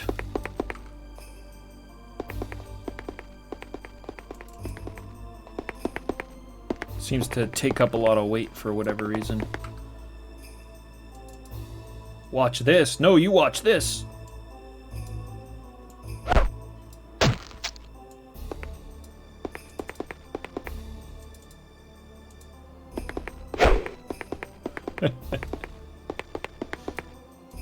On guard.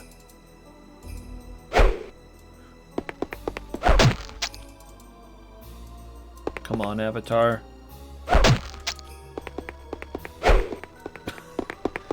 Ah, agile, I see.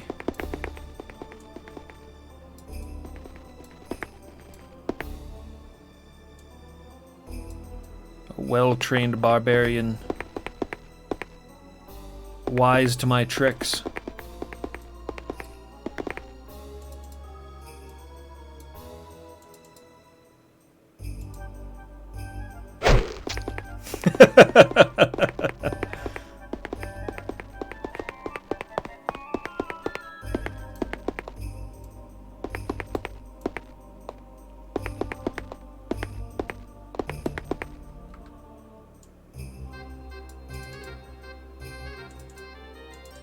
Oh yeah, there was a treasure chest in there.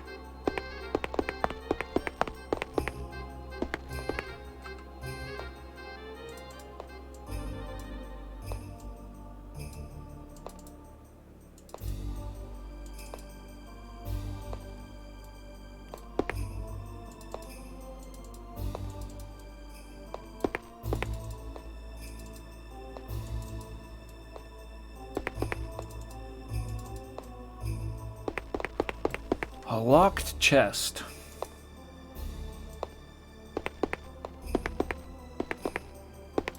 No doubt she'll have the key for that.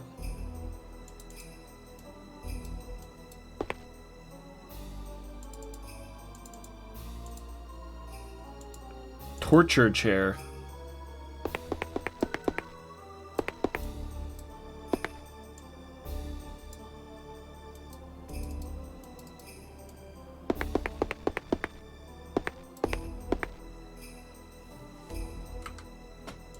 We're gonna test something here real quickly. If I attack her, is that Baron guy gonna show up and roast me again?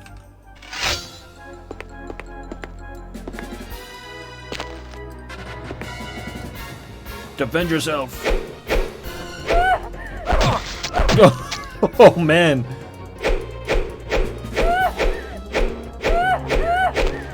Knocked me flat on my ass. Oh. Well, I got her. She wasn't so formidable. No one stopped me either, but her body fell into the wall.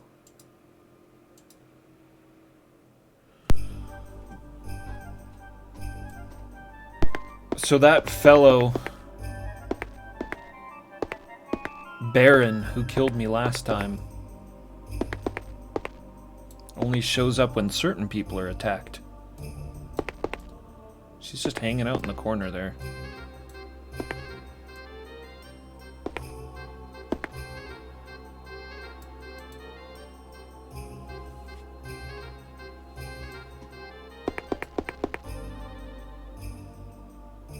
Move the dart. It's in her path, so she's just like, ah.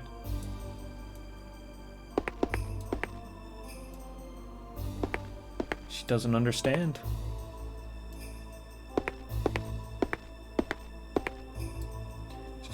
Just want to see what's on her body. I'm not gonna keep her dead or anything. Well, whatever.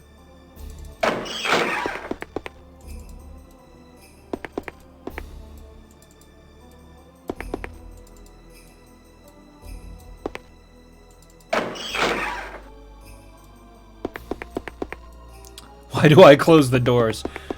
I'm not sure. I don't know. Just... Oh.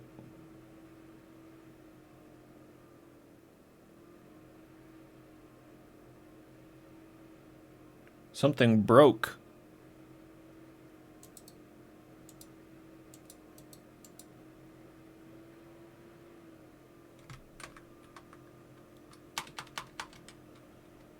Well, well, well. I wonder if that has anything to do with how she was stuck in the corner there.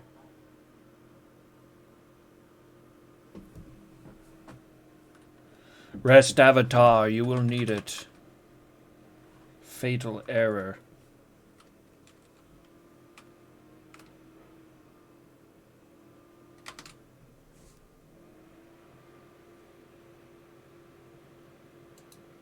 Well, luckily we just saved.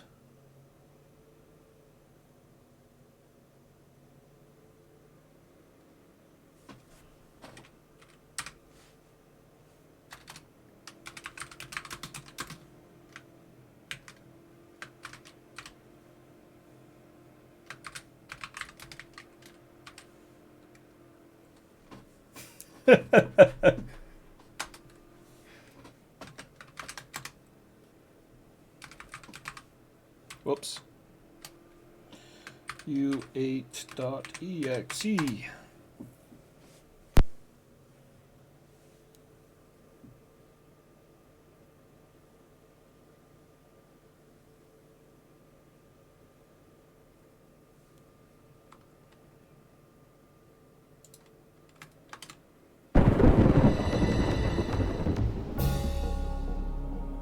You have been a thorn in...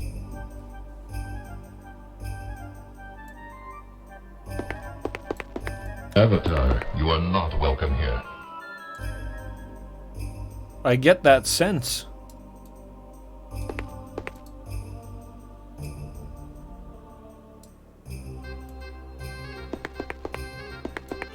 I broke the game by throwing a dart at that lady.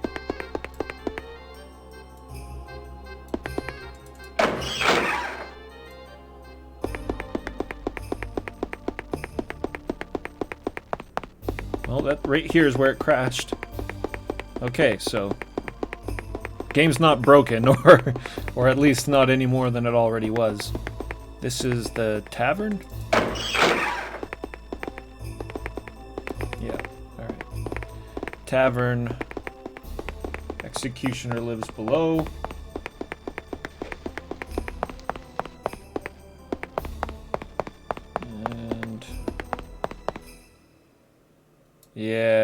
That's not good.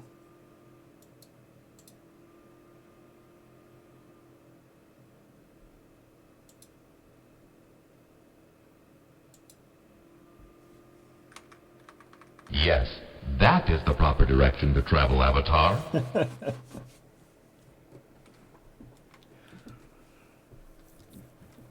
So what does that mean? Does that mean that I actually did do something wrong, or is this just the game being horrible? We didn't even get to the jumping part yet.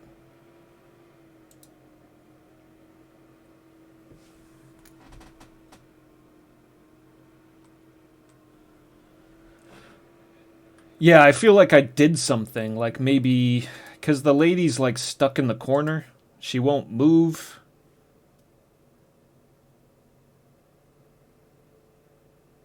Yeah. Means I got a broken save, pretty much, is what I'm thinking. Alright. So, then... That save no longer works. So I'll have to save on many different files and as often as possible. Or, you know, play the CD version. But we're giving up too soon here.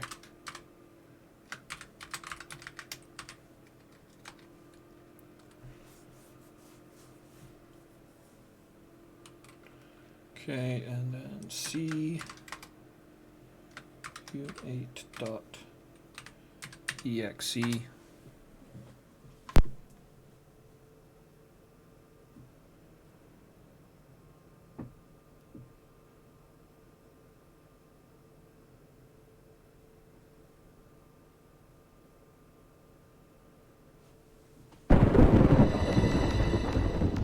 All right. Yeah, that would definitely seem to be the case, Reltech. At least for this one.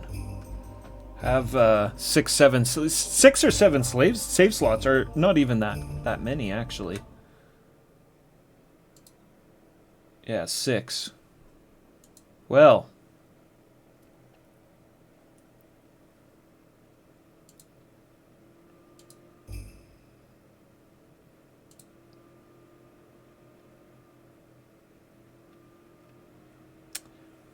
Now that's from me trying to load from the beginning. Patience, Avatar. I shall be with thee shortly. Yes, patience, patience. That's what we need. We need patience. So I will restart and delete my save files.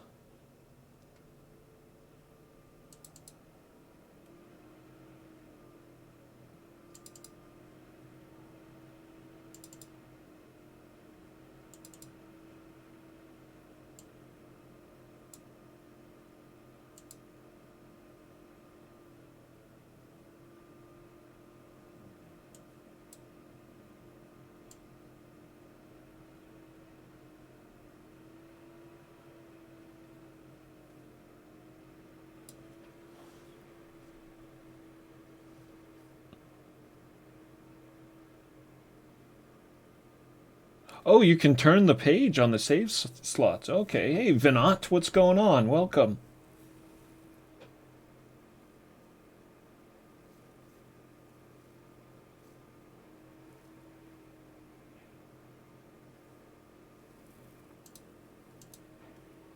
I mean, I'll try loading it again, but it didn't seem to want to load even the save from the beginning.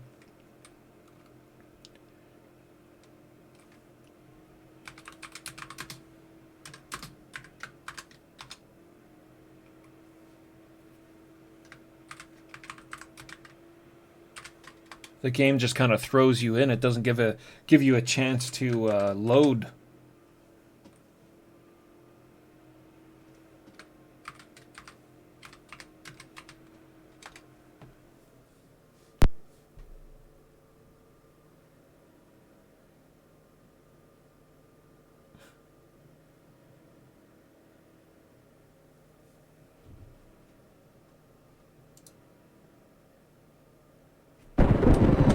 Avatar.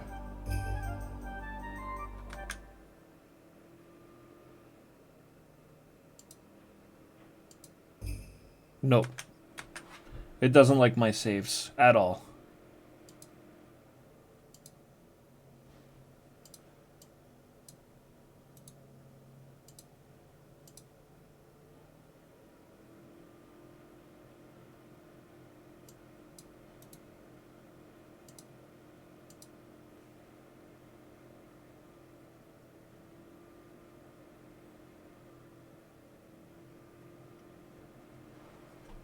Yeah, I'm not sure what I did to trigger it either.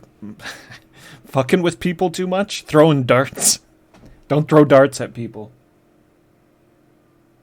This is what the unpatched playthrough looks like.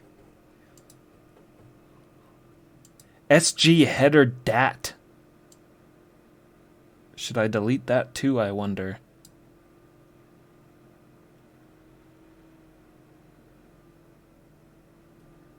Yes.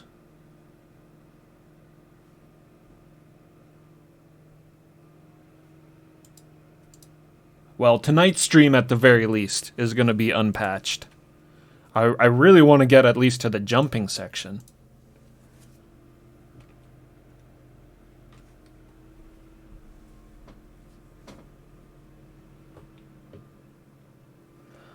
Yeah, it's kind of what I've run everything through, but you're right. In fact, it wasn't even SVN down that I installed the game off of. Davy helped me get DOSBox X. But this is a very small complaint. But on DOSBox X, so like right now, my screen's windowed. And then when I go full screen, it just kind of blinks. And then we're good. But on DOSBox X, I couldn't get it to do that. When I went full screen, it completely changed the size of the screen on stream, which isn't that big of a deal, but that's basically why I went back to using this version.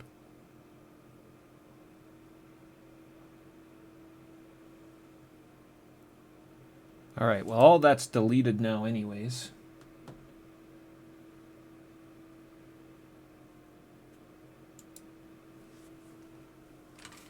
The jumping section implying there's only one.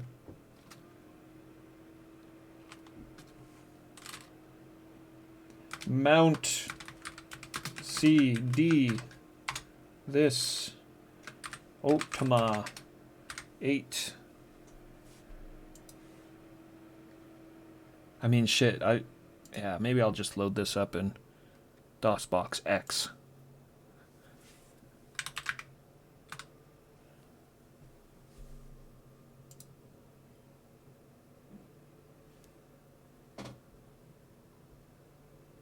Give me 1 second here.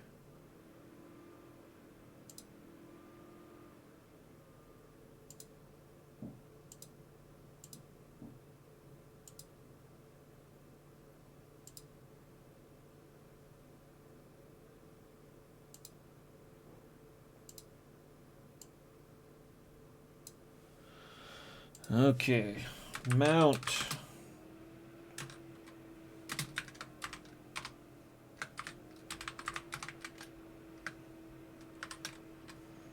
See if this is a little more stable. And you'll see what I mean about the whole like resizing thing here in a second.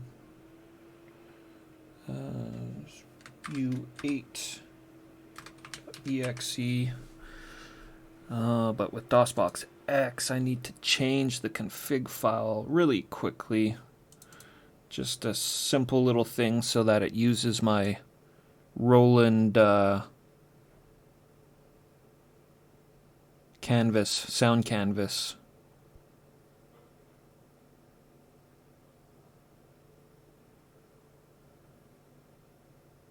Where is that?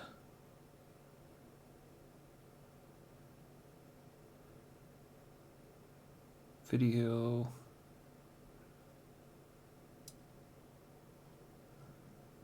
Okay, MIDI device Win32 and MIDI config 2 save. Exit out.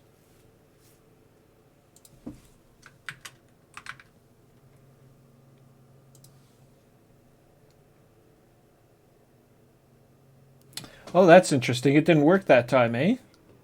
Huh.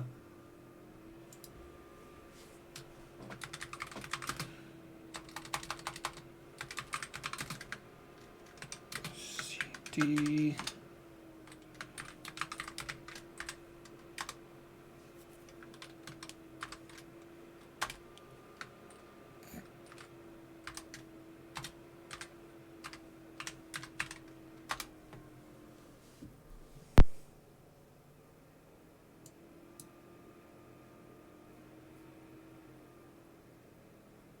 All this should be good, and we should hear the sound canvas. Good. You have been a thorn in my side for far too long. Okay, so now I'll go full Avatar. screen. See, it's completely out of size, whereas Your before two worlds will be I could crushed. switch between the two Britannia without first, size changing on then them. Earth. I shall parade you before their conquered peoples as the fallen idol of a pathetic ideal. Only one save and permadeath.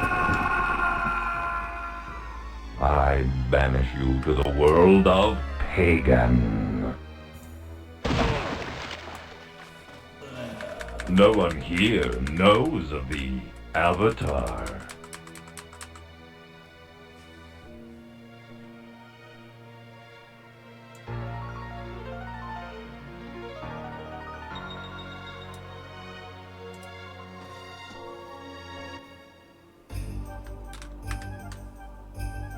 What? I deleted my saves. How strange.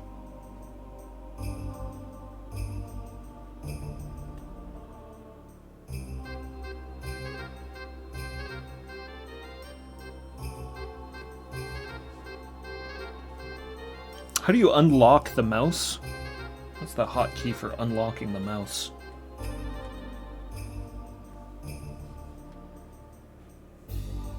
Well, I guess we can just see really quickly if this has made any difference. Read diary. No.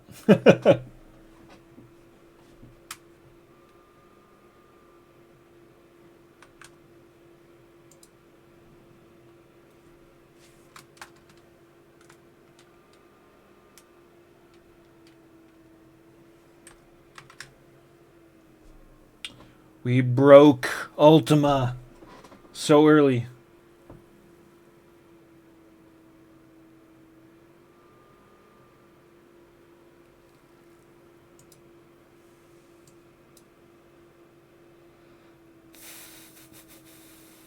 Well, well, well.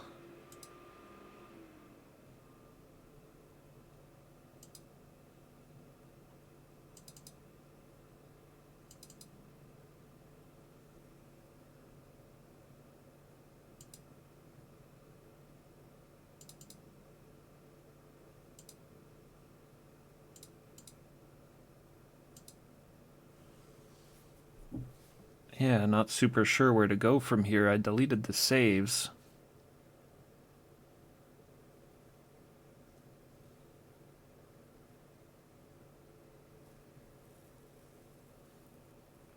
There's my saves and then a hidden Journey Onward save. Like, when I go to save games, there's the sg header.dat file, but I deleted that as well.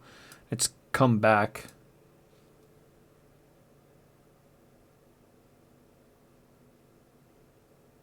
Fresh install, only 8 disks.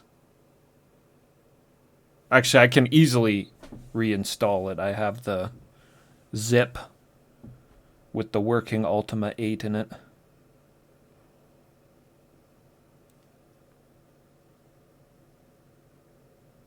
Little tiny DOS. The rest avatar message is super trolly. I don't want to rest. I was just getting going.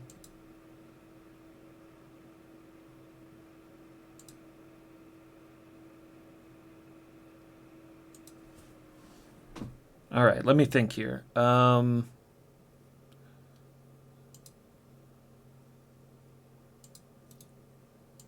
Just going to delete the whole folder.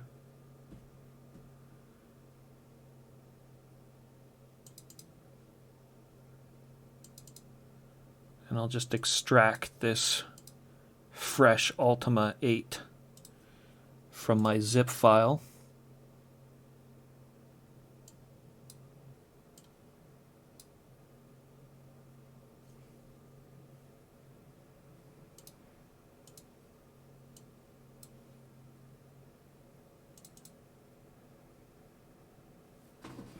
Open my shitty DOS box.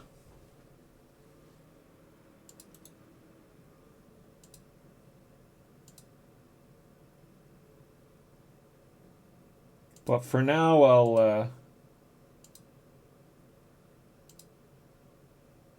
I'll stick with the shitty one just because I'm used to it. It'll work for this stream, but yeah, if somebody does have a DOS box version they want to suggest to me, just go ahead and throw it in there, and I will check it out. DOSBox X seems to work just fine aside from that whole weird full screen thing. It's like, I know why it won't go like, it goes full screen, of course, but I know why the sizing is all off, is because it's going off my desktop, which is 1600 by 1200. But when I have it set to the original aspect for the full screen, it's just this tiny window that sits in the middle of my screen, which is not what this version does when it's set to original. So I don't know. Certainly no expert when it comes to this stuff.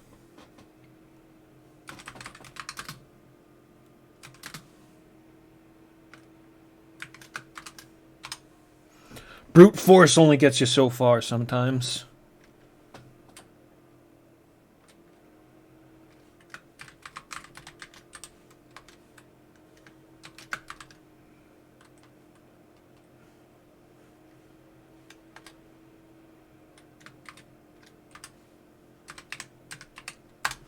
Gonna have to be a speedy avatar when I get back in the game and rush and do all the stuff again.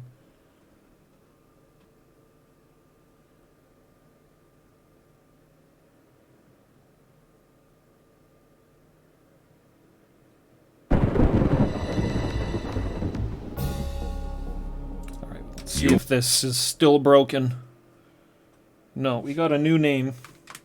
New beginning here. All right, let's go.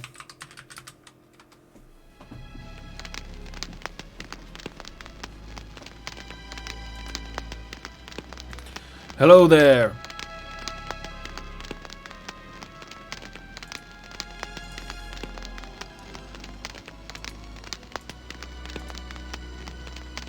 Pick all the options that I already picked.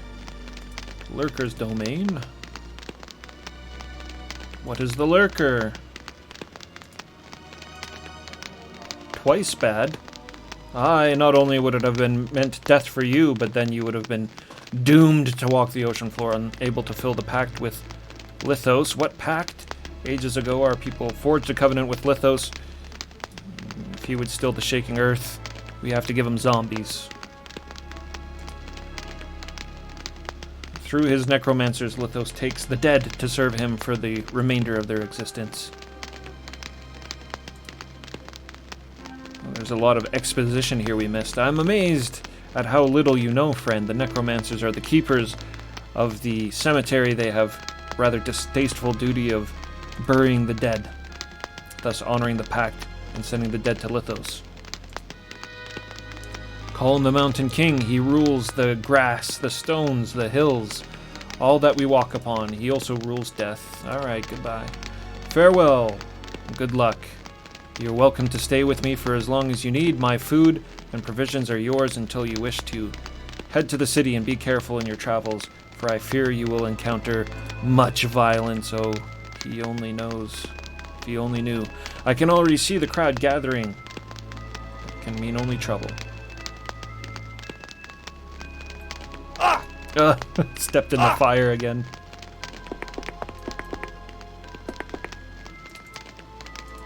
Eat all your food. Take the bedroll.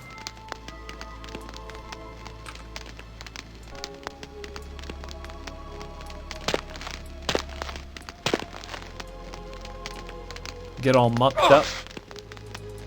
There we go.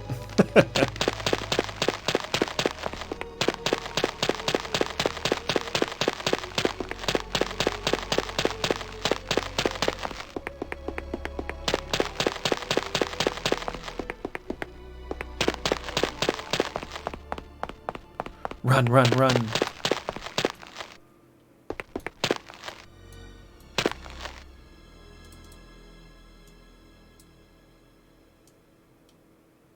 Take the key and the potions.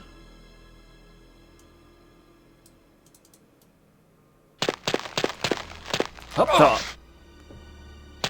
Agility, speed, relentless pursuit.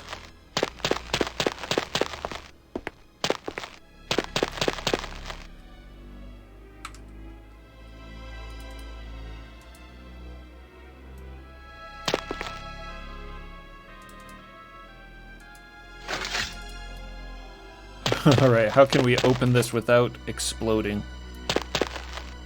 Oh my god. I just died!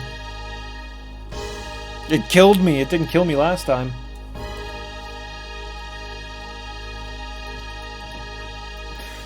Oh man.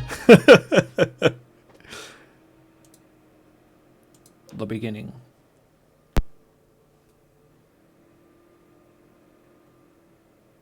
You had Yeah, the best poison. not do that, Avatar. I think I'll just skip that chest, to be honest.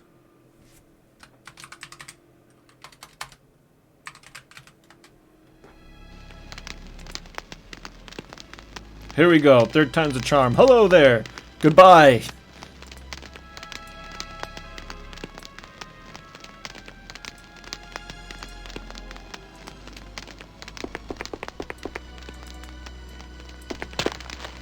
Ow. Ow. No.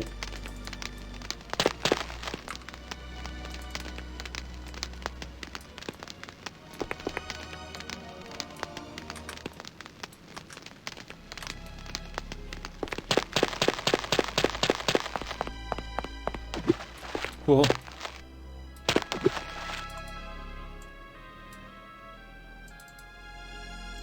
I don't think I ever checked these boxes last time.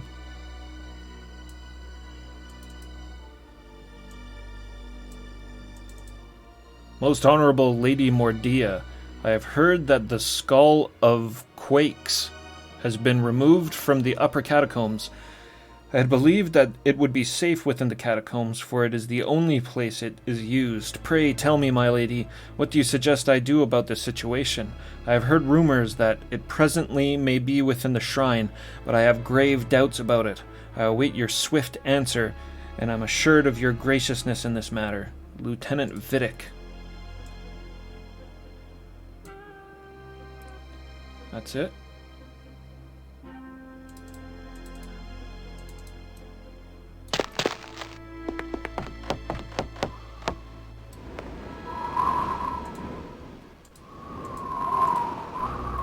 Poor Torin.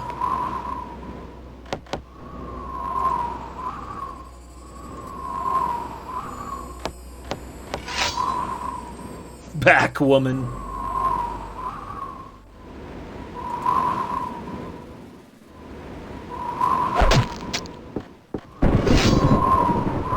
It's left a pretty good first impression. I was really enjoying myself there, but I think that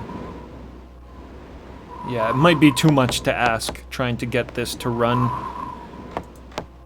unpatched without real hardware. Even maybe too much to ask with real hardware. But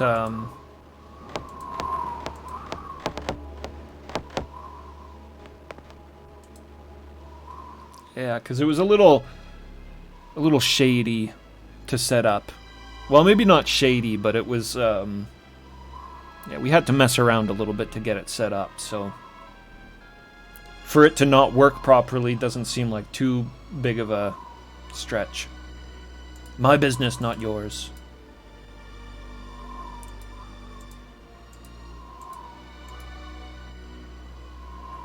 The beach.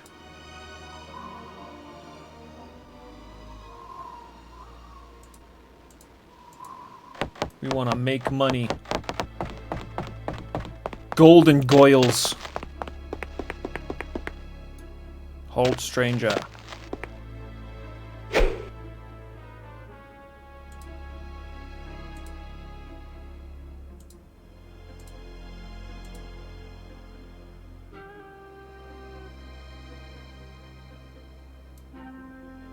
Oh, I was able to get out of this without giving him my name last time.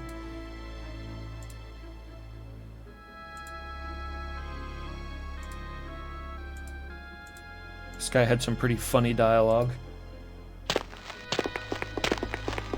Yes, Avatar, seek our way home.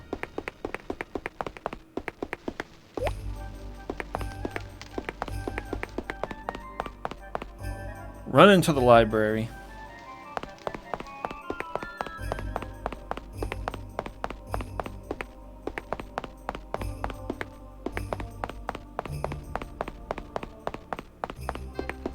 Like up here, hereabouts anyways.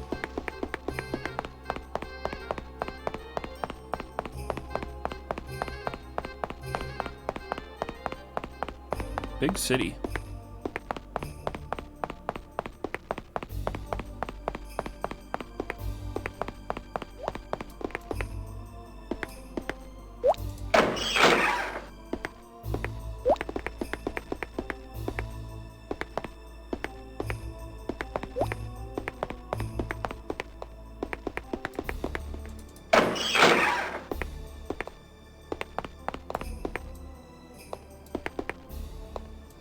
Where's our guy? Here he is. Greetings!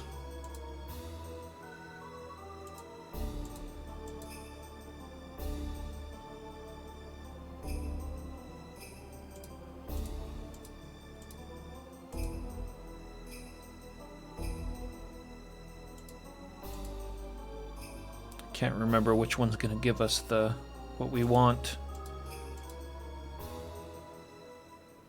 Does he know how I may leave, Pagan?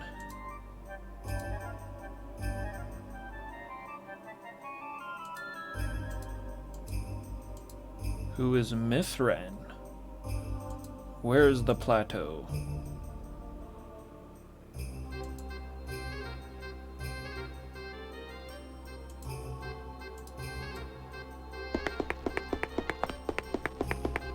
Okay, that's all the information we need there. I guess I didn't even really need to come and talk to him about it, but...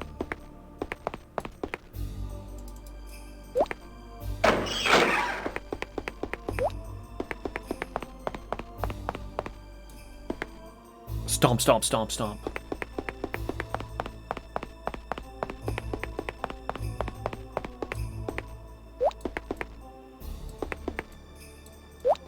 Rob the storehouse again.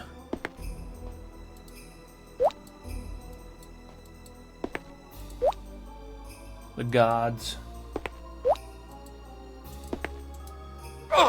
There we go. Sneaky cat burglar avatar.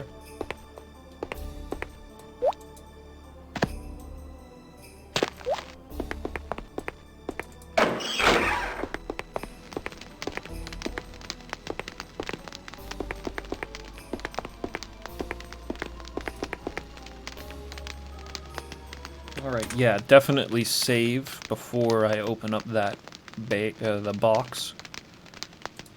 Write diary.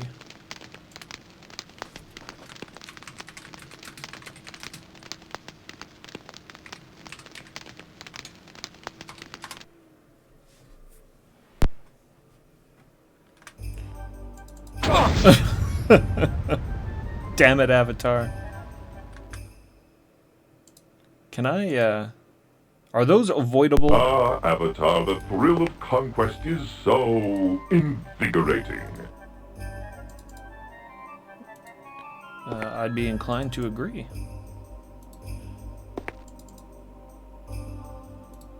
I love a good conquest. Killed me that time.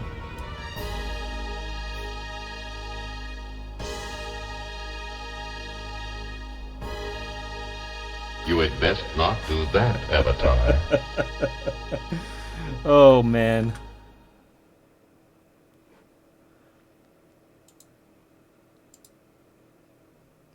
Ah, Avatar, the thrill of conquest is so invigorating. Well, it didn't blow me up on this side.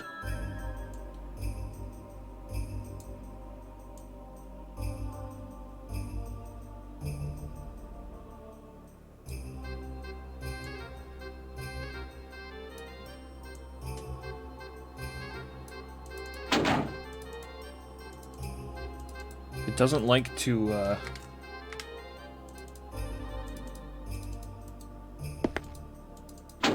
well, it doesn't really like anything, it seems. You're too far. Too close. You gotta close the chest first before you can pick up the items.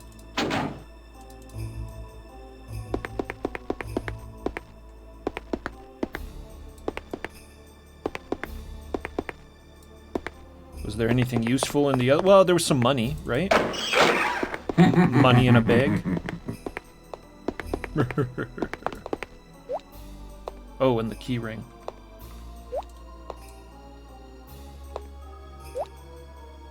Very important. Some ale.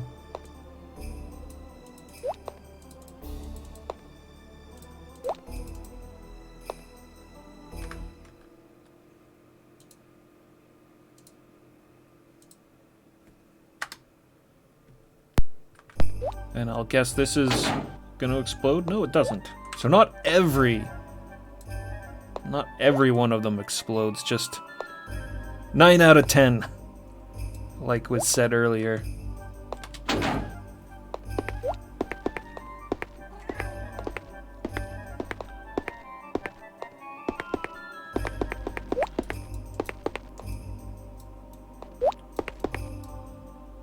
Barbarian leap.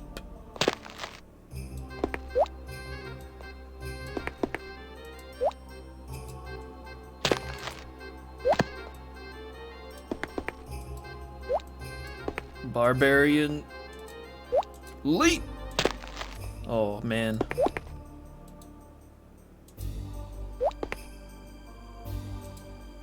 There we go. Yeah.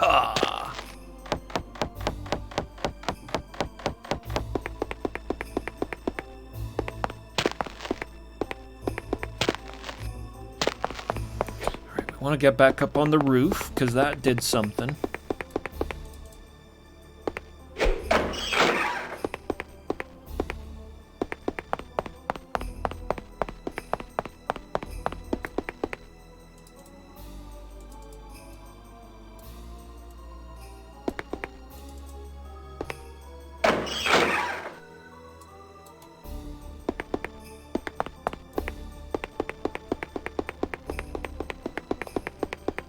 Where was that staircase?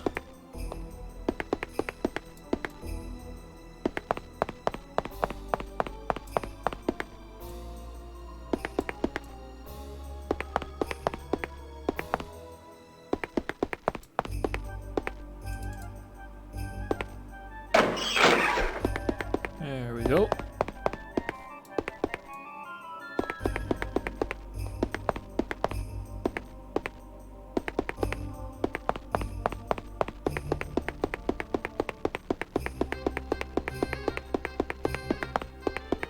Clomp, clomp, clomp.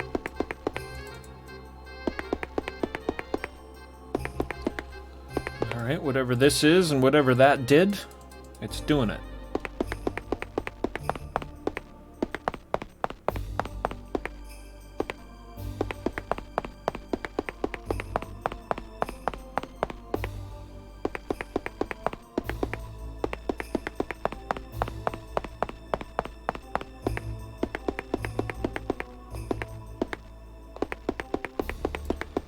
And what else did I do? That's actually pretty much it. I mean, of course, I talked to a ton of people and I saw all sorts of cool dialogue and read some funny books. Talked to these folks, but they weren't even here yet. They aren't there yet. Too fast.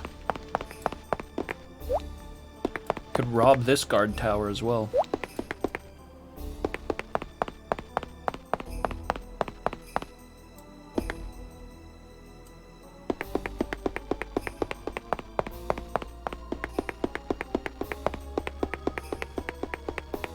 Alright, and this is where we were. This is where it all went to shit.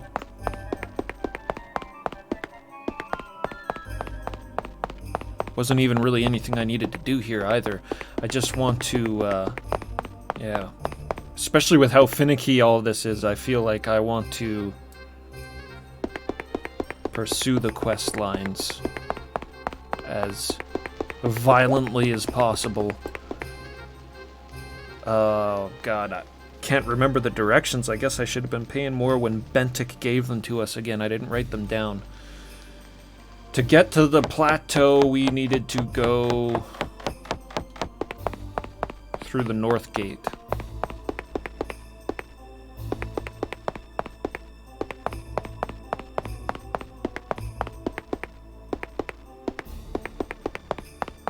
I think.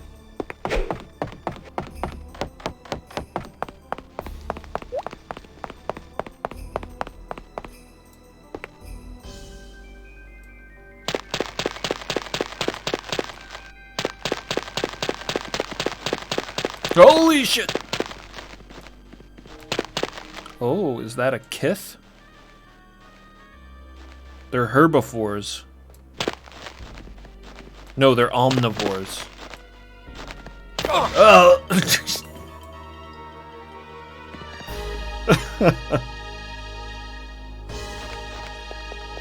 Avatar!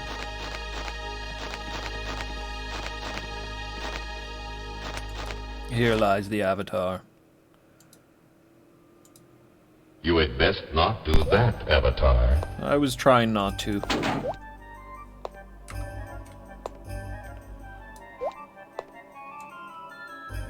I'm like, oh, he's an omnivore.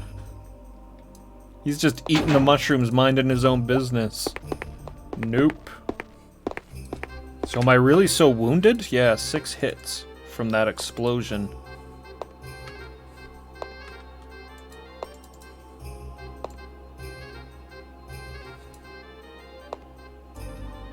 The juice healed us up, though.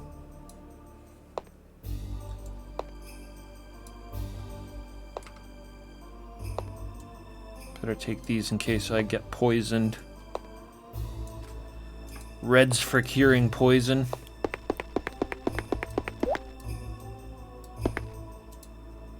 I'm gonna firebomb that ant if I see him.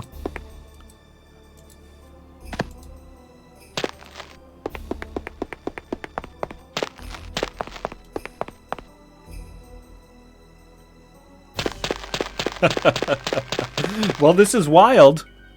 It's been pretty wild so far.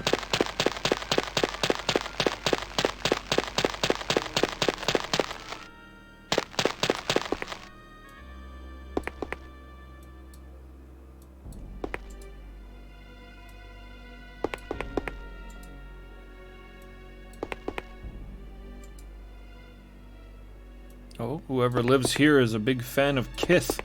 There's a toy Kith.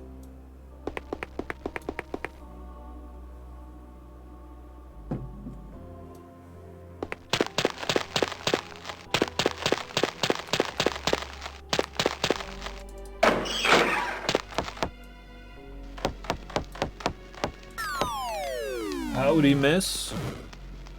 Lars, thanks for the host. Good to see ya. Greetings. Hope I'm not intruding. No, you're welcome here, although you did alarm me a bit. We don't get many strangers up here. Still, it is not for simple folk to stay where and when you travel. Sorry, simple folk to say where and when you travel. Do you know who I am? Well, to be honest, no, but someone of my stature certainly has no business telling a warrior what he can or can't do, but I have not introduced myself. I am Corinth, and by what are you called? I'm Morgan. Well, I'm pleased to meet you, Morgan. You are welcome here. Oh, I was named for my mother, who did not survive my birth. Father wished to preserve her. I didn't ask that, but... So you don't see many strangers. We rarely have visitors here in the country. We do see that strange old hermit once in a while, though. What hermit? I believe that his name is Mithran. Okay. He goes into Tenebrae now and then for supplies, I suppose. No one knows much about Mithran, but there are many tales about him. What kind of tales? Oh, I don't know them all. People claim that he knows magic. Some people even claim to have bought magic scrolls from the old hermit. But I would not believe everything that you hear. What do you do? As we live in the country away from most people, I do many things. Since my son did move away, I'm not as busy as I once was. I take care of my husband, feed him, stitch his clothes and such. I also keep the house and help tend the thorax from time to time. Ah, old thorax farmers. Yes, the animals you'll see grazing here in the valley. Do not tell me that you've never heard of a thorax. We've been trying to increase the size of our herd so that we can save a little bit more money. Father, mother, your son, your husband, save money.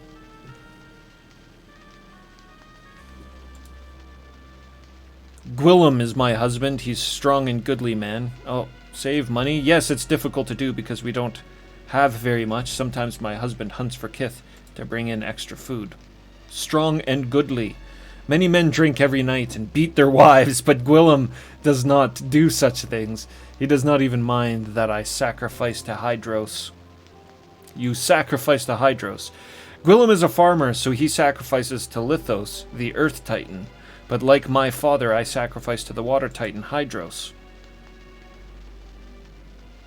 Why Hydros? My father taught me to sacrifice to Hydros. All of my family is sacrificed to the Lurker for as far back as any of us can remember. Yeah, we're a Hydros family around here. Sacrifice to Hydros every fortnight. Goodbye.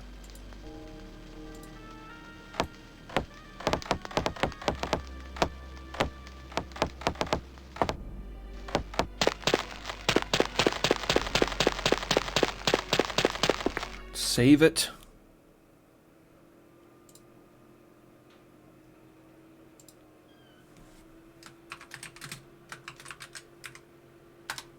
What was interesting, though, is what happened to us. It wouldn't matter if I saved on multiple saves, because it broke the whole game. Like, even when I tried to load an earlier save, it didn't work. Yes, that is the proper direction to travel, Avatar.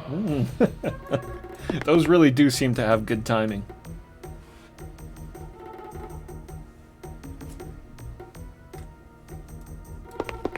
Seems to be the right direction. I sure hope so. This is good cave music.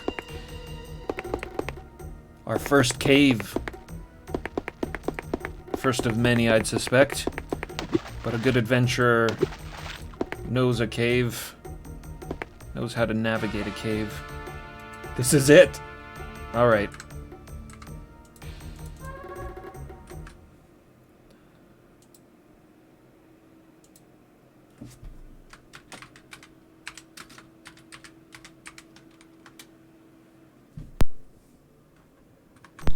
This is the first platforming section of Ultima VIII.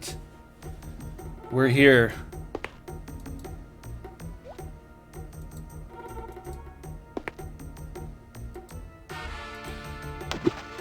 I shall heed everyone's warnings and be very cautious with my jumps. Huh.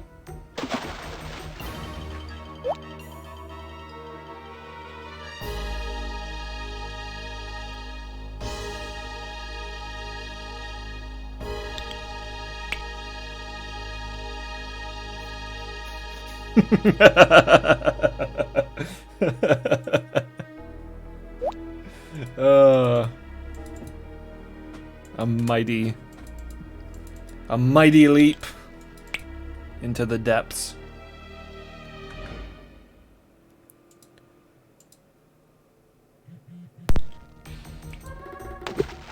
Okay, so that was too far forward.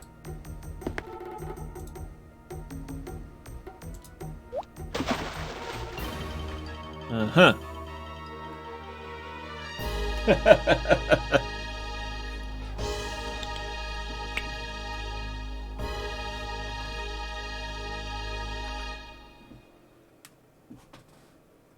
It's all those thigh muscles. I leap too powerfully.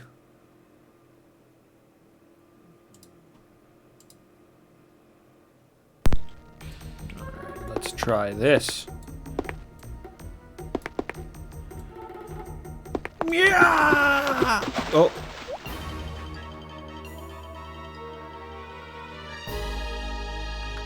Well, that was a little too easy to do, to just walk right in.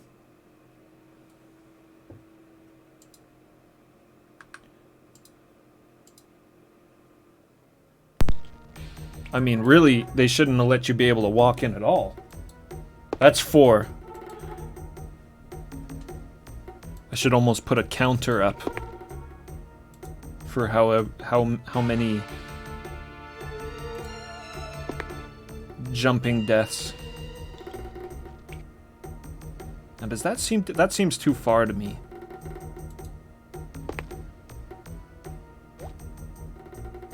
And that was too close. I think that's too far too.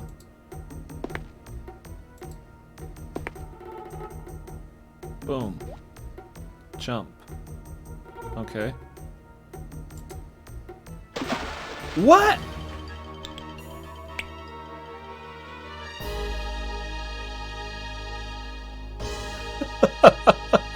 That was crazy because I hit it, but then I like slid off the side.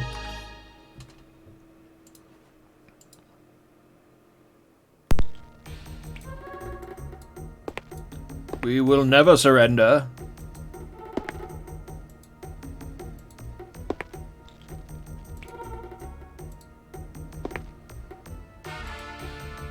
Come on, you coward Well legs. done, my friend.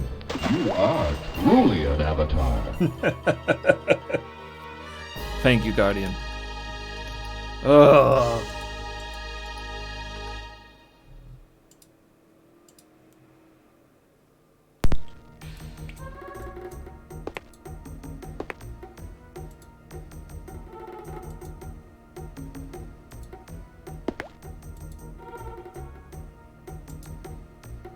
Aha!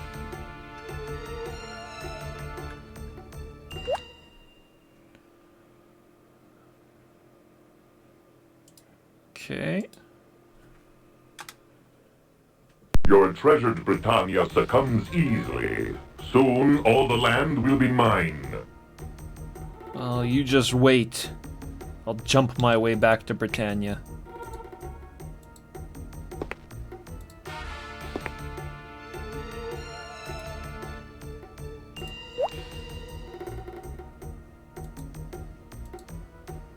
I don't trust that.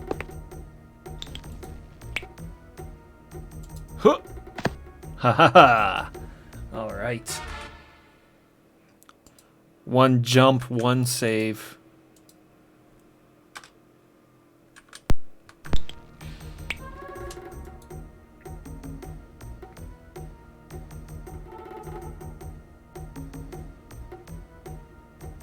Huh.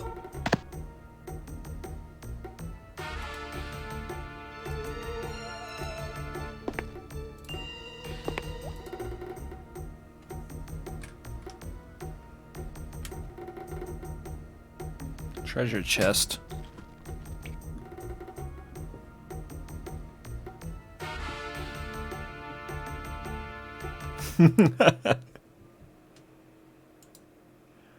Oh, we don't want to read it.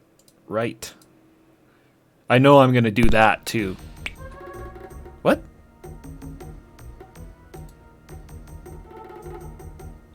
Okay, that's weird. Oh, that's fine. Whatever. I don't even need to save it on that one, because that jump's easy to make. Some of these aren't as bad as others. Fuck right off. Wow. That's crazy.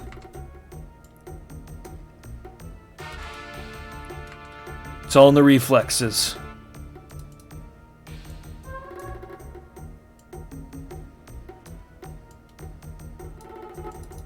All in the reflexes. Oh, what? No!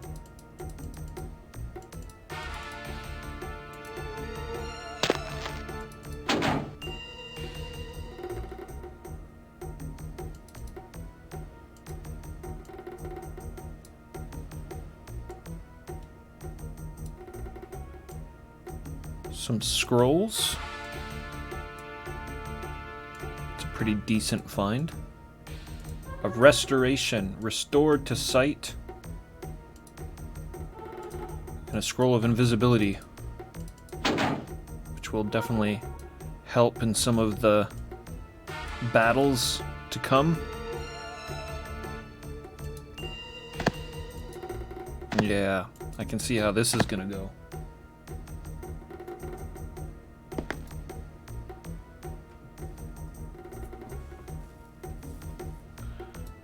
Okay, let's see here. Patch nullifies saves, yeah.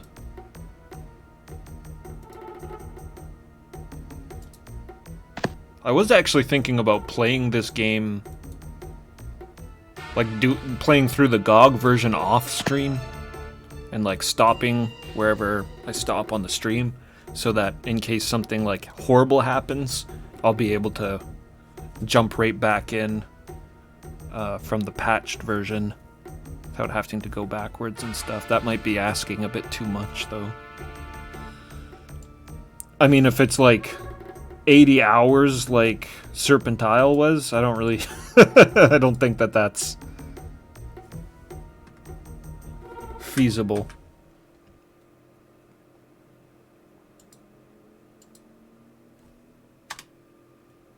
At this very moment, Britannia burns. There's the famous line. Ugh. At this very moment, Britannia burns.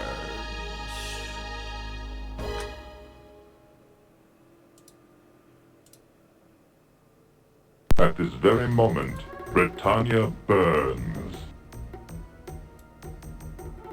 I didn't actually catch if I was short on that jump or if I was too far.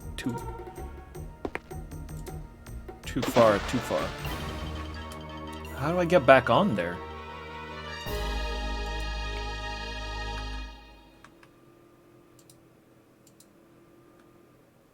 At this very moment, Britannia burns. Like, that's as far back as I can go. So can I just walk on?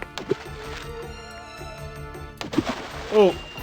It actually does kind of look like I can just step onto it. At this very moment, Britannia burns.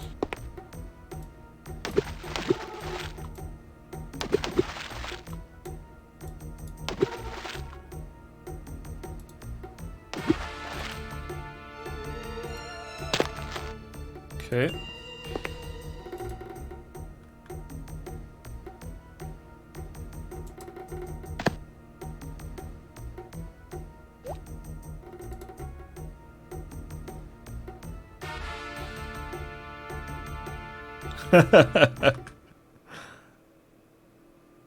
Yeah, who wants to speed run this game? You want to really challenge yourself?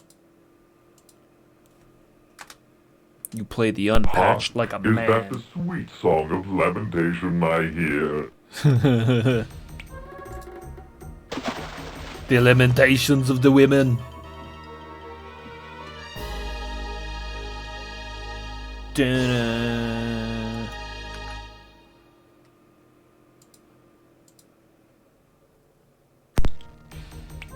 So am I going back here? But this rock seems too, yeah,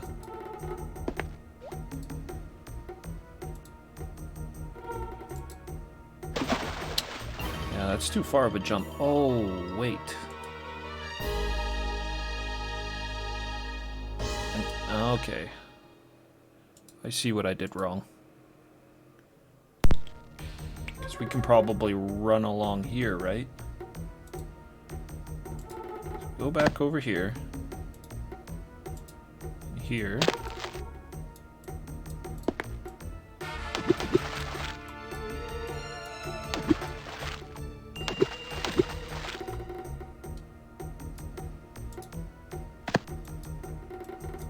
Oh. Damn it. Okay, well that's... So then that's not it.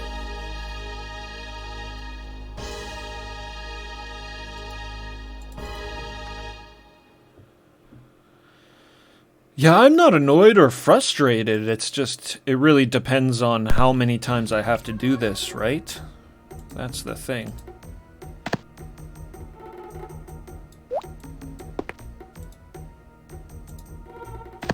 Okay, that's good. Oh! That's why I keep dying every time I hit the water. Yeah, like some of these jumps feel fine. Oh, whoa, whoa, whoa, whoa, whoa. Ease up there, coachies.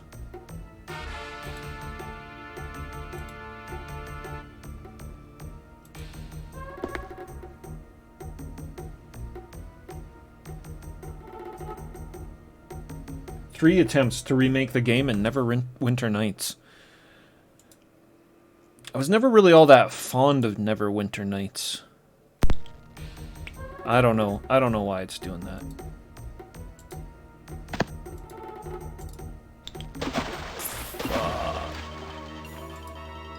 I clicked right. And it loaded instead.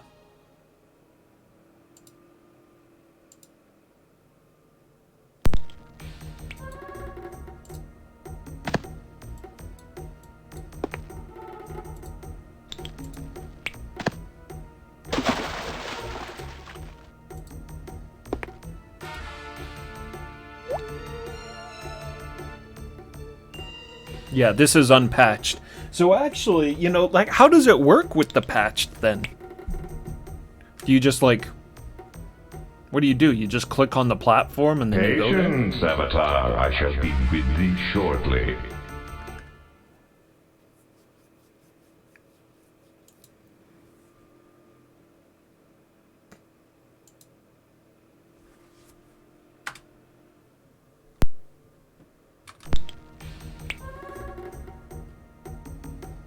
Okay, so I'd hover my cursor here.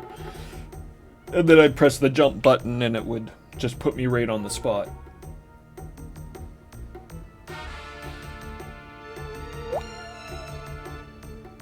Did it really? Did the Neverwinter Nights campaign booby trap every chest as well? I thought it was really interesting in concept because it seemed like a way for people to tabletop game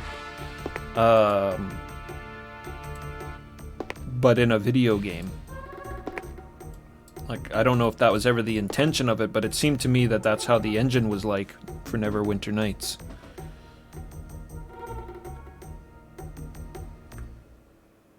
Write your own stories, and all the dice rolls behind the scenes were all done with, you know, Dungeons and Dragons rule set. But in the actual playing of the game, I didn't enjoy it very much. I never beat the main campaign, and That's all I tried. Look at this. We're jumping mad now. Haha. Yeah. Got the hang of this now. I think I jumped on the wrong platform. Yeah. Oh. Oh, poor Avatar.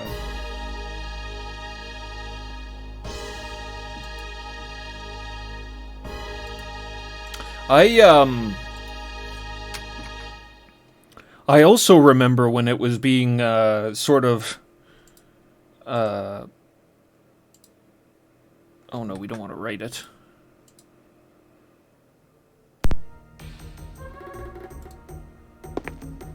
When they were saying that Neverwinter's Night was Baldur's Gate 3, and that you would be able to import your characters from Baldur's Gate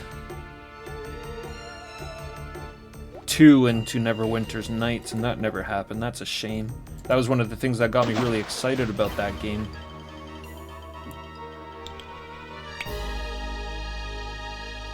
Where am I supposed to jump from here? There didn't really seem like a pathway from that direction.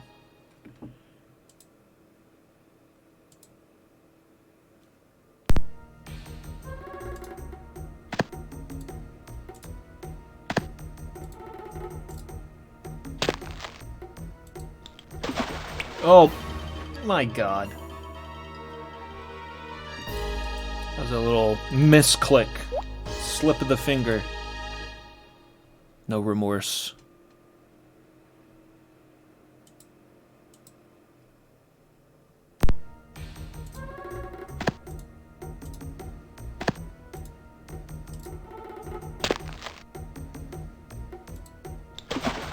Wow. It just wants you to slip right off there.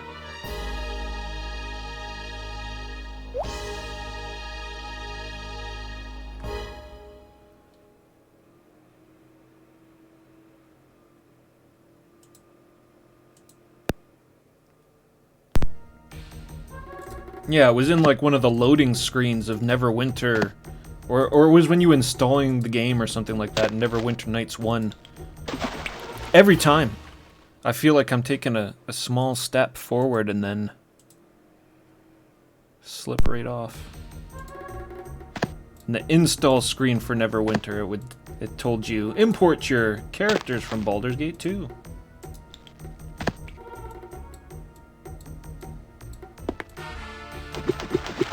We made it. Oh God, we made it.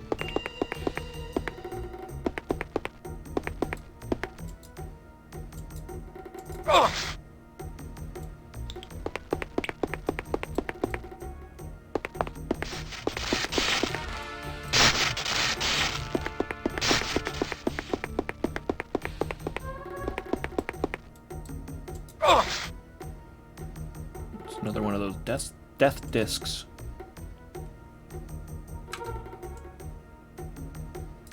I'll grab it. We'll see what it's all about.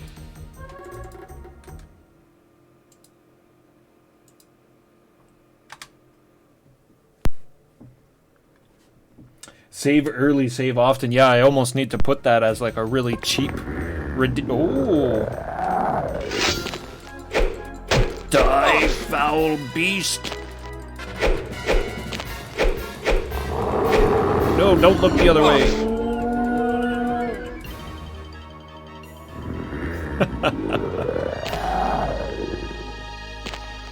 I'll tell you, I'm not used to feeling so weak in an Ultima game either. Penguin, what's up? I think that's going to be a very common sound effect in this playthrough.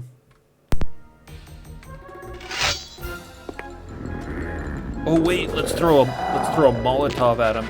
Oh no! The Molotov's lit in my inventory. What?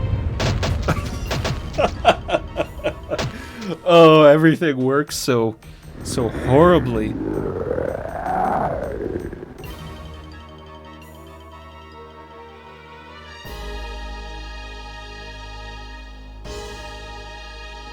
This game had a lot of support from Garriott, and you know, depending on your sources, one would think that he is solely responsible for this strange shift in Ultima styles. But and I want to try to find it. There's an interview with him in full Lord British outfit, and he's talking about Ultima 8. Actually, I wonder, I think I've got it on my desktop.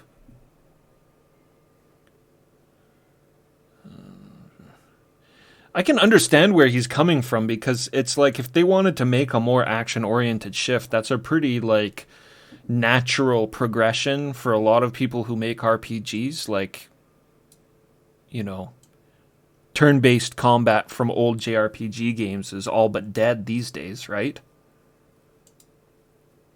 And that, I feel like, is, you know, due in large part of them wanting to make it more action-oriented, make it more interesting, so their people aren't just sitting there reading for hours and hours. But I like sitting there reading for hours and hours. It's a 44-second clip. I don't know how interesting this will be, but I know the full interview is a lot longer.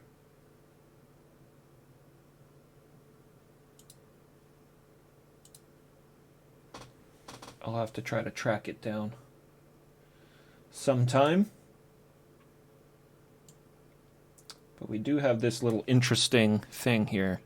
Talks a little bit about his views on Ultima 8. Also brought in kind of new gameplay elements. We decided to make the game, we paid much more attention to kind of animation detail. So in this case, your main character, the avatar, as he moved through the world, had, you know, thousands of frames of animation, to where just, you know, moving forward, you know, just walking back and forth. He's got depending style. on whether you had a weapon out or not, would go to different frames of animation, and you could jump and you could climb, and there was a lot of gymnastics associated with the world itself. Plus, we brought that same kind of animation detail to the world itself. So even though the world was much smaller, we spent a lot more time on the visuals of each of those spaces we did create to make sure they're really punched up.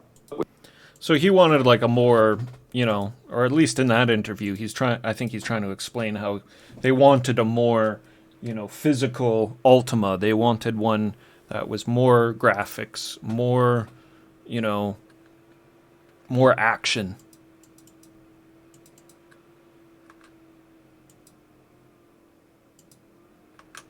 And I mean respect, but it didn't seem to work out too well. Why can't I escape? Leave. That's the wrong one. The animations are very nice. It's a very nice looking game. Just fucking throw the goddamn thing.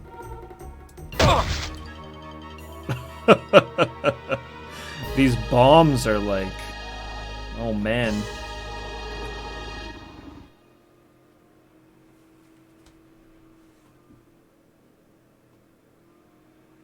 But the thing is, though, is that I feel like so far the writing has been really good, you know?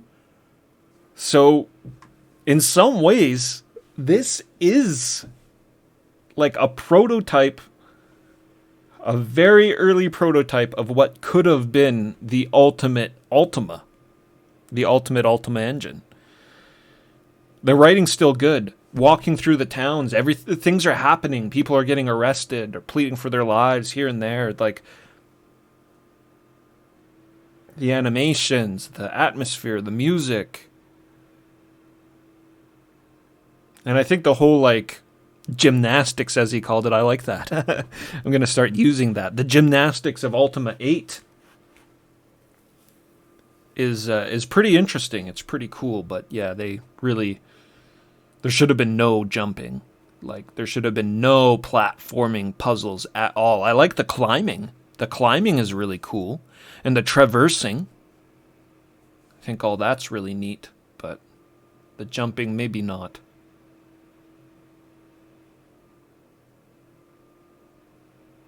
There has been some cool things with the jumping, like we were able to sneak into that guard outpost. And that was pretty cool. Let's put it right where he's gonna be. Okay, so it explodes when I throw it.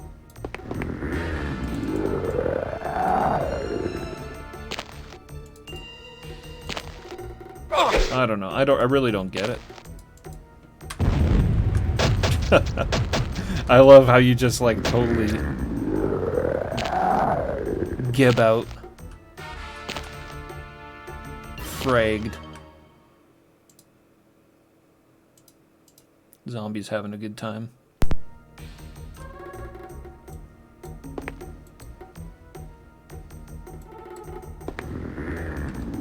Let's try the death disc. Oh, this one I can just click on them. No?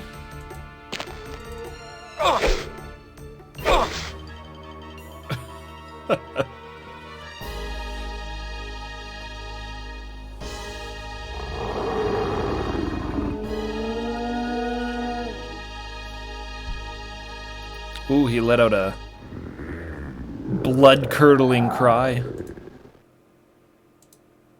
And the sound effects, there's so many sound effects. Oh boy. Just a little chuckle. Just a little chuckle from the Guardian.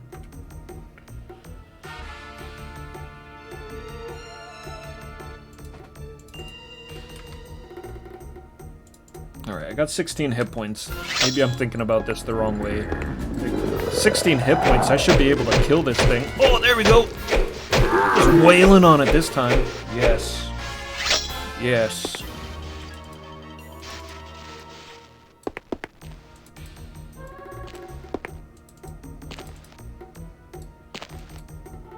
Like a barbarian, you must just be violent and relentless. That's not healing, is it? That's poison? That looks like poison to me. That doesn't look like the same,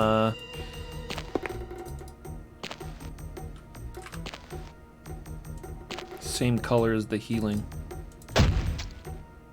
Whoa.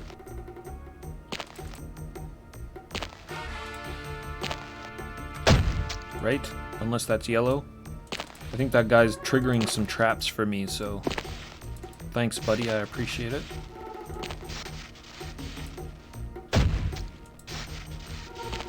Dark diamond. There's a gem cutter in Tenebrae. Maybe we can exchange that for some gold.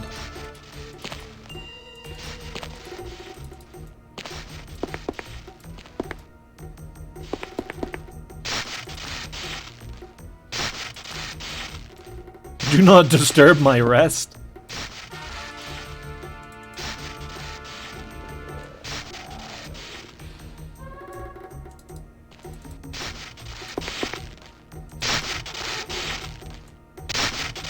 Don't mind me, Mr. Skellington.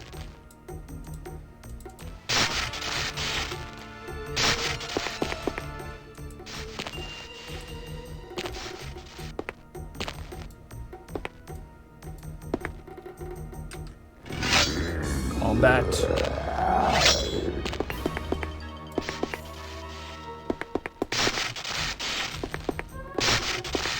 So I'll hop down from there, avoiding that trap.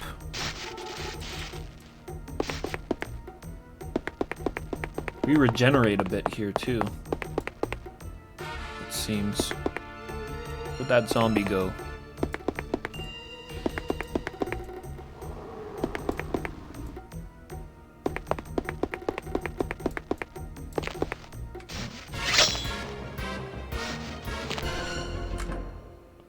Better save it.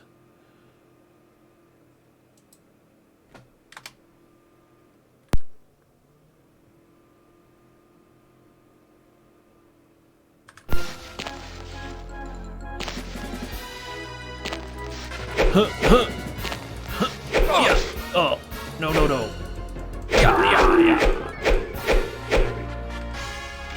Mighty blow from my blade.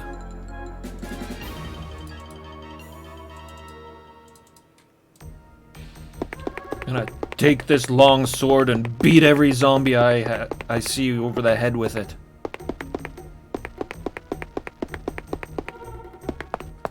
That's what it looks like.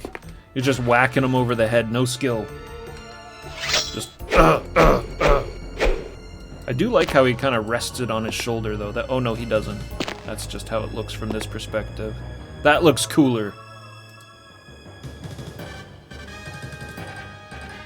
I also forget there's... Where is it?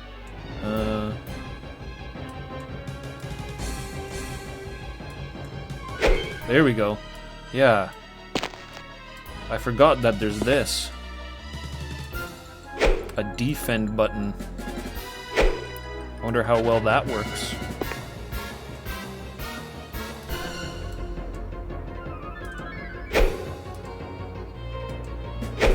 Huh. Stay back.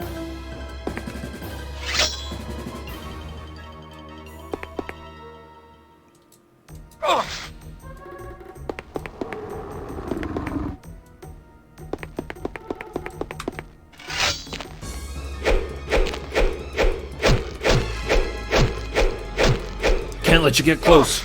Oh. No way that killed me. I was like 20 hit points.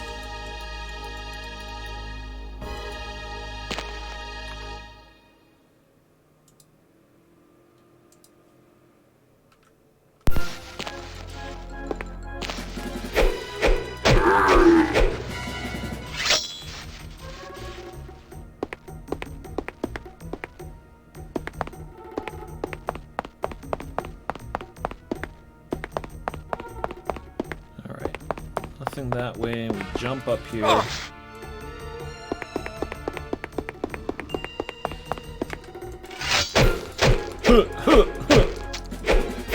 No, that way. It's kind of easy to hit in the wrong direction.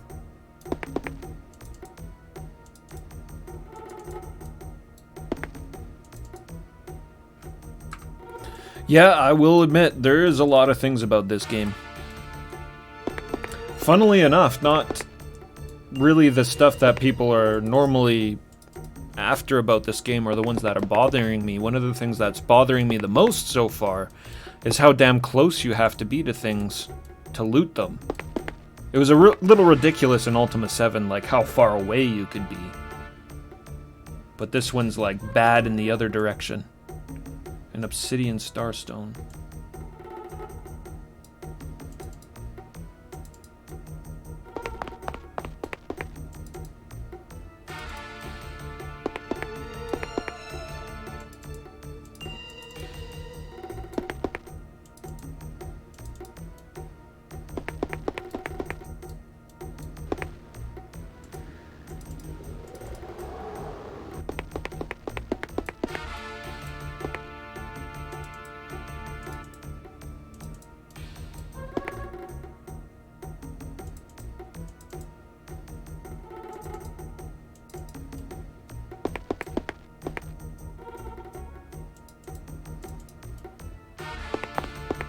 Checking every skeleton.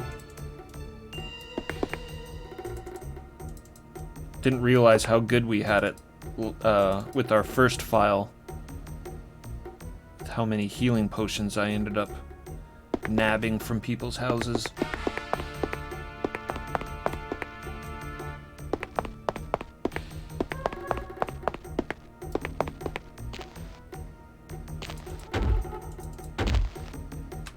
Respawning enemies. I was kind of hoping that wasn't going to be the case.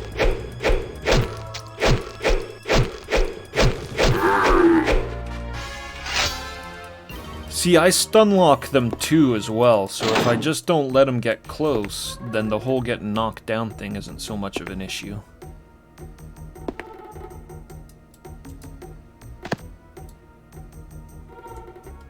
Bodies blocking the way. Get out of here.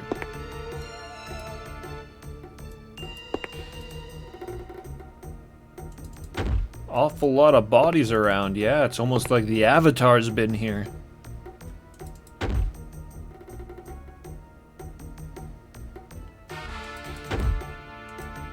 Oh, it's a broken lever. that doesn't do me any good, does it?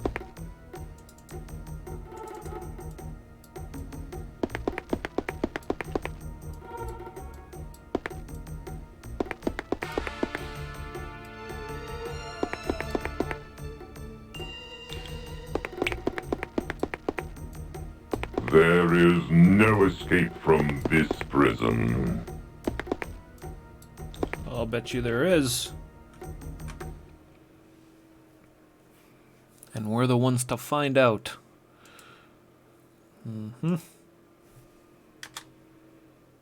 I do so enjoy the cries of torment.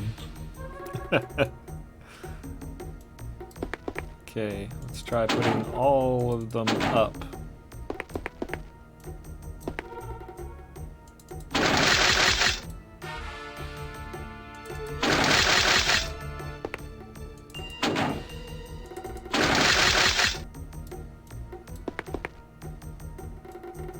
Seems like it's doing its job.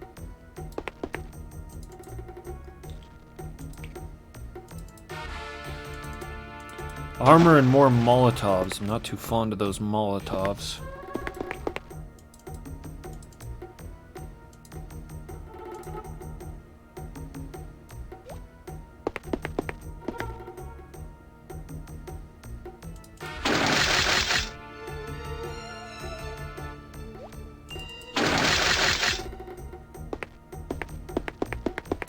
Was that down or up before? I can't remember.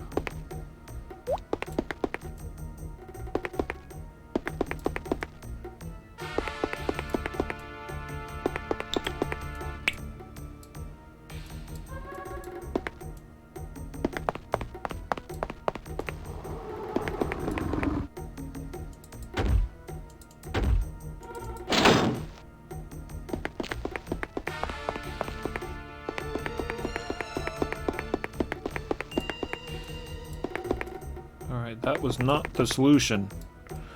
Oh boy. Got to walk off that bridge.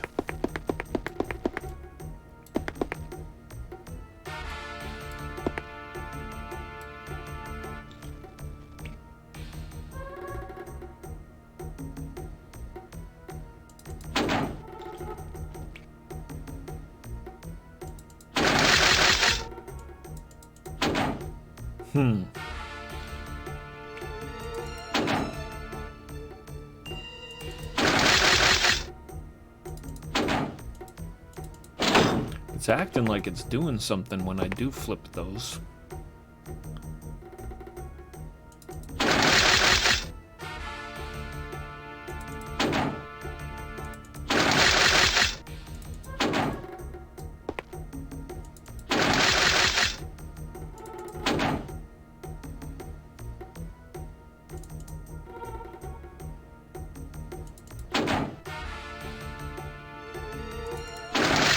Okay, interesting.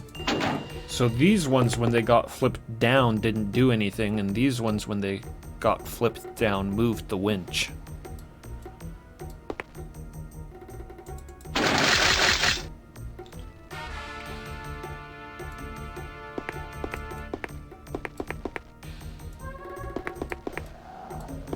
Oh, bridge battle.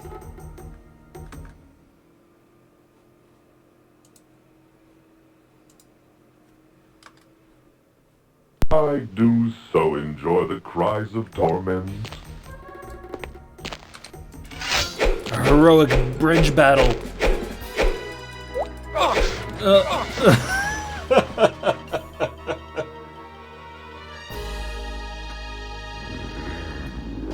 Oh, bless ya.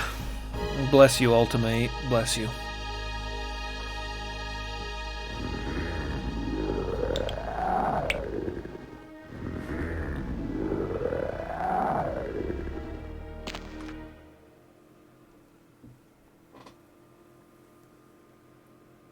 Okay. I'm just going to take a short 5-10 minute break here. Been going for almost 6 hours. Usually I like to take a break around the 4-hour mark, but You had best I've not been having a do ton of that, fun at this Avatar. game, I have to admit, so maybe that's a good indicator that we can push through this. unpatched version. It all, it depends on how many times we got to jump. If it's like a dozen jumping moments like that scattered throughout the game, that's not bad. I can get through that. If it's like 100 jumping moments like that in the game, from those rock platforms over the water, then that's worse.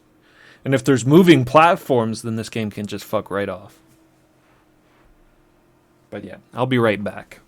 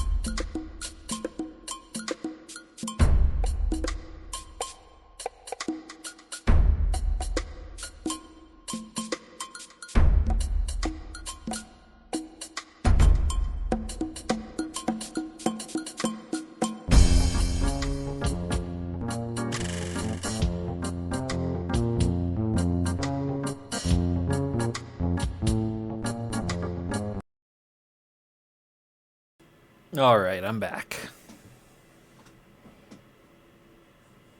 Yeah. Yeah, he's got a nice setup there. I wish I had as good of a setup.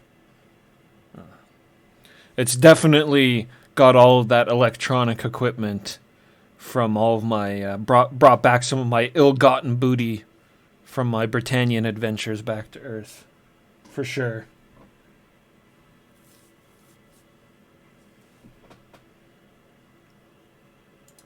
All right, let's continue. It's getting pretty late, so I want to get through this cave. The heroic bridge battle. I do so enjoy the cries of torment.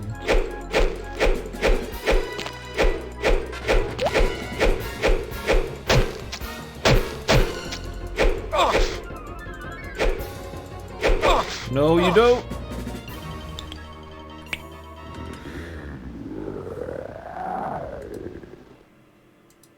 Yeah, there's a real version of that poster kicking around somewhere. The cries of torment.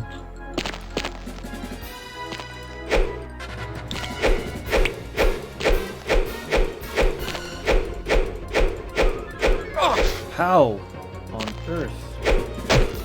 There you go.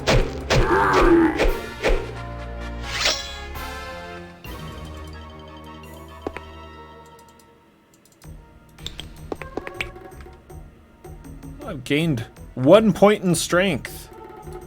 Hooray for me.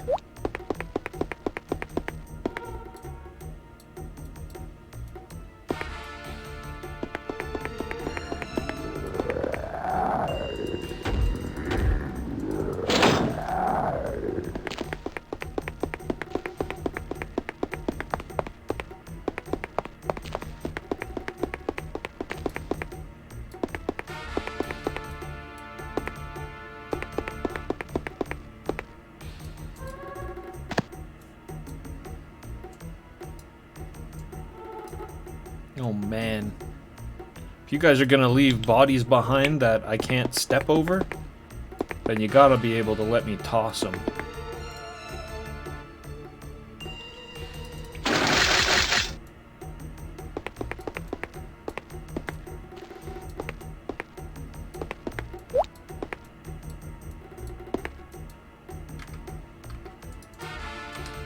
Another bridge ghoul. My nemesis.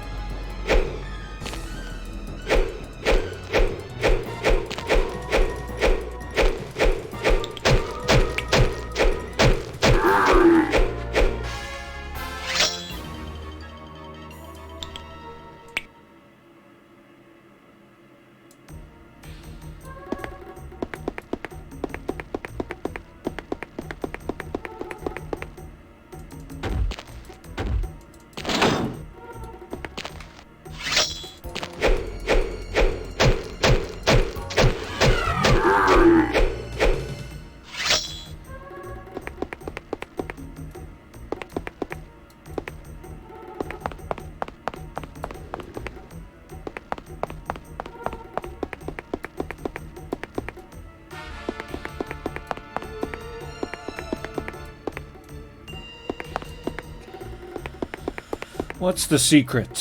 What's the problem? What's going on with this switch situation?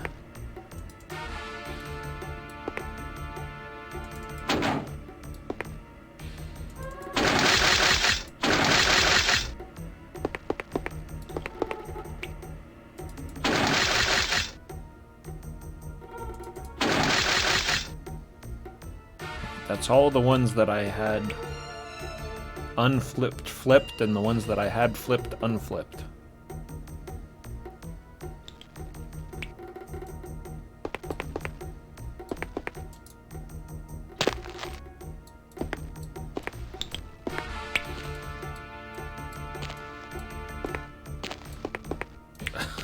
Not another vile bridge ghoul.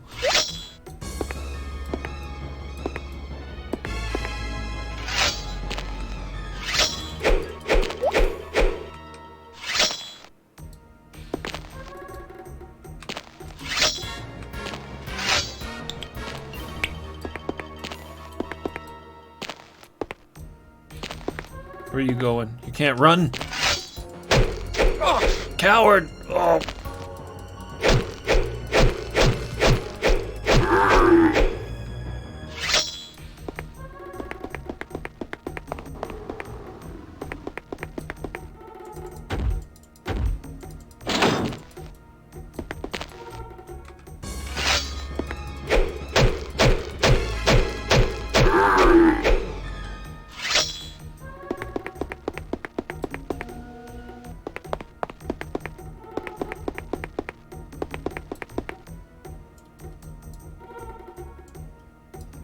I get that it says it's broken. I'm just wondering if flipping those levers in a certain order would fix it.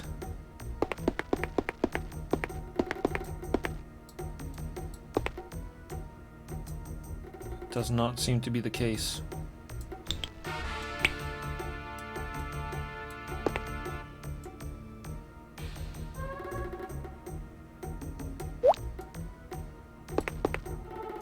Yeah, I want to kick him off the bridge. I want to throw him into the bridge, into the waters below.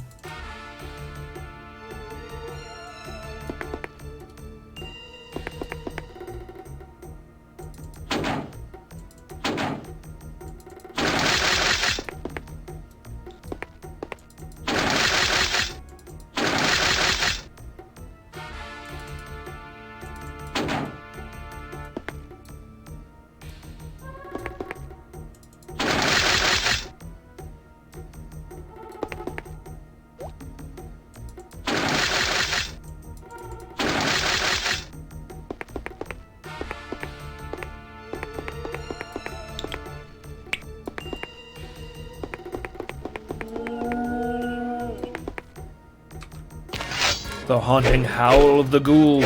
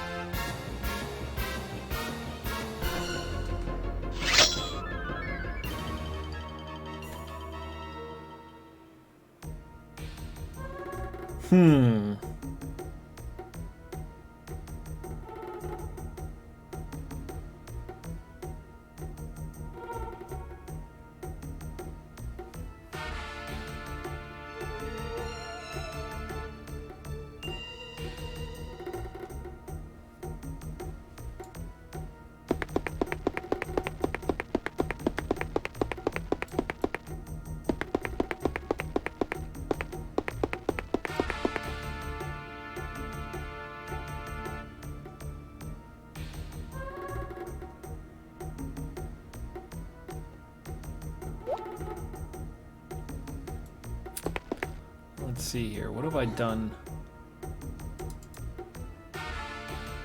Done everything up, everything down. These do respond differently, though, a lot of them.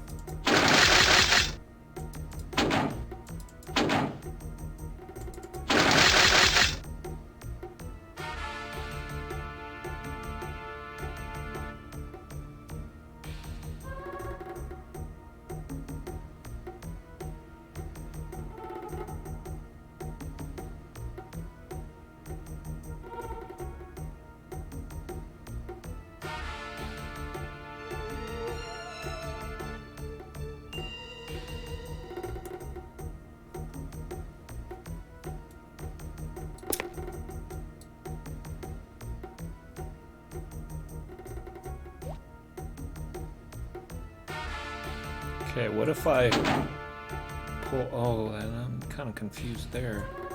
Okay, that makes the sound when it's up. That makes the sound when it's down.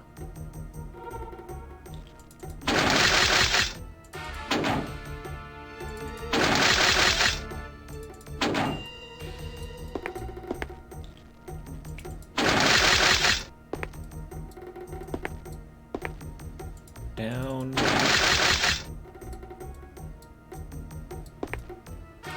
And this should make a sound when it goes up. No. Alright, I'm not sure.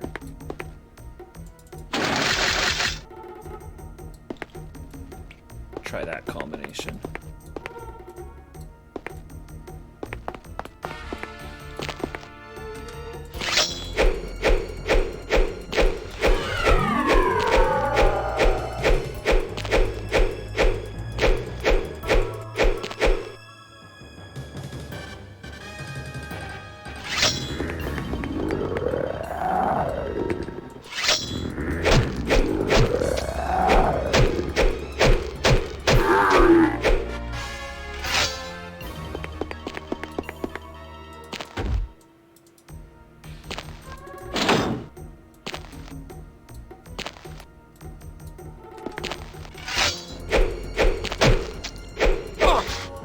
Oh!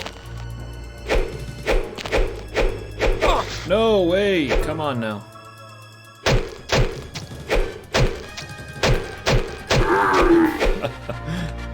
The hit detection is just out of control.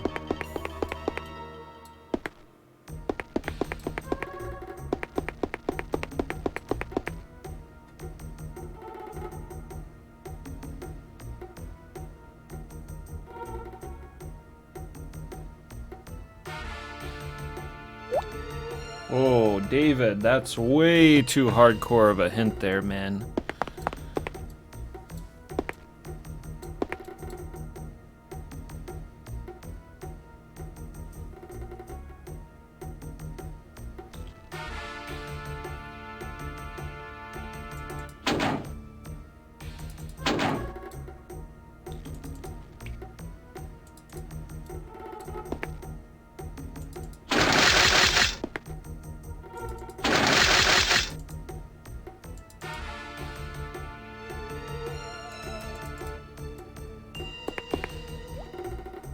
No, it's all good. I just, yeah, it was that Serpentile. The night we were playing the Serpentile, I just, you know, I wanted to get it done that night and stuff, so I didn't mind hints that night, but typically, would prefer not.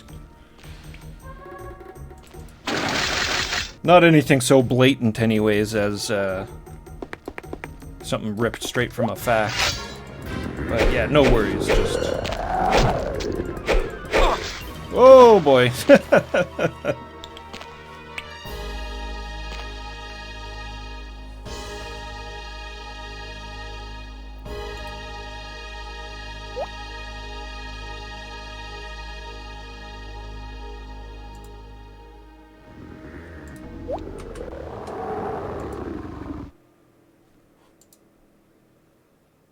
I do so enjoy the cries of torment.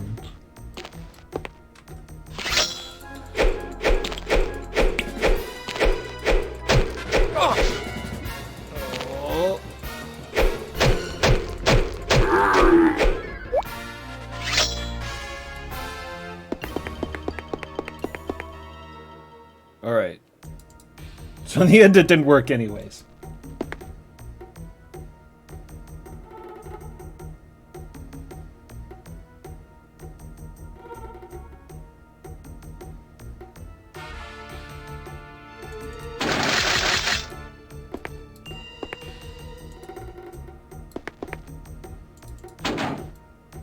Yeah, that's not the right answer.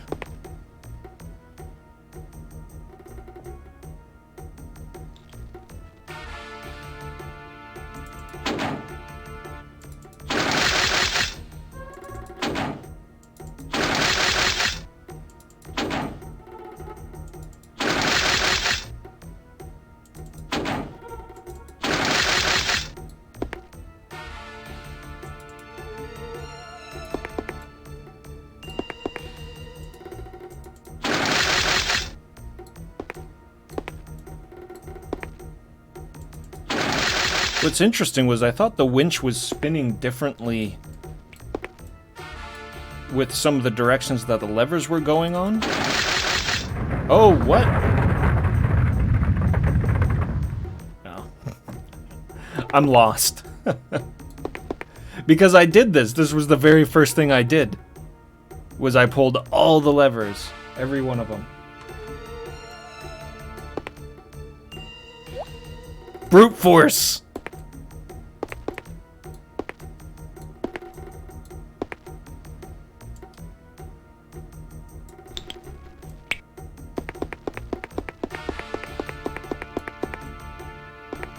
You are traveling in the wrong direction, my friend.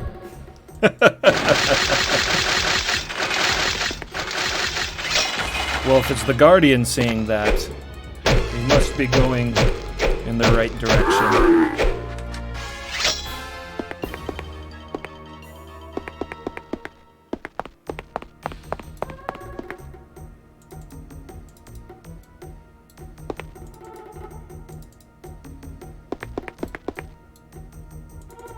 Check these skellies.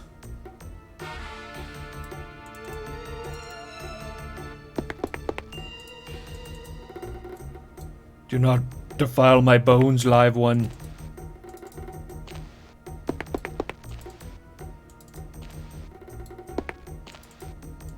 Sorry, man, I need your potions.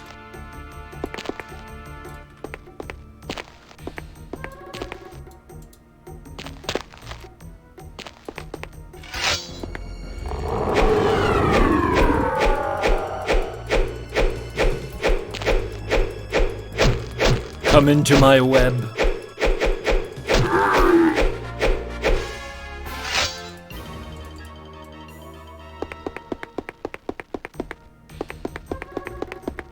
My web of savage longsword blows.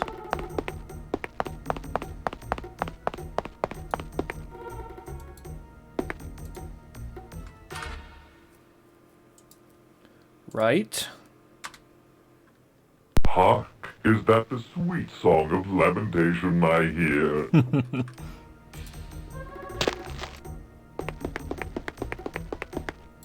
Oh, we made it out. Oh, these are the red explodey mushrooms.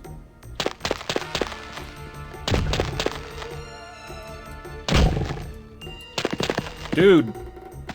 Thorax, don't eat the explodey mushrooms, man. Oh, what? Thorax are supposed to be docile. I didn't hit you, it was the mushroom.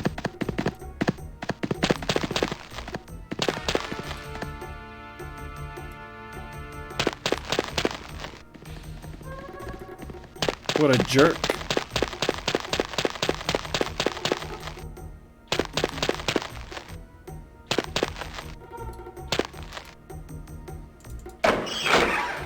Is this our destination?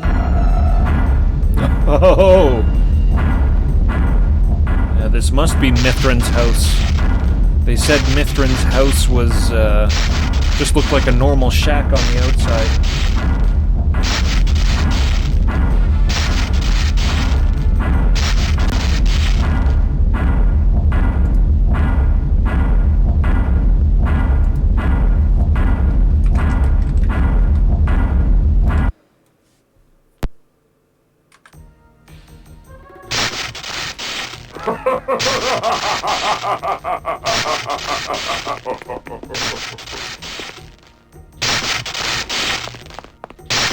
Yeah! Oh, I missed some potions back there. Aww. Cheeky.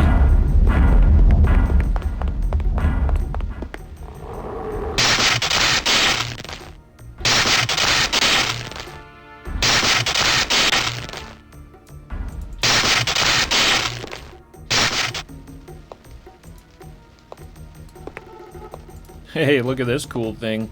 Magical tetrahedron.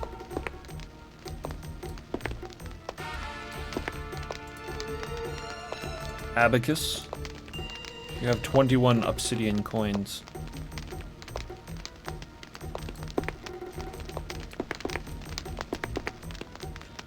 Anyone home?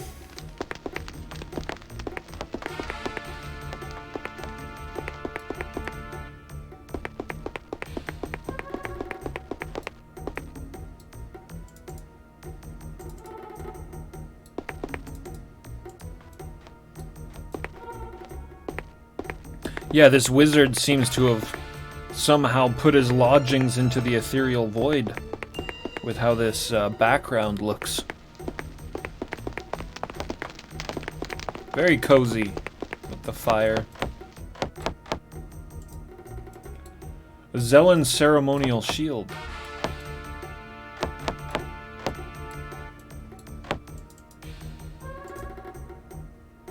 Regents of Thaumaturgy.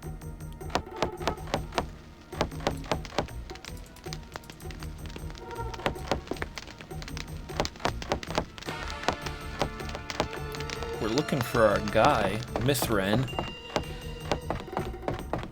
the thaumaturge himself.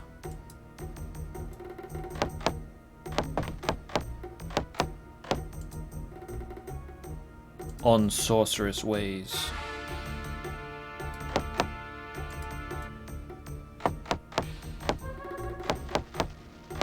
Probably all those books are worth reading. Nigel sent his best, Avatar. Nicestool sends his best.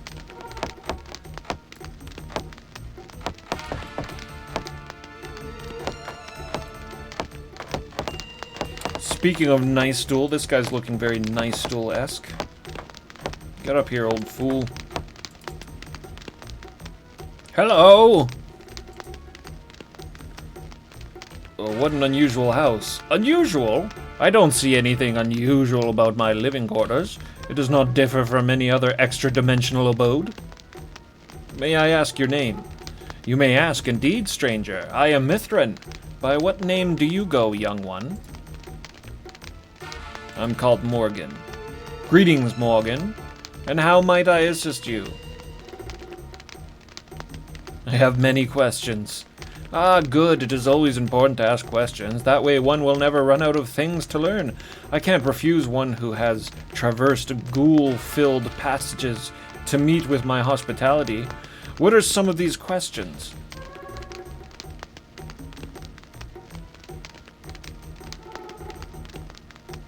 How can I leave Pagan, the most important one?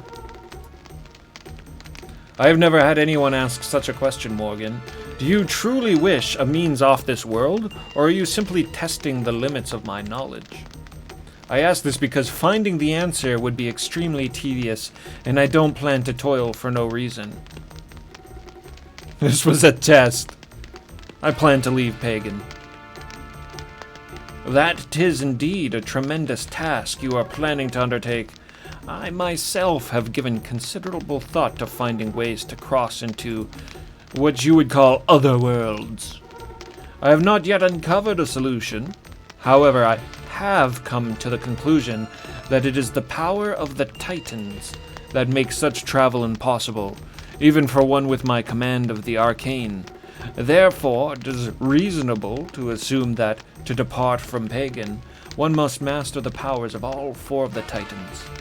I suppose the best place to begin is with one of the schools of magic. Have you spoken with the necromancers? I have not. Then I suggest you begin with them. Speak with Vividos about becoming his apprentice once Lothian has passed on her powers to him. I realize the thought of dealing with the rituals of death may seem distasteful, but I expect it is something to which you must become accustomed to if you wish to succeed. Where are the necromancers? They reside in the cemetery. I believe you will wish to take the east road from the city. I suggest you go with care, for many of the walking dead also reside in the graveyard. Goodbye. May you fare well, stranger, to this land. If there is anything in my house that will aid you on your journeys, feel free to help yourself. Wait. Before you go, my friend, I wish to give you 2 items that I believe will assist you in your travels. The first is an item of recall I acquired many years ago. When you find yourself in trouble, you may use this item to teleport to my front door. Throughout the world, there are other discs to which you can also be transported, if you so wish, providing you can visualize these places.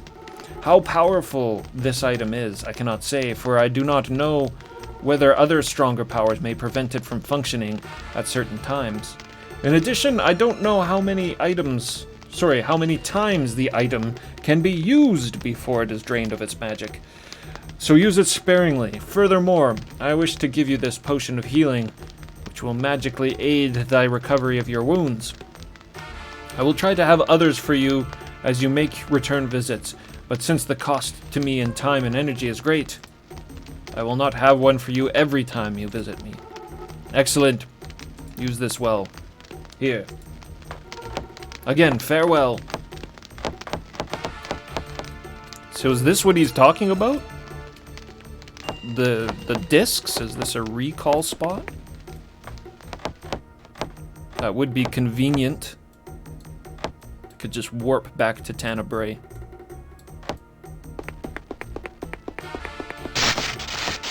Not that I think going through that cave would take particularly long. Ooh.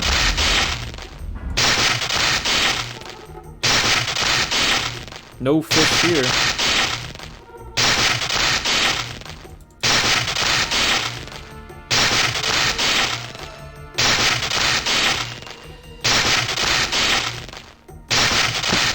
Ultima fishing has always been kind of broken.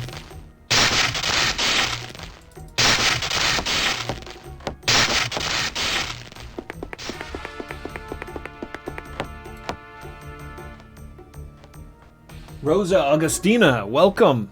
Played the original Unpatched Ultima VIII for years when you were a child. Never realized you were permanently soft-locked.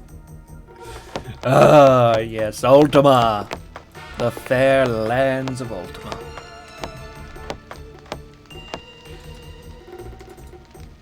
What is your destination? Plateau? Nowhere.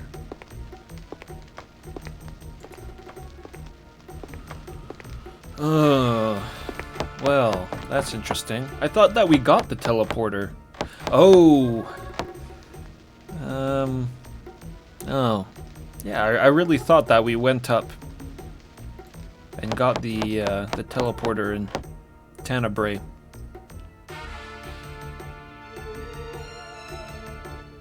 Yeah, I did rush quite a bit.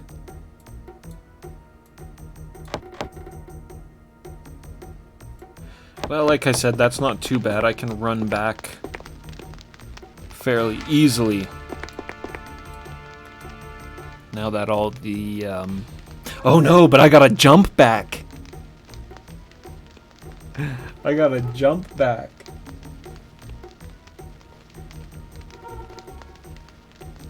Gilead should pay for all the damage he's done to a whole generation of young fans of Ultima. You should pay me for playing all these Ultimas. With praise and adoration, that's Lord British's greatest gift. Alright, well, we're 6.5 hours in, so I guess this is a good place to stop. I especially don't want to go through the cave and jump everywhere right now. I could probably just do that off stream, and then we can pick back up in Tenebrae next time. Next time on Ultima VIII.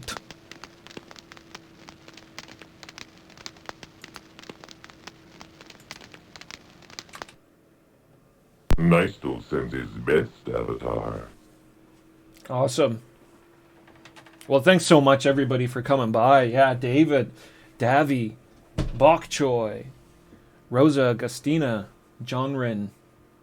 Those are just the ones I can see whose names in chat right now, but everybody there lurking. Otherwise, Sinitar, Bill Bull, thanks so much for the sub. And the hearty host from good Sir Landale. Thanks so much, everybody. I hope you have a great rest of the day or night or a good rest, and gather your strength because we'll be back in Pagan soon. I'll catch you then.